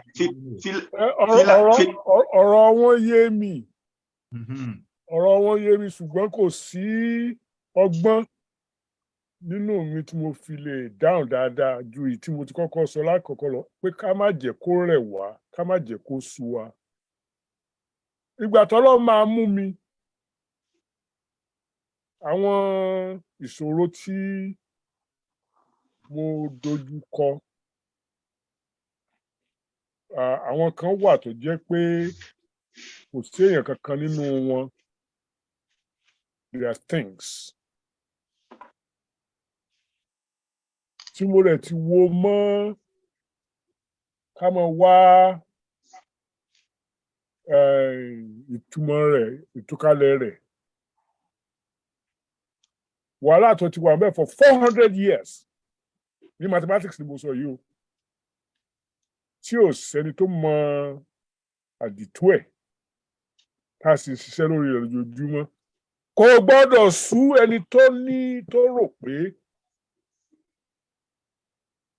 àdìtú ẹ̀ wà ká má ṣe wá sọ pé ètò kan èèyàn ìtọ́ bá kan èèyàn bẹ́ẹ̀ méjì bá jókòó síbì kan àìdíà mẹ́ta ló wà ńbẹ̀ téèyàn mẹ́ta bá jókòó síbì kan àìdíà mẹ́fà ló wà ńbẹ̀ mo ṣe bẹ́ẹ̀ ṣe ń count ṣé ń gbọ́ mi so kí ni yóò whereas mathematics is so simple human affairs because of their very many different minds they are very very complex èèyàn sọ̀rọ̀ kó jọ. It's easy to say pé kí ló ṣe tá ẹnu wọ̀ papọ̀. Ẹ dákun ẹ̀mí mi ò mẹ́rin tó ń lísìn sí mi Bánjí Ayélogé wà bí àtijọ́ ṣe pọ̀ nísìnyí láti 1990s ni àbí bẹ́ẹ̀ kọ́. Ṣáájú yẹn Bánjí Akíntóyè àjọ lọ sí University of Ibadan 1963 tí mò ń sọ̀rọ̀ rẹ̀ tí mò ń sọ pa jókòó ní September táwọn wádìí abájọ kí ló bá ṣẹlẹ̀ sàwọ́lọ́wọ́ àdúgbò àtàwọn. Bánjí was there as a graduate student. I was an undergraduate. Bánjí Akíntóyè. So, àwọn wo ló wà ní díẹ̀ tá àtijọ́ ṣe pọ̀. Nǹkan tó ní kálukú ń rò, ọ̀nà tó ní kálukú rò pa lè gbé gbà. Ó yàtọ̀ síra wọn. Nǹkan tó kọjú sẹ́nìkan yìí ló kọ sẹ́lòmíì. So, nǹkan tó kù bẹ́ẹ̀ ni pé òtítọ́ ọnú àti ìwà híhù ó máa ń jẹ́ kí nǹkan ó dáa sí i. So, èmi ó ṣe tèmi. Mi ò lólódì kankan níbì kan ṣùgbọ́n mi ò lè ṣe sọ̀gúnsọ̀gún sọ̀nbọ̀lọ́lọ́ bá ẹni tí àjẹ́ndà rẹ̀ yàtọ̀ sí ibi tí Ọlọ́run á fún wa ṣe that's about it ẹ má jẹ́ kó sú wa some of the things are to be done by example inú mi máa ń dùn tí n bá rí i pé àwọn dókítà medical doctor tí wọ́n wà nílẹ̀ yìí tí wọ́n á lọ lé AMPA Association of Nigerian Physicians in America tí wọ́n á lọ máa tún wọ́n lọ máa take blood pressure àwọn èèyàn wọ́n máa fún wọn lóògùn wọ́n máa ṣe gbá they live by example of what they want Nigeria or Yoruba country to be. Wọ́n easy láti follow ju àwọn tí fìgì mú fèèbù pẹ̀lú ṣòkòtò tìrìntìrìn lọ. So kọ́lọ́ ó fún wa ṣe it's very difficult. Kò sí Yorùbá tó máa béèrè lọ́wọ́ rẹ̀ tí ò ní sọ pé òun fẹ́ wà united with other people in getting things done. But níjọ́ tó bá ti pè wọ́n pọ̀ èèyàn mẹ́ta ló máa pè ẹgbẹ́ tí wọ́n máa fọ́ọ̀mù látàrin mẹ́tẹ̀ẹ̀ta yẹn á tó mẹ́ẹ̀ẹ́dọ́gbọ̀n. So àti màtúọ̀ débi tí a ti lè fún sọ̀yà yẹn. And many other things ká sòótọ́ ọ̀rọ̀ àwọn tí wọ́n wà tí ó dàgbà pé ẹnu wọn kò ju tiwa lọ some of them owó ló fà á. Haskell in the 1800s tó sọ pé òun fẹ́ Jewish state táwọn Jew palẹ́nu mọ́ tí wọ́n ṣe gbogbo ẹ̀ àwọn tí ò palẹ́nu mọ́ tí wọ́n lówó lọ́wọ́ ní Europe àwọn Jew tí wọ́n ṣiṣẹ́ lábẹ́lẹ̀ àwọn Rothschild àwọn gbogbo àwọn ló lọ finance ẹlòmíì tí tó ń pọ̀ sí kìíní yẹn mo dẹ̀ rò pé wọ́n á gbé owó fún àwọn kan nínú British government torí Lord Balfour by 1924 was already declaring support of Britain for a Palestinian home for a Jewish home in Palestine. So oríṣiríṣi nǹkan báwọn yẹn 1,000,001 things tí a ní lọ́wọ́ tá a ní lápá. Then ayé burú ní ìṣẹ́jú tìgbà yẹn lọ. Àwọn ẹni tí wọ́n kó wa lẹ́rú àwọn náà ni wọ́n ti kó wa lẹ́rù bá a ṣe ń sọ̀rọ̀ yìí. Ẹ gbọ́ Yorùbá mi o kì í ṣe Yorùbá gbẹ̀gẹ́ nìkan o. Àwọn tó kó wa lẹ́rú in the 1500, 1600, 1700 àwọn náà ló ń kó wa lẹ́rù dì sí i. So gbọ́dọ̀ ìlà wa rò pé wọ́n yẹ ẹsẹ̀ wọn kúrò lọ́rùn wa voluntarily àwa la máa wá olójú ni ò ní jẹ́ kí wọ́n ti káàbọ̀ àwa la máa wá ọ̀nà tí a fi máa gún ẹsẹ̀ wọn kúrò ní ọ̀fun wa kì í dẹ̀ ṣe nǹkan tí mo rò pé àwọn tó mọ̀ nípa ẹ̀ lè announce ní gbangba. ẹ ṣeun sà ẹ ṣe gan ni bàbá ní ọwọ́ mẹ́rin lókè ṣé ká béèrè àwọn mẹ́rẹ̀ẹ̀rin. ẹ béèrè àwọn mẹ́rẹ̀ẹ̀rin. ok ẹ jẹ́ kí ẹ ti mú mi lẹ̀ lónìí. àwa náà ló tó bẹ́ẹ̀ bàbá. ẹ̀yin náà lẹ tó bẹ́ẹ̀. ẹ ṣeun sà àwa náà lẹ́kọ̀ọ́ tẹ̀ dé lálẹ́. Bánjí Ayílóge ní ọ̀sánwó ẹ̀ torí wọ́n lọ wọ̀ sí lọ́rùn tí wọ́n jàmàlà. ó dáa alàgbà Bashiru ó yá ẹ bá wa dá sí ẹ ṣe káàbọ̀ sórí ètò. ẹ kú kalẹ̀ o bàbá wa. ọjọ́ yín adalẹ́ o. láyà ọmọ lásọ. ọjọ́ yín adalẹ́ bàbá ẹ pẹ́ fún wa a máa rí yín bá.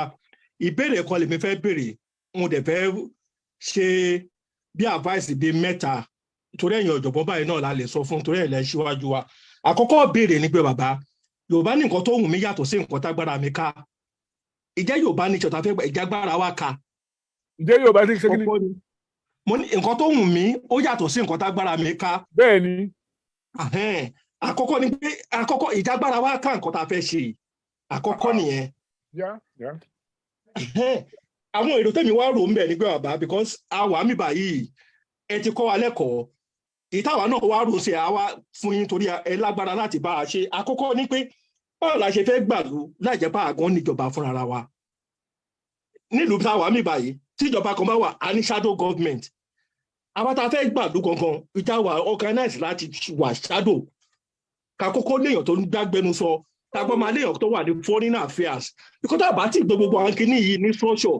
Ìkọ́ tí YFM ní ṣe dá o but tá a bá ti yàn àwọn èèyàn kan síbẹ̀. Because iṣẹ́ gbogbo wo òṣìṣẹ́ tí ṣe iṣẹ́ tèmi ni mo dó lórí Èkó ó máa rọrùn. Àwọn tá a sọ pé àwọn olóṣèlú tó ń dà wá láàmú yìí gbogbo ọlọ́mọ àmọ́ gómìnà Èkó àmọ́ t'Ògùn state àmọ́ t'Ọ̀yọ́ state àgbékè ta ló ń darí Yorùbá nation l'Ògùn state l'Ọ̀yọ́ state. Bàbá àwọn iṣẹ́ kan tèmi kó wà mẹ́ni Yorùbá wá sọ pé ṣàtìyàn bá ń ṣe tí ò bá fojú ọmọdé bò ṣá náà máa parun ni Ọlọ́run jẹ́ ẹ̀pẹ́ fún wa. Ewu gba táwa lórí fọ́rọ̀mù ilé ni mo rò pé tó bá kéré jù nù wá fẹ́ wọ 50. Wọ́n tẹ̀ sọ pé population Yorùbá land less than 35 is 70%. Ẹ rí pé àwọn tó yẹ kó jà fún agogo ẹ rí pé àti silent wọn gáàpù dẹ̀ ti wà ń bẹ̀. Ara àṣọ tèmi rí ń bẹ̀ nìyẹn o. Ẹlẹ́ẹ̀kejì ni pé táwọn bá ti kárí àwọn ọmọ ẹ̀ àlọ́ gbọ́dọ̀ àlẹ́ ti rí wọn yunifásitì ni. Bàbá gbogbo àwọn nǹkan tẹ̀ ń ṣe yìí àtìgbà tẹ́ ti wà yunifásitì lẹ̀ ti ń ṣe. Àwọn tó wà yunifásitì ṣe àti connect pẹ̀lú wọn. Bàbá tá bá ti ń ṣe tẹ́lẹ̀ ó yẹ ká tẹra mọ́ but èmi rò mo ti wà nínú ṣọ́ọ̀gù náà pẹ́ o èmi rò pa àṣẹ dáadáa tó ẹja wá wò pé láti yunifásitì àti Amẹ́ríkà àti London because àwọn ọmọ wa náà wà ń bẹ̀ tọ́lẹ̀ ṣe dáadáa ìjà rùkúùtù wọn because àwọn náà máa bá jàjà yìí bàbá alápá ni àlẹ́sẹ̀ o àwọn tó ní ẹsẹ̀ tó máa jà fún wa gangan àfàwọn mọ́ra ẹ má bínú gbọ́dọ̀ mi fẹ́ pọ̀ because ibi tíṣẹ́ wà kọ́kọ́ nìyẹn tá a bá yọjú àwọn kìnìún àlọ́ọ̀bì kankan kẹ́ni Tinubu is a one person táwọn gan bá dúró àṣẹ Yorùbá àwa àti òun gan ṣubú àfẹ́ ṣubú ẹ o but tí Tinubu bá fẹsẹ̀ kọ́lé ní nǹkan ṣé Yorùbá máa ṣubú pẹ̀lú ẹ̀ ní àwọn ẹsẹ̀ tá a máa gbé kìnìún ní ẹlẹ́ẹ̀kejì nígbà àwọn ọba wa tábàlà ń ṣe lábẹ́lẹ̀ ṣé ní ọ̀rọ̀ wa ti kọjá abẹ́gbẹ́ Yorùbá ní ọwọ́ tó bá nìyàn tó wà fi sábẹ́ aṣọ ọwọ́ náà ní jiná sáà ó yẹ ká pa àwọn ọba wa àwọn tó wà l'Ògùn state àwọn tó wà lọ́sẹ̀ aníjọ́kọ̀ tá a fẹ́ bá yín sọ̀rọ̀ ẹ̀yin bàbá yìí níbi tọ́lọ̀ ń kẹ́yìn dé ẹ lè bá àwọn pípò yìí sọ̀rọ̀ ẹ̀yin lè ṣàlàyé fún wọn ewu tínú Yorùbá wà because inú ewu ilé wa ewu gidi gan ni tàbálẹ̀ ló máa ya lóòrò tó bá lọ ya níbù ńkọ́ níbo la fẹ́ fojú sí Ọlọ́run àjẹ́ pẹ́ fún wa gbèsè kejì lórí àwọn ọba wa ẹlẹ́ẹ̀kejì nípa àwọn tọ́lọ́run kẹ́ tọ́lọ́run fún lówó ẹ sọ̀rọ̀ kan gbà tẹ́ sọ̀rọ̀ jù kò sí ìlú tẹ́ fẹ́ gbà kò sí ìkọ̀ tẹ́ fẹ́ gbà owó la ní láti ṣe mi ò sọ owó tí oró ti wọ́n tá ń dá 500 1000 kan àwọn tó ní pieces nínú wa gangan ká lè sọ fún wọn pé ẹ̀tọ́ táwọn gan ní lórí ẹ̀ ni bàbá máa fún ilé ṣàpò kọ̀gbà tó bá sọjọ́ ń lọ ó ta rìfáánì ó ta fún Ọ̀tẹ́dọ́lá ó ta fún Globacom ó ta fún Dangote ó ta fún Bua ìyá pé ìgbà tí Fúlàní débẹ̀ ó da gbogbo kíní ẹrú Dangote nìkan ló dówó epo amúsìn tá a bá pa àwọn olówó wa pàápàá kò ṣọ́ àwọn Dangote àwọn Yorùbá kòkò lè ṣe ráfáì ní ẹ jẹ́ ká pè wọ́n jókòó ẹ̀tọ́ táwọn náà ní rèé advantage tó ní nìyí tá a bá yanjú kíní yẹn tá a bá wọn sọ̀rọ̀ bàbá Ọlọ́run á fún yín lápá ẹ pé àwọn olówó wa àwọn ẹlẹ́gàsì àwọn nǹkan kan á ní láti yanjú ẹ̀ pẹ̀lú wọn ìdíra tó wà ní àwọn tó ẹ̀bù Fúlàní wọlé Haúsá nísìn gbogbo ọmọ wọn ti dẹrú o táwọn náà bá rò pọ́n lágbára ń sìn wọ́n máa padà dẹrú gbẹ̀yìn ni bàbá mo dákẹ́ náà bàbá Ọlọ́run jẹ́ pẹ́ fún wa gbogbo àwọn ọ̀rọ̀ yìí ẹja bá a ṣiṣẹ́ lórí ẹ̀bùn àṣà. Ọlọ́run bẹ kò sí nǹkan téèyàn lè gbé dànù nínú ọ̀rọ̀ tẹ́ sọ problem tó wà ń bẹ ò ju pé iṣẹ́ pọ̀ alágbàṣe òtò tẹ́ bá wá sọ pé eléyìí wà àti ṣe eléyìí wà àti ṣe báwo ni mo ṣe fẹ́ sọ eléyìí ní èdè Yorùbá ẹ jẹ́ sọ lédè òyìnbó gbogbo àná lágbọ́n Gẹ̀ẹ́sì. It is a description of the problem. Or you are giving me and the rest of us descriptions of problems. Don't make the assumption that all we need is for you to describe a problem and we will have a solution. In fact, many times the person who is describing a problem can take one step further and make a recommendation for solution. Gẹ́gẹ́ bí mo ṣe sọ lákọ̀ọ́kọ́, I am not a partisan person. Ó dẹ̀ nídìí, and it was deliberate. Èmi wọn lájọ ń ṣe nǹkan tá à ń ṣe nìbàdàn láyé AGUPN and so not UPN, Akitola's party, NNDP and all of that stuff. Èmi wọn lájọ kò ṣe ẹ lọ sí University of Ibadan kẹ́ béèrè ẹni tó wà ń bẹ̀ 1963-64 wọ́n ẹ̀sọ̀pá Adébóyè mo yàtọ̀ nísinsìnyí yẹn. Then I was a partisan person. Today I'm not. Because partisanship ayé ìjọ́un ibi tó gbé wa lọ àwọn èèyàn ti lọ dí ọ̀nà bẹ̀ fún ẹni tí ò bá ní agbára. In those days, a partisan action grouper in a nation where action group did not even have a seat, a partisan action grouper was still a big voice. Today, if we are not doing, we are not in the goodwill of the people who are in office in one form or another. Ajangbo ni and the reason is, and the point of the matter is, Ajangbo ni because they are the only ones who have the power to implement. The power to implement mo pariwo ẹlẹ́kọ̀ọ̀kan yẹn ó nìkan làwọn èèyàn mọ̀ nǹkan tó bá dọ́dọ̀ wọn tí ebi bá ń pààyàn nísìnyí ẹ̀ lè gbé wọ́n lè bí òkè wọnú kọ́ràn mi ò wọ̀. Àwọn tó lè ju sílẹ̀ méjì sí ẹ pé kó fi lọ jẹun ọ̀sán wọ́n ṣe pàtàkì ju ẹni tí ń sọ̀rọ̀ bí nǹkan ṣe máa yàtọ̀ bó ti máa dáa kí nǹkan ṣe lọ́dẹ̀ papọ̀. Torí ẹni tó fún ẹ sílẹ̀ méjì lónìí lè fún ẹ sílẹ̀ kan lọ́la ẹni tí ò fún ọ ní kankan lónìí tí ò sì ní tí ò fún ọ lọ́la kò ní Ajangbo lọ̀rọ̀ tí ń sọ. And that's the way the politicians, I'm not saying all of them, but enough of them see this issue that way. Now, are we backing up the wrong tree? Is this a hopeless situation? No, because the problems we confront are sizable. The method of solution that most of us are thinking about are traditional. Maybe traditional methods will not work for the kind of problem we have now in modern day time. Maybe traditional methods are not going to work.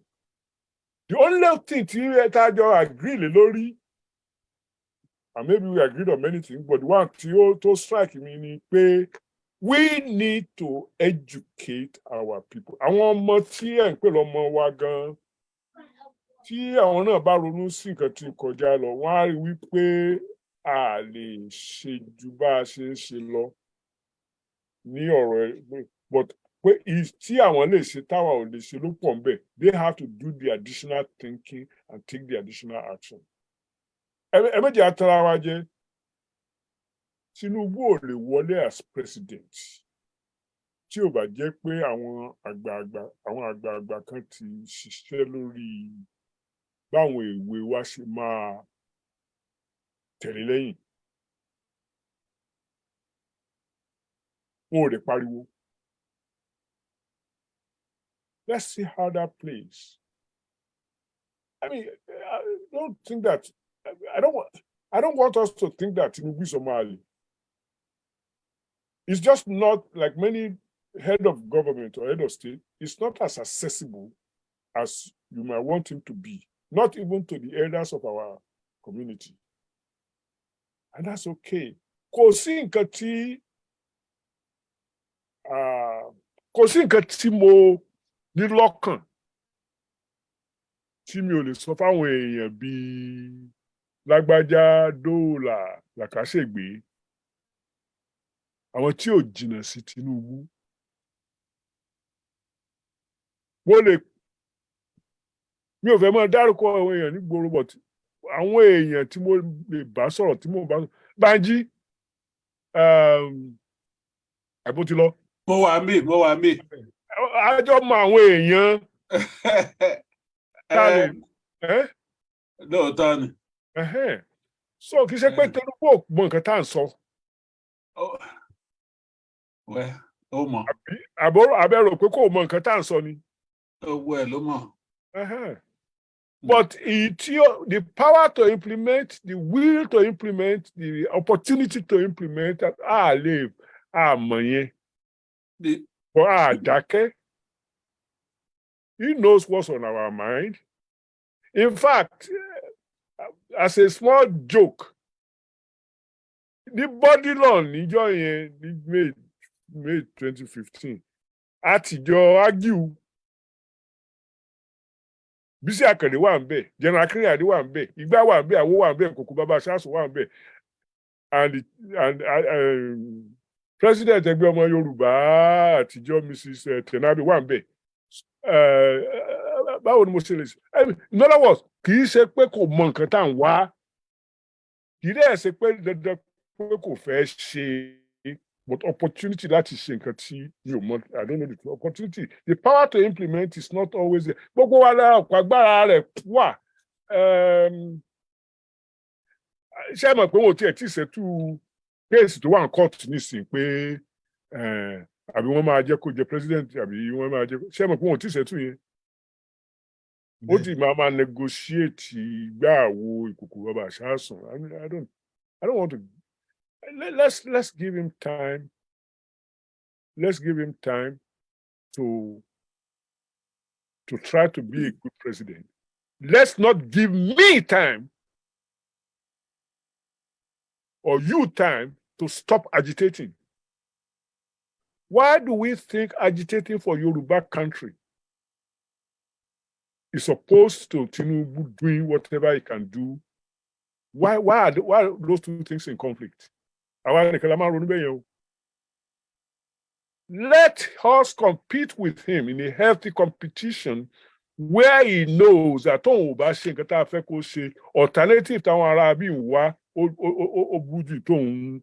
I mean, why can't we allow that to play out? Because Banji ò ní panu mọ́. Banji 1, Banji 2, Banji 3. Wọn ò ní panu mọ́. So we have a dynamic society that the leadership cannot ignore because wọn mọ bí tẹ́nìkan ti máa yọ sí wọn. But tí mo bá lọ gba iṣẹ́ ní Ọ̀ṣun State Ministry of Agriculture, tí wọ́n san salary mi, then I be gagged. Àbí bẹ́ẹ̀ kọ́? So let's look at it that way. I will never be tired. That's what I can promise you. But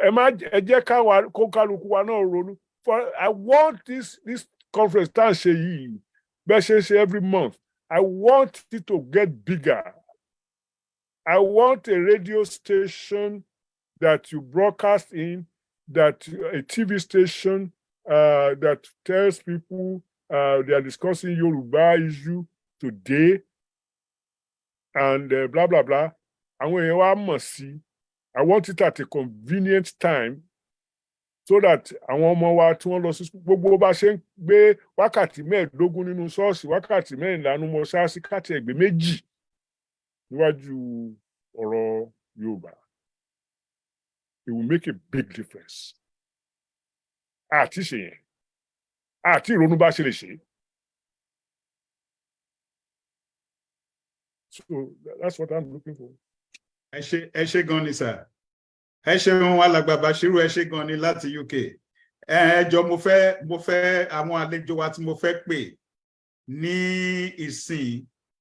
Alàgbà Julius ẹ̀yin ni mo máa pè last torí ẹ̀yin ni secretary wa níbí. A máa pe àwọn àlejò ṣáájú yín. Ẹ jọ̀ọ́ alàgbà Ojúọlá kó tó di pé mo pè yín, ẹ jẹ́ kí n pè kó tó di pé a pe Professor Adeniran Adeboye tán fi jẹ́ àlejò wa lénìí. Ẹni tó jẹ́ àlejò wa ní oṣù tó kọjá, wọ́n wà bí wọ́n dẹ̀ náwó sókè pé wọ́n fẹ́ béèrè ìbéèrè àbọ́n ní comment. Àwọn ni Dr. Layo Adeniyi. A fẹ́ fún wọn ní respect yẹn pé wọ́n jẹ́ àlejò wa ní oṣù tó kọjá ní orí ètò yìí, so that kí wọ́n lè béèrè tó bá dẹ̀ jẹ́ additional comment ni wọ́n fẹ́ ni. Máa fún wọn ní ẹjọ́ bàbá Dr. Ojúọlá, ẹ má bínú. Ẹ jẹ́ kí n sáré pé alàgbà Layo, Dr. Layo Adeniyi. Ẹ bá wa dá sí ètò yìí. Ẹ ṣeun sir. A kú àpérò. Ẹ ṣeun sir. A kú alẹ́ láti Nàìjíríà, ẹ kú ọ̀sán láti Canada, ẹ kú ìrọ̀lẹ́ láti Australia, gbogbo ibi tá a bá wà jákèjádé orílẹ̀-èdè ayé. Ẹ ṣeun sir. Inú mi dùn láti gbọ́ ọ̀rọ̀ ìṣítí lẹ́nu bàbá wa ọ̀jọ̀gbọ́n Adébóyè. Èyí tó wá dùn mọ́ mi nínú jù níbẹ̀ ni ọ̀rọ̀ tí ọmọ wa sọ lẹ́ẹ̀kan nípa àwọn ìgbésẹ̀ tó yẹ ká gbé. Ṣùgbọ́n pábánbárì ẹ̀ ọ̀jọ̀gbọ́n Adébóyè fi yé wa ń sìn tó dẹ̀ ṣe kókó wípé àpéjọrò yìí ó yẹ kó tóbi ju bó ṣe wà yìí lọ. Ó lè fún àwọn èèyàn wa ní àǹfààní láti mọ̀ wípé ìpolongo wa fún orílẹ̀-èdè Yorùbá àti ìdákẹ́.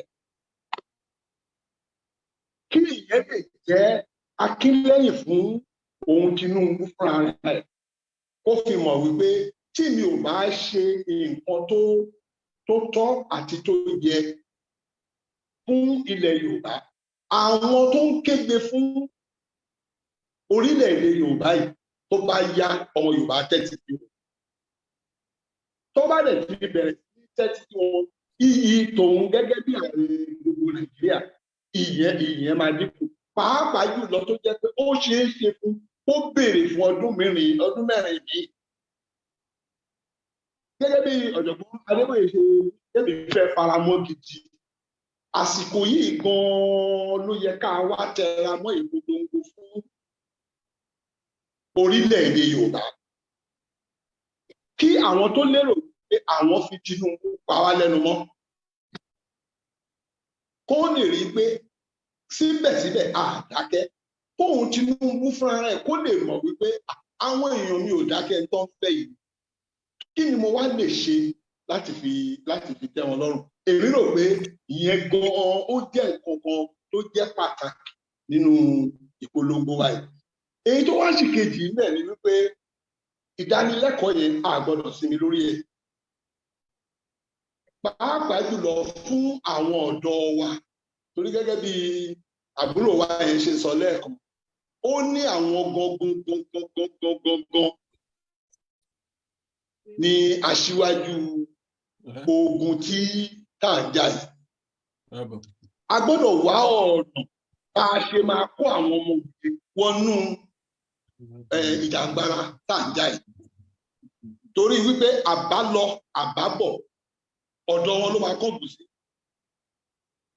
Gẹ́gẹ́ bí ọ̀jọ̀gbọ́n Adébóyè ṣe nígbà ayé action, àwọn ọmọdé ọjọ́ òun láti àwọn 30, 32, 35 kan, àwọn ló padà di bàbá irú ẹ̀ náà gbọgbọgbọgbọ ní tó wà nílẹ̀ ìyẹn ló ṣe jẹ́ pé ó ṣe pàtàkì láti rí pé àwọn ọ̀dọ́ wa nílé ẹ̀kọ́ gíga a fà wọ́n mọ́ra a fún wọn ní ìdánilẹ́kọ̀ọ́ kí wọ́n bá lè mọ̀ wípé gbogbo ń dà ń wí gbogbo ń dà ń jà fún àwọn gangan làwọn ní àǹfààní èyí Ọlọ́run má pa àwọn nírèwèrè àwọn náà ń bọ̀ wá dàgbà tí gbogbo kinní wọ̀nyẹn bí àǹfààní tó máa tó wọn lọ́wọ́ síbẹ̀ náà gẹ́gẹ́ bí ọ̀jọ̀gbọ́n Adéwòye ṣe ẹ má jẹ́ ká gbàgbé pé orin yìí ò ṣe é kọ láìsí owó irú owó dàlúdàlú táwọn òṣèlú ń ná ìyẹn là gbọ́dọ̀ fọkàn sí ṣùgbọ́n àwọn owó kéékèèké tó jẹ́ pé àwọn ìgbésẹ̀ níta bá fẹ́ gbé fúnra ara wa láàárín ara wa láì polongo àní àjẹṣẹ́kù láti lè fi ṣe ara àwọn irú àwọn ìgbésẹ̀ wọn ni àti máa kàn sí àwọn ìjọba tá a bá mọ̀ pé ó yẹ ká kàn sí láti rí àtìlẹ́yìn wọn fún tá à ń béèrè kì í ṣe gbogbo wọn ló máa dá wa lóhùn ṣùgbọ́n àwọn ọ̀kọ̀ọ̀kan wà nínú wọn tá à ń wá máa ṣe àwọn oníṣòwò wọn náà tó jẹ́ pé wọ́n rí wípé bí nǹkan ṣe ń lọ láfíríkà kò jẹ́ kí nǹkan yẹn gan particularly nílẹ̀ Nàìjíríà kò jẹ́ kí nǹkan yẹn gan kó rọgbọ fáwọn ọmọ kì í ṣe ọwọ́ nílé ará Canada ará Amẹ́ríkà ará Germany ará France àtàrà UK kì í ṣe bó ṣe ń rí ṣe nílẹ̀ Yorùbá nígbà ayé àwọn Awólọ́wọ̀ kì í ṣe bẹ́ẹ̀ náà ṣe ń rí ṣe ń sìn ó ti bọ́ sọ́wọ́ àwọn ará China àti India débi tó jẹ́ pé wọ́n á kó àwọn tí yóò níṣẹ́ ní India wọ́n á kó àwọn ẹlẹ́wọ̀n China wọ́n á kó wọn wá sí Nàìjíríà àwọn ọmọ Yorùbá bẹ̀rẹ̀ tó kàwé tó níṣẹ́ gidi lọ́wọ́ wọn ò ní rí nǹkan kan ṣe nípa bẹ́ẹ̀ ó ìṣe kókó ìyẹn ti ṣe kókó fún wa láti rí wípé a ní gbòógì òpó ńlá kan tí gbogbo wa tá a dì mú tó fi jẹ́ pé tọrọ ni kọ́bọ̀ ni láì polongo wípé àwọn kọ̀ọ̀kan tó wà tó jẹ́ pé lábẹ́lẹ̀ láti máa ṣe èmi rò pé ìyẹn ṣe pàtàkì Ọlọ́run kó gbà fún wa. ẹ ṣeun sir wọ́n kàn fi comment sí ni ẹ ṣe gan ni sir Pastor Dr. Ojúọlá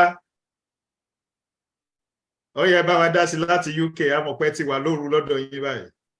Bẹ́ẹ̀ ni bàbá Chris. A dúpẹ́ lọ́wọ́ yín ẹ ṣeun ẹ bá wa dá sí. A fẹ́ bá yín dá sí inú mi dùn pé mo máa ń wà ní ọ̀dọ̀ yín ní gbogbo oṣù tẹ́ bá fẹ́ ṣe Ọlọ́run á dẹ̀ fún wa ṣe á di ibi tá à ń lọ. Àmín o. Sẹ́rí àwọn Yorùbá ládùúrà ni máa ń gbà agbára kì í gbà. Mo fẹ́ béèrè ìbéèrè kan ṣùgbọ́n kí n tó béèrè ìbéèrè yẹn mo fẹ́ dúpẹ́ lọ́wọ́ bàbá wa àwọn tí wọ́n tún wá jẹ́ mẹ́ńtọ̀ fún mi Professor Adeniran ẹ ṣeun ọjọ́ yẹn á dalẹ̀ ẹ pẹ́ fún wa ẹ ní dàgbàyà lórúkọ Jésù àwọn ọmọ yín wọn á jèrè yín lórúkọ Jésù torí pé bẹ́ẹ̀ bá ti ń tún orí lórí ṣe Ọlọ́run á tún orí àwọn ọmọ yín náà ṣe torí pé mo wò ó wípé tá a bá rí yín bíi mẹ́wàá ní orílẹ̀-èdè Yorùbá tẹ́yìn mẹ́wàá ẹ bá wá papọ̀ pẹ̀lú gbogbo ohun tẹ́ ẹ ní pẹ̀lú gbogbo tẹ́ ẹ ń sọ fún wa yìí mo mọ̀ pa nígbà níbi tá a wà yìí. Rí pé ọ̀pọ̀lọpọ̀ tí a rí lónìí wọn ò kì í ṣe abiyamọ mọ́ abiagba ni wọ́n. In the sense ni pé tó bá ti gbé owó fún ẹnìkan bóyá bíi 2 million 3 million ó ti gbàgbé gbogbo àwọn tí wọ́n jọ ń jìyà bọ̀. Àní lè bẹ́ni yẹn sọ̀rọ̀ mọ́ àní lè rí ìṣẹ́ ni yẹn mọ́. Now nípa agitation yìí pẹ̀lú orí ọ̀fẹ́ Ọlọ́run láti 2019 ni mo ti wà pẹ̀lú ọmọdé jẹ́ ọ̀kan nínú gbọ̀ngbọ̀n ẹ̀yin náà dẹ̀ mọ̀ àti bàbá Chris náà mọ̀ pé mo máa ń lọ sí ilé láti lọ kọ́ àwọn èèyàn ní bí wọ́n ṣe lè ṣe tí security ló wọ́n mọ̀ fún wa òkè tí ò ní sí pé bóyá ajínigbé ń jí wọn gbé nílùú tèmi o tí mo dẹ̀ mọ̀ gbogbo gbèsè mo máa ń náwó mo bá lọ Nàìjíríà orí máa train wọn máa ṣe everything ṣùgbọ́n tá a bá rírun yín bíi mẹ́wàá pẹ̀lú ọpọlọ pẹ̀lú ọgbọ́n pẹ̀lú ìmọ̀ pẹ̀lú ọgbọ́n orí tẹ́ fi ń ṣe yìí ṣé mọ̀ pa á ti rìn jìnnà jù báyìí lọ ṣùgbọ́n ó ṣòro ká tó ríru yín báyìí fúrẹ́ ló jẹ́ pé gbogbo nǹkan tẹ́ jẹ́ ká mọ̀ ẹ dákun ẹ máa sọ fún wa ẹ jẹ́ kó yé wa ká máa fẹ́ pé nígbà tí bàbá Adéníran fi wà wọ́n sọ nǹkan báyìí fún wa mathematics lẹ ṣe ṣùgbọ́n nígbà míì history lẹ ń kọ́ wa history àgbáyé history ilẹ̀ Yorùbá lẹ ń kọ́ wa wọ́n á fẹ́ pe àkíyèsí gbogbo àwọn tó wà lórí ìkànnì sí nǹkan kan torí mo máa wà máa kọ́kọ́ rí lẹ́yìn máa rí fast ara máa wò máa tuntun yẹ̀ wò à ń pè kíníkan ní hypothesis ni pé nígbà ẹ bá kọ nǹkan kan tán ẹ wà lọ wò ó pé ṣé tẹ bá padà wá ṣé kí ni ṣe máa rí bẹ́ẹ̀ in the next 5 years in the next 10 years. Now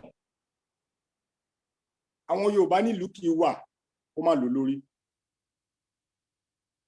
tí wọ́n dẹ̀ gbé wá táwọn ìlànà Canada gbé wá ni pé níbo la wà níbo la dé níbo la ń lọ àwọn ọ̀pọ̀lọpọ̀ àwọn yẹn ti sọ̀rọ̀ oríṣiríṣi ẹgbẹ́ ló wà nílẹ̀ Yorùbá lónìí àwọn eléyìí àwọn tọ̀hún Yorùbá gbá Yorùbá kòkó wa sásùn gbogbo àwọn tí àwọn ń pariwo yìí lónìí ẹnìkan sọ̀rọ̀ pẹ̀lú emotion tó ní ìgbálẹ̀ ẹyọ kan kò lè gbálẹ̀ mọ́ ẹyọ gbálẹ̀ ṣùgbọ́n tó bá jí òṣùṣù ọwọ́ á gbálẹ̀ mọ́ dáadáa.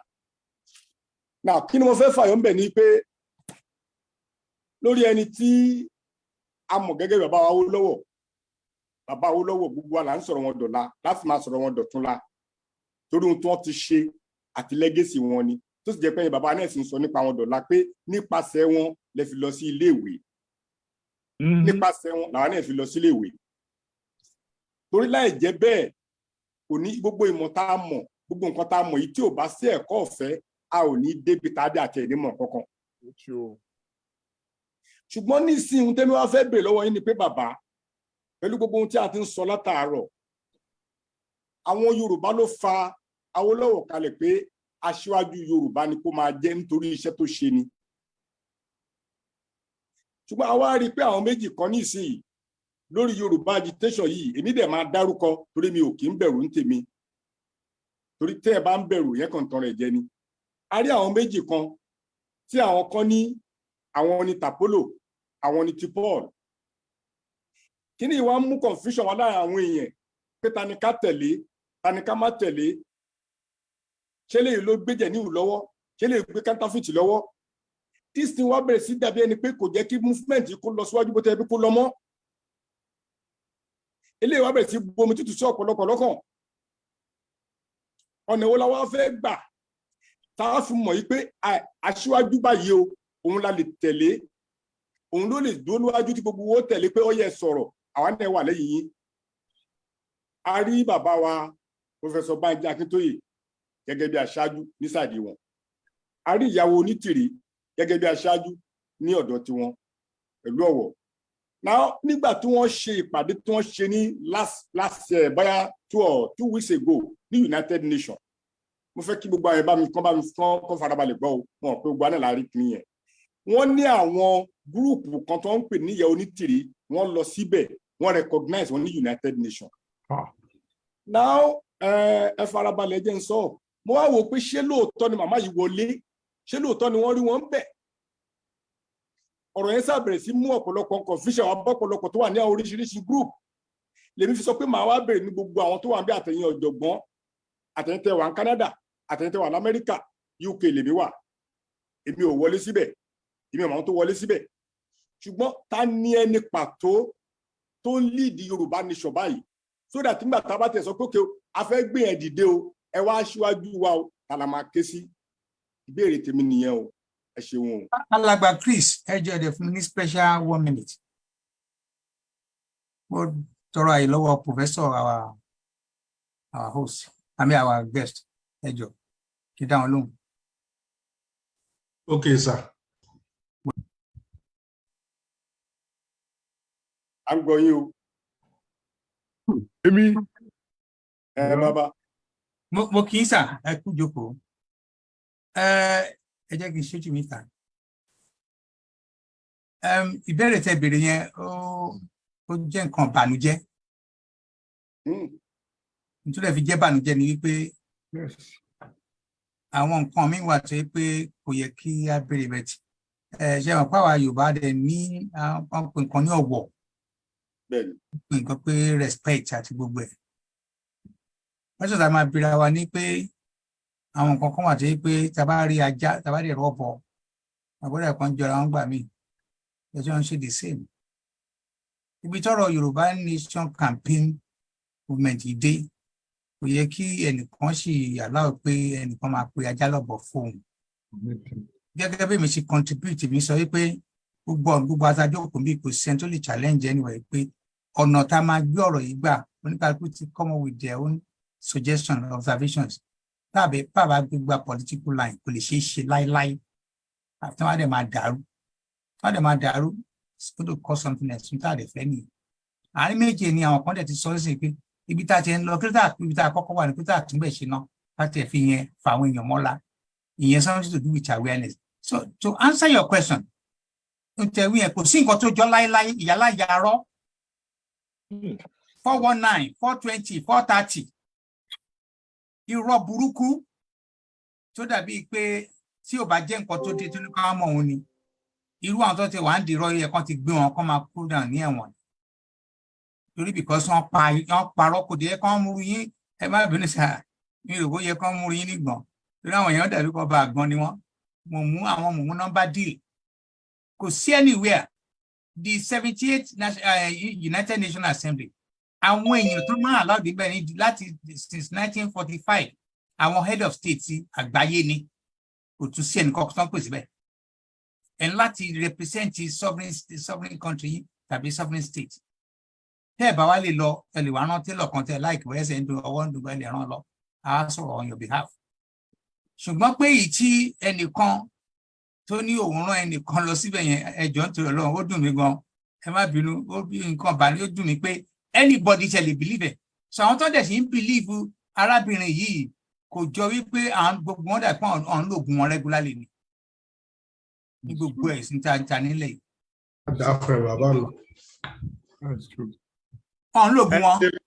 ẹ ṣeun bàbá ọ̀sẹ̀ni. mo dúpẹ́ lọ yín alàgbà please. ẹ ṣe adá fún yín sà adá fún yín. Thank you very much. Bàbá Adeniran bóyá ẹ fẹ́ bá wa dá sí ní kíákíá. Bàbá ni tí mo béèrè lọ́wọ́ àwọn ohun tí mo béèrè number 1 number 2 ohun tí mo béèrè ni pé ta ni ẹni tí a lè mú tó máa jẹ́ aṣíwájú Yorùbá gẹ́gẹ́ bí ìgbà bàbá Awólọ́wọ̀ that is what I'm asking. Okay ẹ jẹ́ kí n sáré ẹ jẹ́ má bínú sà for now ó tún ṣe ní láàánú láti sọ̀rọ̀ eléyìí tí wọ́n bá dálẹ̀ kan tún ṣà tàbá ní afẹ́ leader the only known leader for Yoruba now is Professor Banji Akintoye. Then tó bá di ní ọ̀la and this is with you mutọrọ wa tó bá di ní ọ̀la awátẹ wa gba Yorùbá nation yẹn ayọmọye èèyàn ló dà pé wọ́n understand ṣe pé ẹnìkan kọ́ ló máa kàn dúró lọ́wọ́ máa ṣe pé ìwọ mélé nǹkan kan because àárín méjì a máa form political party a máa form groups a máa form oríṣiríṣi organization which and so on and so forth so it's just not going to be business as usual so many people do not understand pé n tó wà lẹ́yìn ọ̀fà ó ju òjé lọ so it's convenient ká máa sọ pé I hope this is nǹkan kan because at the end of the day adẹ̀ ti rí pé àyòmọye ara wa náà ní agenda. Carry. Thank you sir. But as we speak, the national leader of Yoruba self-determination movement is Professor Banji Akintoye. And I believe his deputy is here. Let me take Google him for some time. Where's the call? Banji Ayiloge is here. Banji Ayiloge. Irun funfun ti ẹnẹ ti ń pọ̀ báyọ̀ pẹ̀lú ọ̀rẹ́ mi. So mo kí yín. Ẹ ṣeun Dr. Seni ẹ ṣe gan ni. So bàbá Adeniran Adeboye ẹ bá wa dá sí sà. Ó dàbí gbà pé kò yé mi ṣé pé à ń wá olórí fún ilẹ̀ Yorùbá àbí a fẹ́ identify tó jẹ́ olórí ilẹ̀ Yorùbá. A fẹ́ mọ ẹni tí wọ́n jẹ́ olórí ilẹ̀ Yorùbá pé ẹni báyìí o nígbà tí bàbá Awólọ́wọ̀ jẹ́ta olórí Yorùbá a mọ̀ kí bàbá Awólọ́wọ̀ ni Okay, there's a mixed up mẹ́rin ẹ jẹ́ wá mi. Èmi rò pé Yorùbá mo jẹ́ mo sọ pé Yorùbá self-determination movement as we speak. No, mo torí ẹ̀ ló jẹ́ kí n bá yín. Ẹ ṣe mo kí dáàdi wa ẹ má bínú kí alàgbà ọmọ ẹ dá sí ọ̀rọ̀ yìí bàbá ẹni sọ. alàgbà ọmọ àpòrí owó wọn fún mi ní tẹ́ẹ̀kì sọ. ṣé kí n sọ̀rọ̀ sáà.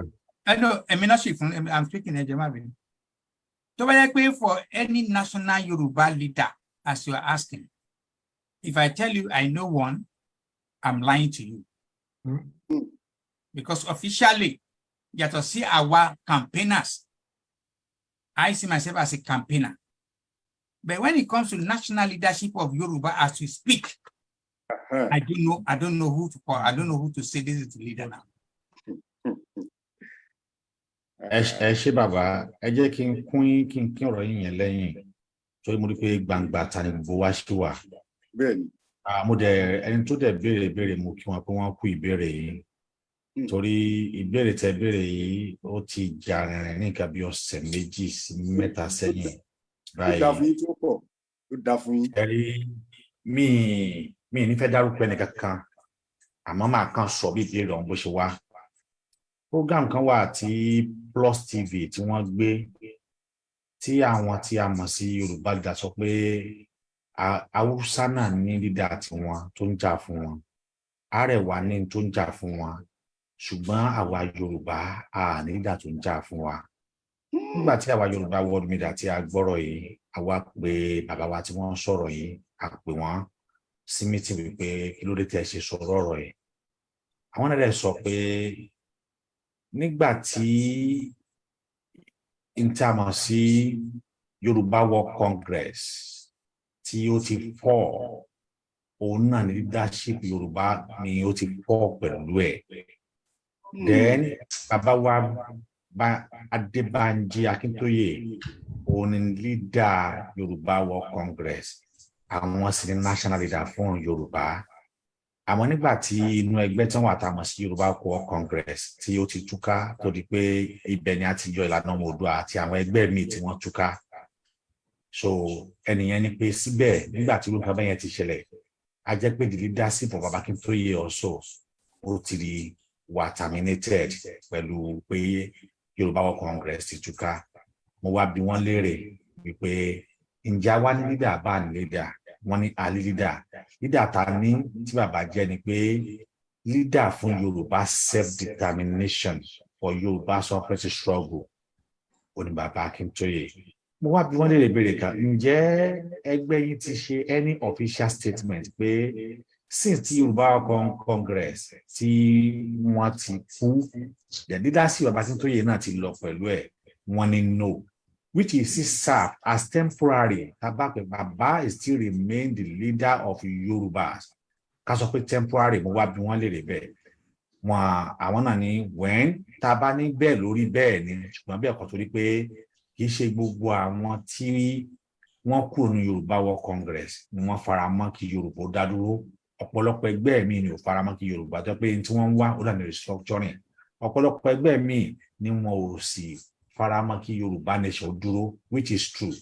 But bá a ṣe ń sọ̀rọ̀ pẹ̀lú ìbéèrè tẹni yìí ìbéèrè àti ìbéèrè tí bàbá wò ṣe ní dáhùn, Yorùbá ní ó jọ gàtẹ́ kò jọ gàtẹ́, ó fi ẹsẹ̀ méjèèjì ó fi ń jọra wọn. Àti leader fún Yorùbá self-determination àti leader fún Yorùbá group. Bàbá still níbi tá a bá dé lónìí, bàbá sì dúró gẹ́gẹ́ bí leader fún ìran Yorùbá.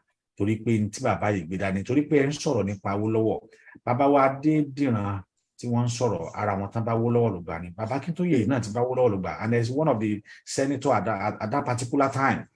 Débi pé wọ́n mọ step ipa tí Awólọ́wọ̀ tọ̀. Ẹ wá jẹ́ ká wo àwọn bàbá yìí, bàbá Adédìran ní níwájú wa yìí, bàbá wọn ti grandpa ni wọ́n, bàbá ni wọ́n jẹ́ fún wa. Bàbá Akíntóyè rèé, bàbá wa Ayélóge ni àtàwọn bẹ́ẹ̀ lọ, bàbá wo sẹ́ni rèé. Ẹ wá wo kàtígórì àwọn bàbá yìí, ẹ wò ṣé ààrẹ ẹni tó jù wọ́n lọ tó bá Awólọ́wọ̀ lò gbà ṣùgbọ́n tí ò fẹ́ kí Yorùbá nation dúró ni. Ó wà tí ó sì fẹ́ rárá, ó wà láàrin wọn. Ṣùgbọ́n bàbá yìí wọ́n fẹ́ kí Yorùbá nation ó dúró, wọ́n fẹ́ kí Yorùbá kọ́ bọ́kù lẹ́kẹ̀rú, wọ́n bá Awólọ́wọ̀ lùgbà, ṣùgbọ́n gbogbo wọn kọ́nà láàgbé síwájú gẹ́gẹ́ bí aṣíwájú, ẹnìkan náà ni ó sì máa jẹ́ aṣíwájú wọn. ìyẹn wà nípa tó já síwájú ẹ̀yìn náà ni ó máa dictate fún wọn, òun náà ni ó máa sọ fún wọn pé báyìí ni kí wọ́n ṣe rìn, ṣùgbọ́n ẹnìkan náà ni ó padà wá lead wa pé dáwọ́dá ìwọ sásíwájú wájà máa ń sọ. Gbogbo wọn pátá ni wọ́n dẹ̀gbà fún bàbá Akíntóyè, ìwọ sáà máa tún sọ ní táwa bá sọ fún ọ lábẹ́lẹ̀ ló máa gbọ́. So to me, bàbá sì dúró gẹ́gẹ́ bí leader fún ìran Yorùbá, torí pé lónìí kò tí ì sí ẹnikẹ́ni jáde wípé òun leader fún ìran Yorùbá. Yorùbá World Congress tó pínká, bàbá ni leader nígbà náà, títí dì sí yìí bàbá still remain the leader of Yorùbá àti Yorùbá nation ni o àti Yorùbá self-determination ni o, wọ́n sì dúró. Bọ̀ tó bá wá dọ̀la o, tá bá wá kóra wọn jọ gẹ́gẹ́ bí ẹgbẹ́ pé ẹni tá a yàn lásìwájú rẹ̀ báyìí o, torí pé wọ́n fòtì fún bàbá ni tí bàbá fi débẹ̀, ẹgbẹ́ ló túká, ṣùgbọ́n leadership yẹn ò tí ì túká. So mo rò pé mo ti níwọ̀n àgbàgbọ́n ọmọ tèmi sí mo ti dọ́gbọ́n tó dáhùn béèrè yẹn. Láka yìí ni ìjọba ṣeun lórí ọ̀rọ̀ yẹn ti dá wa lálẹ́ lórí gbogbo ìkànnì táwa. Ẹ má jẹ́ ṣe rí lẹ́yìn ètò yìí, ẹ pè mí, ẹni tó sọ̀rọ̀ yìí máa link yín mọ́ wọn. Mo dẹ̀ pé tí mo sọ àwọn kan náà àti máa mẹ́ni tó sọ̀rọ̀ àwọn náà wọ́n wà famous lọ́rọ̀ Yorùbá nation. A sọ fún bàbá Chris kan fún mi nọ́mbà yìí. Kò sí wàhálà sà. Orí àti ayọ̀ ìrìn out ní last week nínú Yorùbá World Media. Ẹ ṣé ó pọ̀. Thank you. Ẹ ṣé gan ni. Bàbá Adeniran Adeboye sà, ṣé ẹ fẹ́ contribute sí i? Mo pass torí gbogbo conflict tó wà ní the leadership nílẹ̀ Yorùbá. Díẹ̀ báyìí ló kù kí pàkúté ó mú mi. Wọ́n ní ẹni tí wọ́n bá forí ẹ̀ fágbọn ìbá wọn jẹ ń bẹ̀. Ṣiṣẹ́ pé mo wá nǹkan tí wọ́n ó jẹ o, ṣùgbọ́n mi ò fẹ́ kí wọ́n forí mi fágbọn láì mọ̀ pé wàhálà ń bọ̀. 2015 tí mò ń sọ lẹ́ẹ̀kan, Oòduà Foundation lọlé láti lọ participate ní Yorùbá Assembly nìbàdàn. So ìgbà tá a kúrò ń bẹ̀, a lọ sí ààfin Ọ̀yọ́ láti rí ọba, a lọ sí Òṣogbo, a lọ sádó Èkìtì, a lọ sí Àkúrẹ́ lọ́dọ̀ Fásọ̀rántì àti senior mi ti jẹ́ tó rọ̀ ní gíga Fáláyé. A kúrò ń bẹ̀, a lọ sọ́dọ̀ Ọlájídé, a kúrò ń bẹ̀, a lọ sí Ìkẹ́ní lọ́dọ̀ Mrs. Awólọ́wọ̀, a lọ sí ọ̀dọ̀ bàbá Adébánjọ àti Ọlánihun Àjàyí, a lọ sí OPC 1, OPC 2, Bísí Àkàndé, Tinubu and Bọ̀dé George. Ètò mo rántí nìyẹn. Gbogbo wọn ni wọ́n mọ̀ pé nígbà yẹn o pé Oòduà Foundation was a think tank working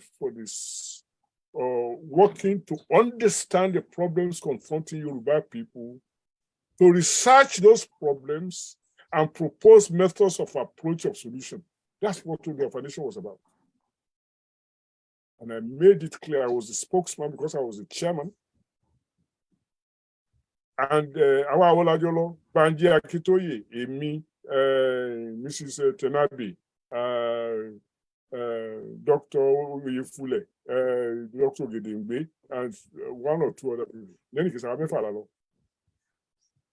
but torí pé èmi ni mo ṣẹnu gbangba nígbà jẹ́ pé mi ni chairman, èmi ló máa ń sọ̀rọ̀ nígbà tá a bá pàdé wọn láti wá ju ọba títí déjòyè tìbí. So ọjọ́ tí wọ́n lọ dá Yorùbá World Congress sílẹ̀, tí wọ́n declare Banji Akitoye as leader. Ṣé ń gbọ́ mi? Èyí tí mo gbọ́ lẹ́nu àwọn yòókù tí mo ti dárúkọ yìí, òun ni pé wọ́n pè wọ́n ní sèmi ló rán Banji láti lọ jẹ leader of Yorùbá. Ṣé ń gbọ́ mi o? mo ti bá wọn jẹ àmàlà jẹba jẹ gbogbo ẹ nílé Fásọ̀rántì nílé tí gbogbo wa recognize wọn as strategically leadership of Yorùbá, especially Fásọ̀rántì. Kó wá di pé ọmọdé tí mo tiẹ̀ sọ fún pé ọmọdé àbúrò yìí lèmi àbọ̀mọ yìí ni mí ò kí ní kẹsẹ̀ lẹ́pàá kọ́ inú Ọláníhun Àjàyí níbẹ̀ èèyàn bá ìsọjọ́ orílẹ̀ yẹn fi ṣe kínní ìwọ lágbà níìsí ìwọ ló máa bá wa tó kínní ìtò àti kínní. Wọ́n á di pé mo délé tán tún later on tí wọ́n sọ pé mi ló lọ rán Bánjí Akíntóyè láti declare ara ẹ̀ ní leader of Yorùbá. Ṣé ẹ rí i pé kínní yẹn wà heavy mo sì sọ pé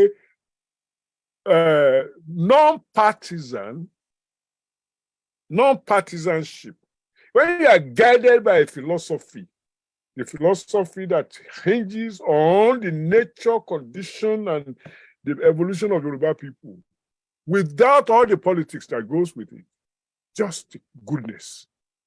Tó bá ti kọjá àyè níbẹ̀ yẹn, tó bá jẹ́ kó misinterpret ẹ̀. Even kò ṣe nǹkan tó ṣe o, nǹkan tí wọ́n ti ẹ̀ ṣe lẹ́yìn ẹ̀ tó mọ̀ ń pa ẹ̀. So gbọ́dọ̀ kọ ẹ sí jẹ̀gbọ́n. That's why irú issue tó délẹ̀ nísìn, I don't want to participate. Ilana, whether it is Ilana Canada, Ilana Europe, Ilana America, Ilana worldwide, it's an action group. Ṣé ń gbọ́ mi? Oòduà Foundation is a think tank. If I'm going to do anything action groupish, abẹ́lẹ̀ ní kì í ṣe kí n ṣàbàyà gbangba kí wọ́n tó sọ pé ṣe bí ìwọ ni head think tank yẹn tó wá bẹ̀rẹ̀ sí ṣe politics lábẹ́lẹ̀ kí ní kan sí mi ò tiẹ̀ ṣe tábẹ́lẹ̀ gan. I just want to be the servant of all sorts and conditions of Yoruba leadership to achieve Yoruba goal. Ọba àṣẹ CNC o, ọba àṣẹ NPC o, PDP, PWD, DDT, Government College Ibadan. If you are part of the leadership of Yoruba, I want to be your servant in data collection, data analysis, and proposal about how to take the next step. That's not partisanship. That's something I will share with everybody. If I do it, I will be willing to share with all of them without prejudice. Ó yàtọ̀ sí kí n mọ̀ sọ pé ní leader wa, ẹni tó ní leader wa, because I don't know enough about people. I don't stay enough long with them to know the characteristics they are bringing into that leadership, the ambition, and sometimes oh my God, and sometimes the motive, sir. Eh? The motive. Well, even if it is a motive, that's still not negative. Sometimes an agenda that is not necessarily honorable, that people can bring to an enterprise. I'm making a broad statement. I'm not mentioning any name or any particular person. I don't want to be guilty of beating my chest about what people can do when I don't know it, when I don't know the agenda that they are bringing to it. I don't know that. I'm safer just being the servant of everybody rather than the prop of anybody. Ẹ ṣeun sir, ẹ ṣe gan ni. Ẹ jọ̀ọ́ a ti lo 4 hours níbí. A dẹ̀ ń rọ́wọ́ sí lókè báyìí, ẹ jọ̀ọ́ ẹ má jẹ́ ká tún nawọ́ sókè mọ́. Mo mọ̀ pé ọ̀rọ̀ tí àwọn bàbá wa bá wa dá sílé ní ọ̀rọ̀ tó wà important ní níbo là ń lọ. Bóyá nǹkan tá máa ṣe ni pé àwa ESCO àti ọmọ ẹgbẹ́ Ìlànà tún máa yẹ̀ wò. Bóyá arípọ́wọ́ yín wà lókè, bóyá a máa pe bàbá wa padà wá sí another day ni. Ká wá continue because ó dàbí pé topic yẹn first time tá máa rí tí ọ̀pọ̀lọpọ̀ àwọn èèyàn náwó tá wà bí títí di oru time ni. Àwọn èèyàn á ti tá bá ti rí ọwọ́ mẹ́rin tó ti show interest, wọ́n ti parí ẹ̀ síbẹ̀. Bẹ̀tẹ̀ yìí ó dàbí pé a fẹ́ kó end.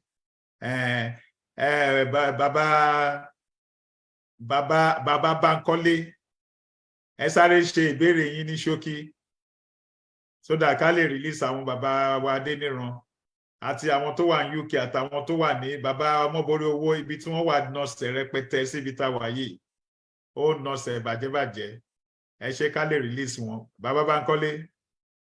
yà ẹ ṣe púpọ̀ alàgbà Akíngbadé mo kí bàbá wa Adeniran Adeboye kúrọ̀lẹ́ o. kí a lè rójú yín sà. yà ẹ rójú mi ẹ kúrọ̀lẹ́ mo kí yín bẹ́ẹ̀ ni mo kí bàbá Ayélóge náà ẹ kú ọjọ́ mẹ́ta sà. Inú mi dùn gan fún ọ̀pọ̀lọpọ̀. ẹ ṣeun a dúpẹ́. Yes sir. Inú mi dùn fún ọ̀pọ̀lọpọ̀ ọ̀rọ̀ tí mo ti gbọ́ lénìí nípa ibi tí à ń lọ.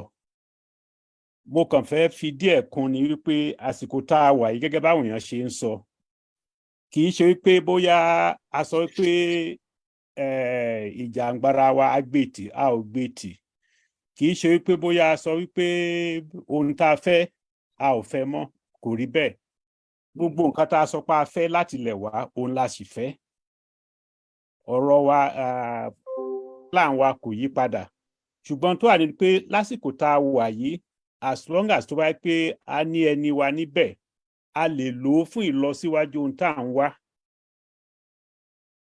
ohun tá a lè ṣe tí ń rò pa a lè ṣe ní àsìkò yìí níwọ̀n ìgbà tó ń wà ń bẹ̀ ni pé ká lọ tú àwọn irinṣẹ́ wa tò ètò nípa awareness ẹnìkan ń dárúkọ lẹ́ẹ̀kan pé àwọn ọmọ ilé ẹ̀kọ́ àwọn ọmọ yunifásitì wọ́n ṣe pàtàkì nínú ìrìn àjò yìí kò sí rọ́bẹ̀ àwọn tó wà ń ta tó ń ṣe mechanic tó ń ṣe organizer tó ń ṣe àjòrìn wọn níye the millions nílẹ̀ Yorùbá tó pé èjì wọn ò ju bóyá 40 lọ àwọn tó tá a lè lò níwọ̀nyí ẹ jẹ́ ká wá bá a ṣe máa introduce wọn sí gbogbo nǹkan tó ń ṣẹlẹ̀ yìí àwọn míì tó ti gbọ́nu wọ́n ti ní rẹ̀wẹ̀sì ọkàn ní ìsìn tí ìjọba ti yí padà tó ti bọ́ sọ́wọ́ aṣíwájú wọ́n ti ní rẹ̀wẹ̀sì ọkàn pé nǹkan ti ń da but no ká sọ fún pé ibi tá à ń lọ kọ́ nìyẹn o plan tiwa kọ́ nìyẹn o ẹ jẹ́ ká wá bá a ṣe máa tó gbogbo àwọn màmá tó ń ta tó ń taṣọ lọ́jà báà la ṣe tún fẹ́ rí wọn kó jọ pé ẹ wá ibi tá à ń lọ a ò tí ì débẹ̀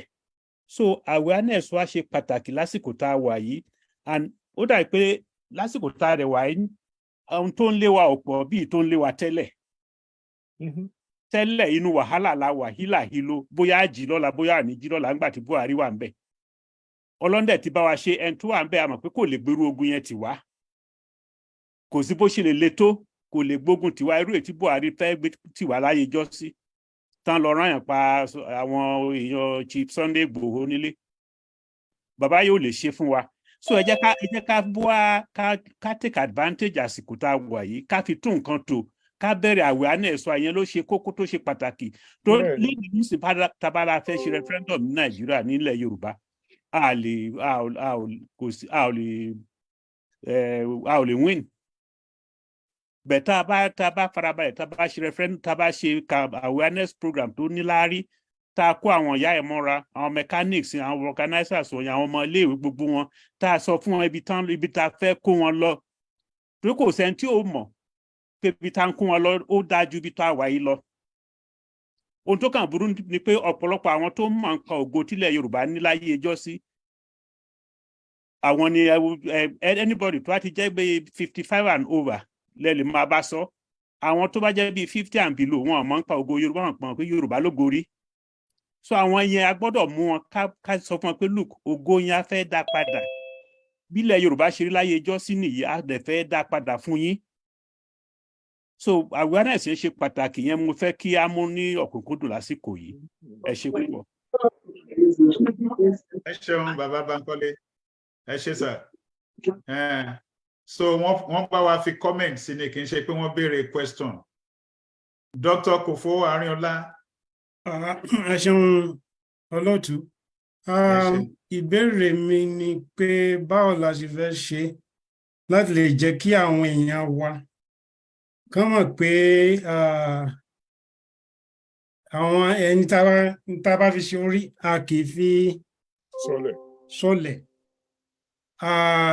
àwọn ẹgbẹ́ 52 wọ́n yan ẹnìkan gẹ́gẹ́ bí olùdarí wọn a sì rí bàbá yìí pé ó ń jà fitafita fún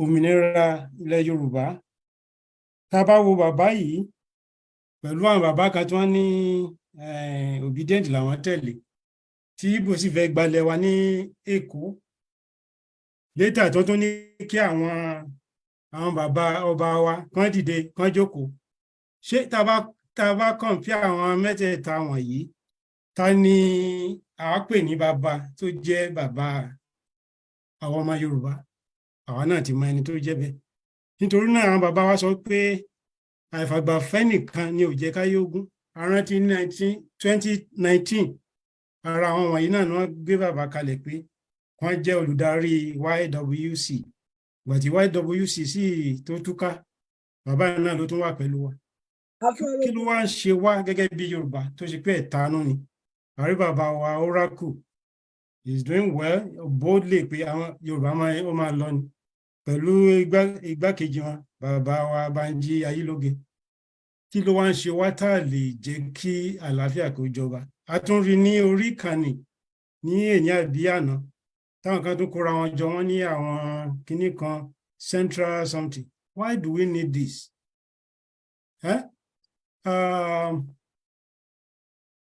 Ó yẹ ká pẹ̀tù síra wa nínú bóyá torí pé ìjọba ta fẹ́ bóyá ta bá gba Yorùbá nation pé mo fẹ́ jẹ́ olórí tàbí mo fẹ́ jẹ́ kinní ẹ jẹ́ ká rántí pé àti ṣètò ìjọba ilẹ̀ Ìbàdàn wọ́n ní pé tó bá ẹni tó fẹ́ jẹ Olúbàdàn òun láti kọ́ jẹ́ mọ́gàjì náà mọ́gàjì ọmọ tí ò bá sì wúlò ní agboolé rẹ̀ kò lè jẹ́ mọ́gàjì dípò pé a jẹ Olúbàdàn kí a bára wa sọ̀rọ̀ ká fọwọ́ wọnú pé Yorùbá nation tá à ń gbà ẹ̀ ká gbára wa sílẹ̀ ní kì í ṣe pé torí ipò ẹlòmíì wọn ò tiẹ̀ mọ̀ ní agboolé dípò wọn mọ̀ ní local government and by the time táwọn máa gba Yorùbá nation òǹkálùkù wa láti lọ sí agboolé ẹ̀ táwọn èèyàn afọwọ́ tẹ̀wé pé ọmọ wa ni kì í ṣe olè ẹni tó lè tẹ̀síwájú ẹni tó lè ran ìlú lọ́wọ́ ni kó tó lọ sí local government láì jẹ́ kí ó dàbí òye yìí ó yí àwọn èèyàn ó rò pé tó bá ti gba Yorùbá nation ó ti di mínísítà nìyẹn mo rò pé eléyìí á ràn wá lọ́wọ́ bàbá wa Oracle bàbá wa Banji Akíntóyè ní àkókò yìí pẹ̀lú igbákejì wọn bàbá Banji Ayílóge ẹ jẹ́ kí á fàgbà fún fẹ́nìkan kí ayé wa kí ó lè gùn ká lè ráyè lọ kúrò nínú ìdààmú àti hílàhílo tí ilẹ̀ Nàìjíríà ń fún àwọn ọmọ Yorùbá yóò dára fún wa ẹ ṣeun. ẹ ṣe gan ni mú kọ́mẹ́ǹtì tí ẹ fún wa alàgbà Julius.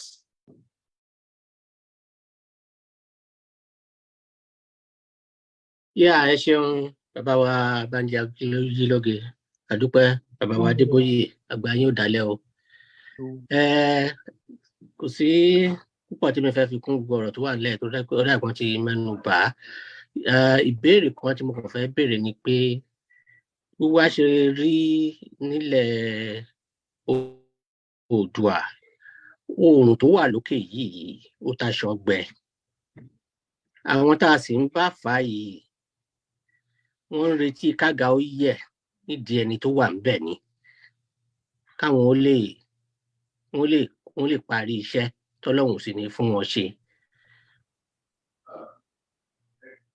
Ìbéèrè mi ni pé kí ni ẹ rò pé a lè ṣe láti lè jẹ́ káwọn èèyàn wá jí gìrì tó rẹ́lẹ́rù ò ní fẹ́ẹ́ fẹ́rú ẹ̀ lẹ̀ kí oòrùn yìí kó tó di pé ó wọ̀ torí tó oòrùn bá ti lè wọ̀ báyìí Ọlọ́run má jẹ́ ká wà nù ìyà ayérayé o. Wọ́n retí kó oòrùn yìí ó wọ̀ yálà ó wọ̀ fúnra ẹ̀ ní o àbó wọ̀ tipátipá kí la lè ṣe torí Ọlọ́run má jẹ́ kí ìyà ó mọ́ wa lára àwọn ọmọ ìyá mi tó wà nílé àtàwọn tó wà níbi ọ̀pọ̀lọpọ̀ tó wà níbi gan-an dàgbé ìyà ti mọ́ wọn lára tí wọ́n bá ti fáfẹ́fẹ́ díẹ̀ sí ojú ọgbẹ́ wọn báyìí wọ́n ti gbàgbé ìyà tó jẹ wọ́n lánàá kí la lè ṣe ara wàhálà wa nìyẹn. Bẹ́ẹ̀ ni kí la lè ṣe láti kóná mọ́ṣú wa kó jiná lẹ́sẹ̀kẹsẹ̀ ìyẹn ìbéèrè kan. ìbéèrè kejì tí máa ń béèrè nígbàkúùgbà tẹ́yìn náà sì ti mẹ́nu bà lénìí ni pé àwọn tó kó wa sínú wàhálà yìí, àwọn òyìnbó tó kó wa nínú wàhálà yìí, ẹlẹ́rù ò ní fẹ́ fẹ́rú ẹ̀ lẹ̀. Wọ́n ti kó wa lẹ́rú, wọ́n ti kó wa lẹ́rù, wọ́n sì ń kó wa bá a ti ń sọ̀rọ̀ lọ́wọ́lọ́wọ́ yìí. Torí irú ẹ̀ náà irú ẹ̀yin bàbá wa báyìí. Tí ò bá ń ṣe pé wọ́n kó wa lẹ́rù ni kò sí nǹkan tí irú ẹ̀yin báyìí ń ṣe ń lo òyìnbó. Kò sí irú nǹkan tí irú àwa báyìí ń ṣe ń lo òyìnbó. Wọ́n sì ń kó wa, wọ́n sì ń jà wá lólè dọ̀la, wọ́n sì fẹ́ fi wálẹ̀. Ìyá tó kú ní bí oṣù mélòó sẹ́yìn pẹ̀lú àwọn tó jà wá lólè, ọmọ ẹ̀ tó wà ńbẹ̀ ń sìn pẹ̀lú àwọn tó sì ń jà wá lólè lọ, tí wọn ò fẹ́ fi wálẹ̀. So 90% of our problem ibi tó wà nìyẹn. 10% tó kù inú ilé ni. Báwo ẹ tó dàbẹ ti mẹ́nu bà díẹ̀ lẹ́ẹ̀kan nígbà tẹ́ dárúkọ àwọn ẹ̀yà tó wà nù Bíbélì yẹn pé ọgbọ́n tán fi gbára wọn lẹ̀. N bá má tún sọ̀rọ̀ débẹ̀ mọ́, but mo fẹ́ emphasis yẹn pé ṣé ìgbésẹ̀ wà tí a lè gbé láti gbára wọn lọ́wọ́ àwọn people because 90% of our problem ibẹ̀ yẹn ló wà. But ó dàbí pé concentrate lórí ibẹ̀ yẹn bóyá àdè recognize ẹni torí mathematician lẹ́yìn ìyàtọ̀ wà láàrin 90% àti 10%. 90% of our problem ibẹ̀ yẹn ló wà. Ọmọ ẹ̀ tó wà, ọmọ ìyá yẹn tó sì wà ń bẹ̀ ń sìn ó sì ń jà wá lólè lọ. Wọ́n dẹ̀ mọ̀ pé tí Yorùbá bá fi lè bọ́ báyìí gbogbo ilẹ̀ adúláwọ̀ ti bọ́ nìyẹn. Ẹ ṣeun sà.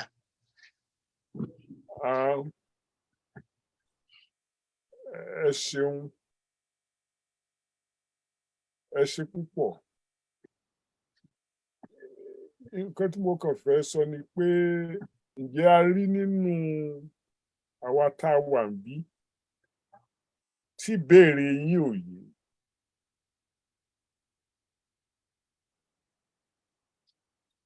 Tá a bá rí ẹni tó wà níbí tí ìbéèrè alàgbà bàbá Julius Arole Oòduà tí ìbéèrè wọn ò tí ò yé, tí ẹni tí ìbéèrè wọn ò bá yé ní ẹlẹ́sìn tún sọ pé òun ṣe àlàyé. Ẹ jẹ́ kí a ti bi pẹlẹbẹ mọ́ọ̀lẹ̀ jẹ́ kó lè bá a dùn.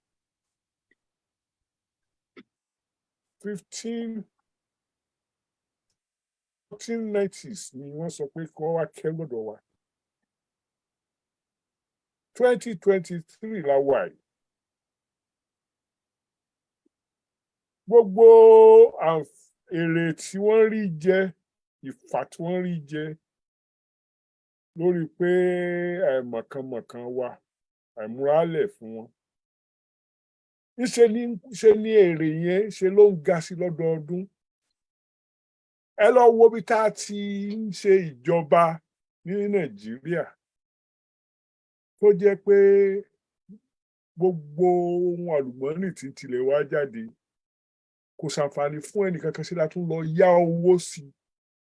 Structure International Monetary Fund and World Bank tó fi jẹ́ pé ọ̀jẹ̀ gbèsè kún gbèsè ni làwa dà. A lè bọ́ lórí ẹni torí ẹni tó lẹ́rú ló lẹ́rù. Structure tí wọ́n gbé síbẹ̀, they don't have to be frontal.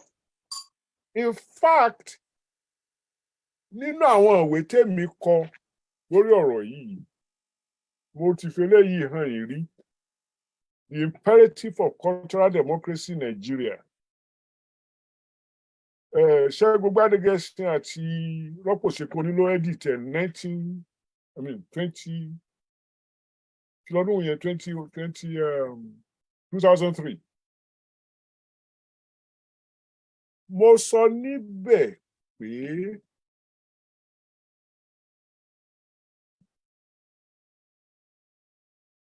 chemistry tí mo ṣe ní high school, wọ́n á ní ìkan change of state.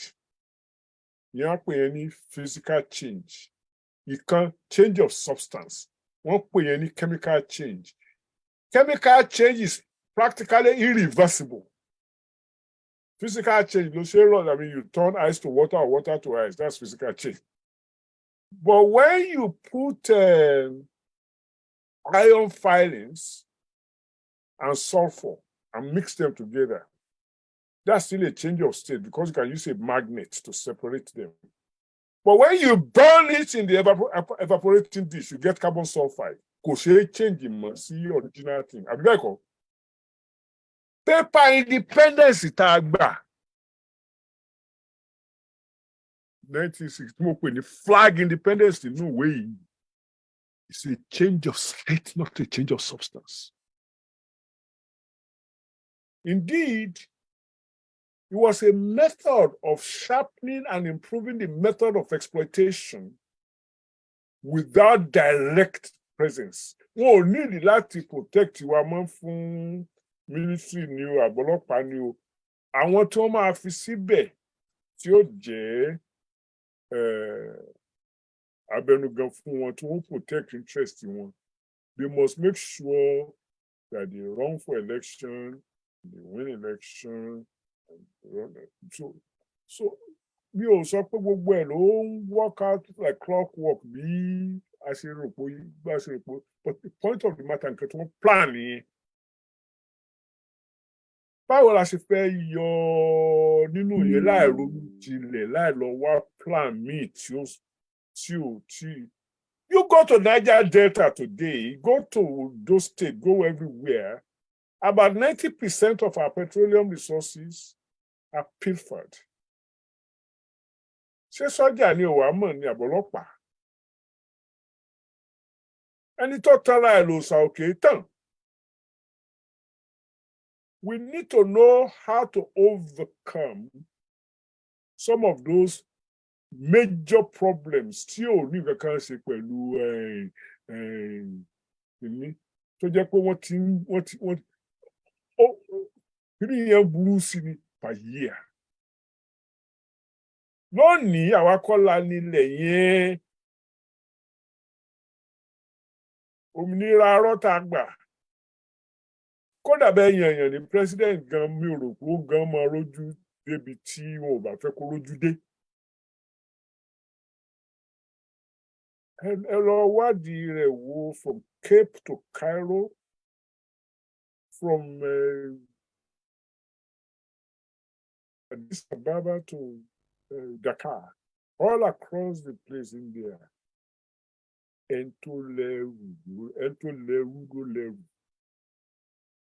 Where when I went through who we had been from the beginning of time, I say, Molatimbo, is to show that we are once an independent and viable people with good ideas, creating culture, creating economy, creating this, creating that, and able to hold our own in the world before invasion, first from the East Coast, then from the West Coast, over a 1,500-year period.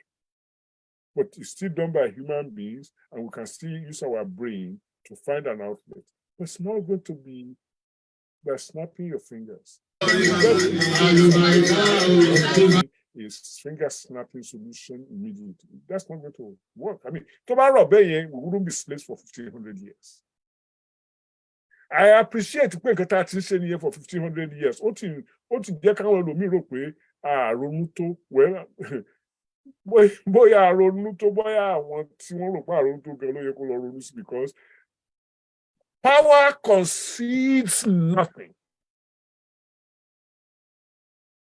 Power concedes nothing.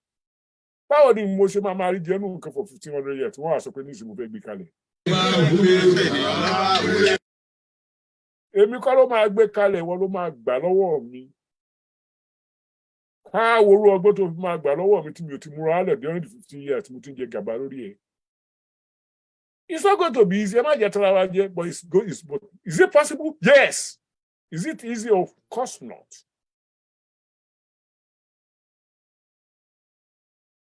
ṣé a wá sọ pé irú èmi yìí tí mo ti gbé 54 years lamẹ́ríkà tí mi ò ṣàǹfààní fáwọn kankan tó wà nílé tó sì jẹ́ kókò sí nǹkan tí Amẹ́ríkà jọ mí ju retirement income àti social security lọ but nǹkan tí wọ́n gbà lọ ní Yorùbá lẹ́nu Nàìjíríà lẹ́nu Áfíríkà kò lóòkà tó gbogbo nǹkan tí mi ò gbà lè ṣe ń bẹ̀.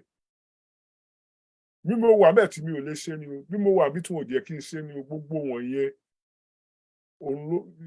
renders or impoverishes the people and the land. Does anybody know how to arrest Japa? I don't want to embarrass my family, but àwọn bíi méjì mẹ́ta tí mo rán lọ sí University of Ibadan tí wọ́n jáde tán wọ́n ti ráàyè wọ́n ti bẹ́ síta lọ sí Japa. Kì í ṣe bí o wọ́n wà ní ilé àwọn wà ní so ibi tí mo bá ọ̀rọ̀ ni pé kò sẹ́ni tó lè arrest èmi gan a lè pè mí Japa. 1969 mo ti dé bí kí n tó dé bí mo ṣe teacher King's College mo ṣe teacher ní Federal Sports Science mo ṣe teacher University of Lagos mo ṣe kíni. Ṣé èyí tí mo wá ń ṣe bí yìí àǹfààní wo ló jẹ́ fún àwọn tí wọ́n rán mi ní school tí wọ́n jìyà lórí mi tí wọ́n lọ forí àrùra kòkó ní Agídìgbì tí wọ́n gbé wá. I mean come on, it's a major problem ẹni tó lẹ́rú lọ lẹ́rù. We must agree to think deep about these things. Because if we do, now, any immediate solution, yes. Ilana can start making billboards as part of public education. Negotiate with the governor of each state. All roads must pass through Mughal Empire. When you are driving from Lagos to Ibadan, ẹ rí i pé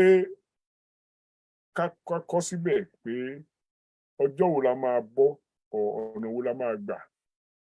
Ká bẹ̀rẹ̀ sí make àwọn èèyàn wa ronú kì í ṣe gbà tá a bá ń teach lórí rédíò nìkan.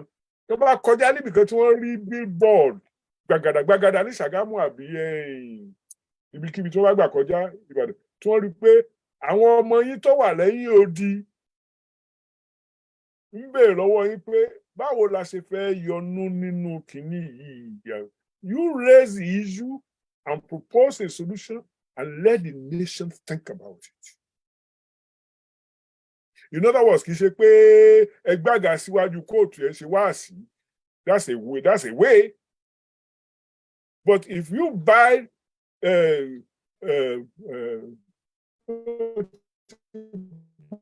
billboard, Baba. Ní billboard gàdàgbà Bánjí Ayílógé máa bá wa design ẹ̀ tó ń béèrè question. Welcome to Ilé-Ifẹ̀, the home of Yorùbá whatever. Are we where we need to be? Mi ò sọ pé kẹ́kọ̀ọ́ lè bó Yorùbá ní orú nǹkan báwọn yẹn tó máa jam conscious àwọn èèyàn. Ìwé làwọn ọmọ yín kà ní àbíkún ọ̀kọ́gbọ́n orí. You must raise questions even when you are not providing answers. Get people thinking. Then gbogbo ẹ̀yin tẹ́ ń lọ sí ṣọ́ọ̀ṣì tẹ́ ń lọ sí mọ́ṣáláṣí, ask yourself questions about what you are doing. Be bold to do it. It requires being bold. Torí gbogbo nǹkan tó ti fún wa ní tó ti fọkàn wa balẹ̀ tá a ti sọ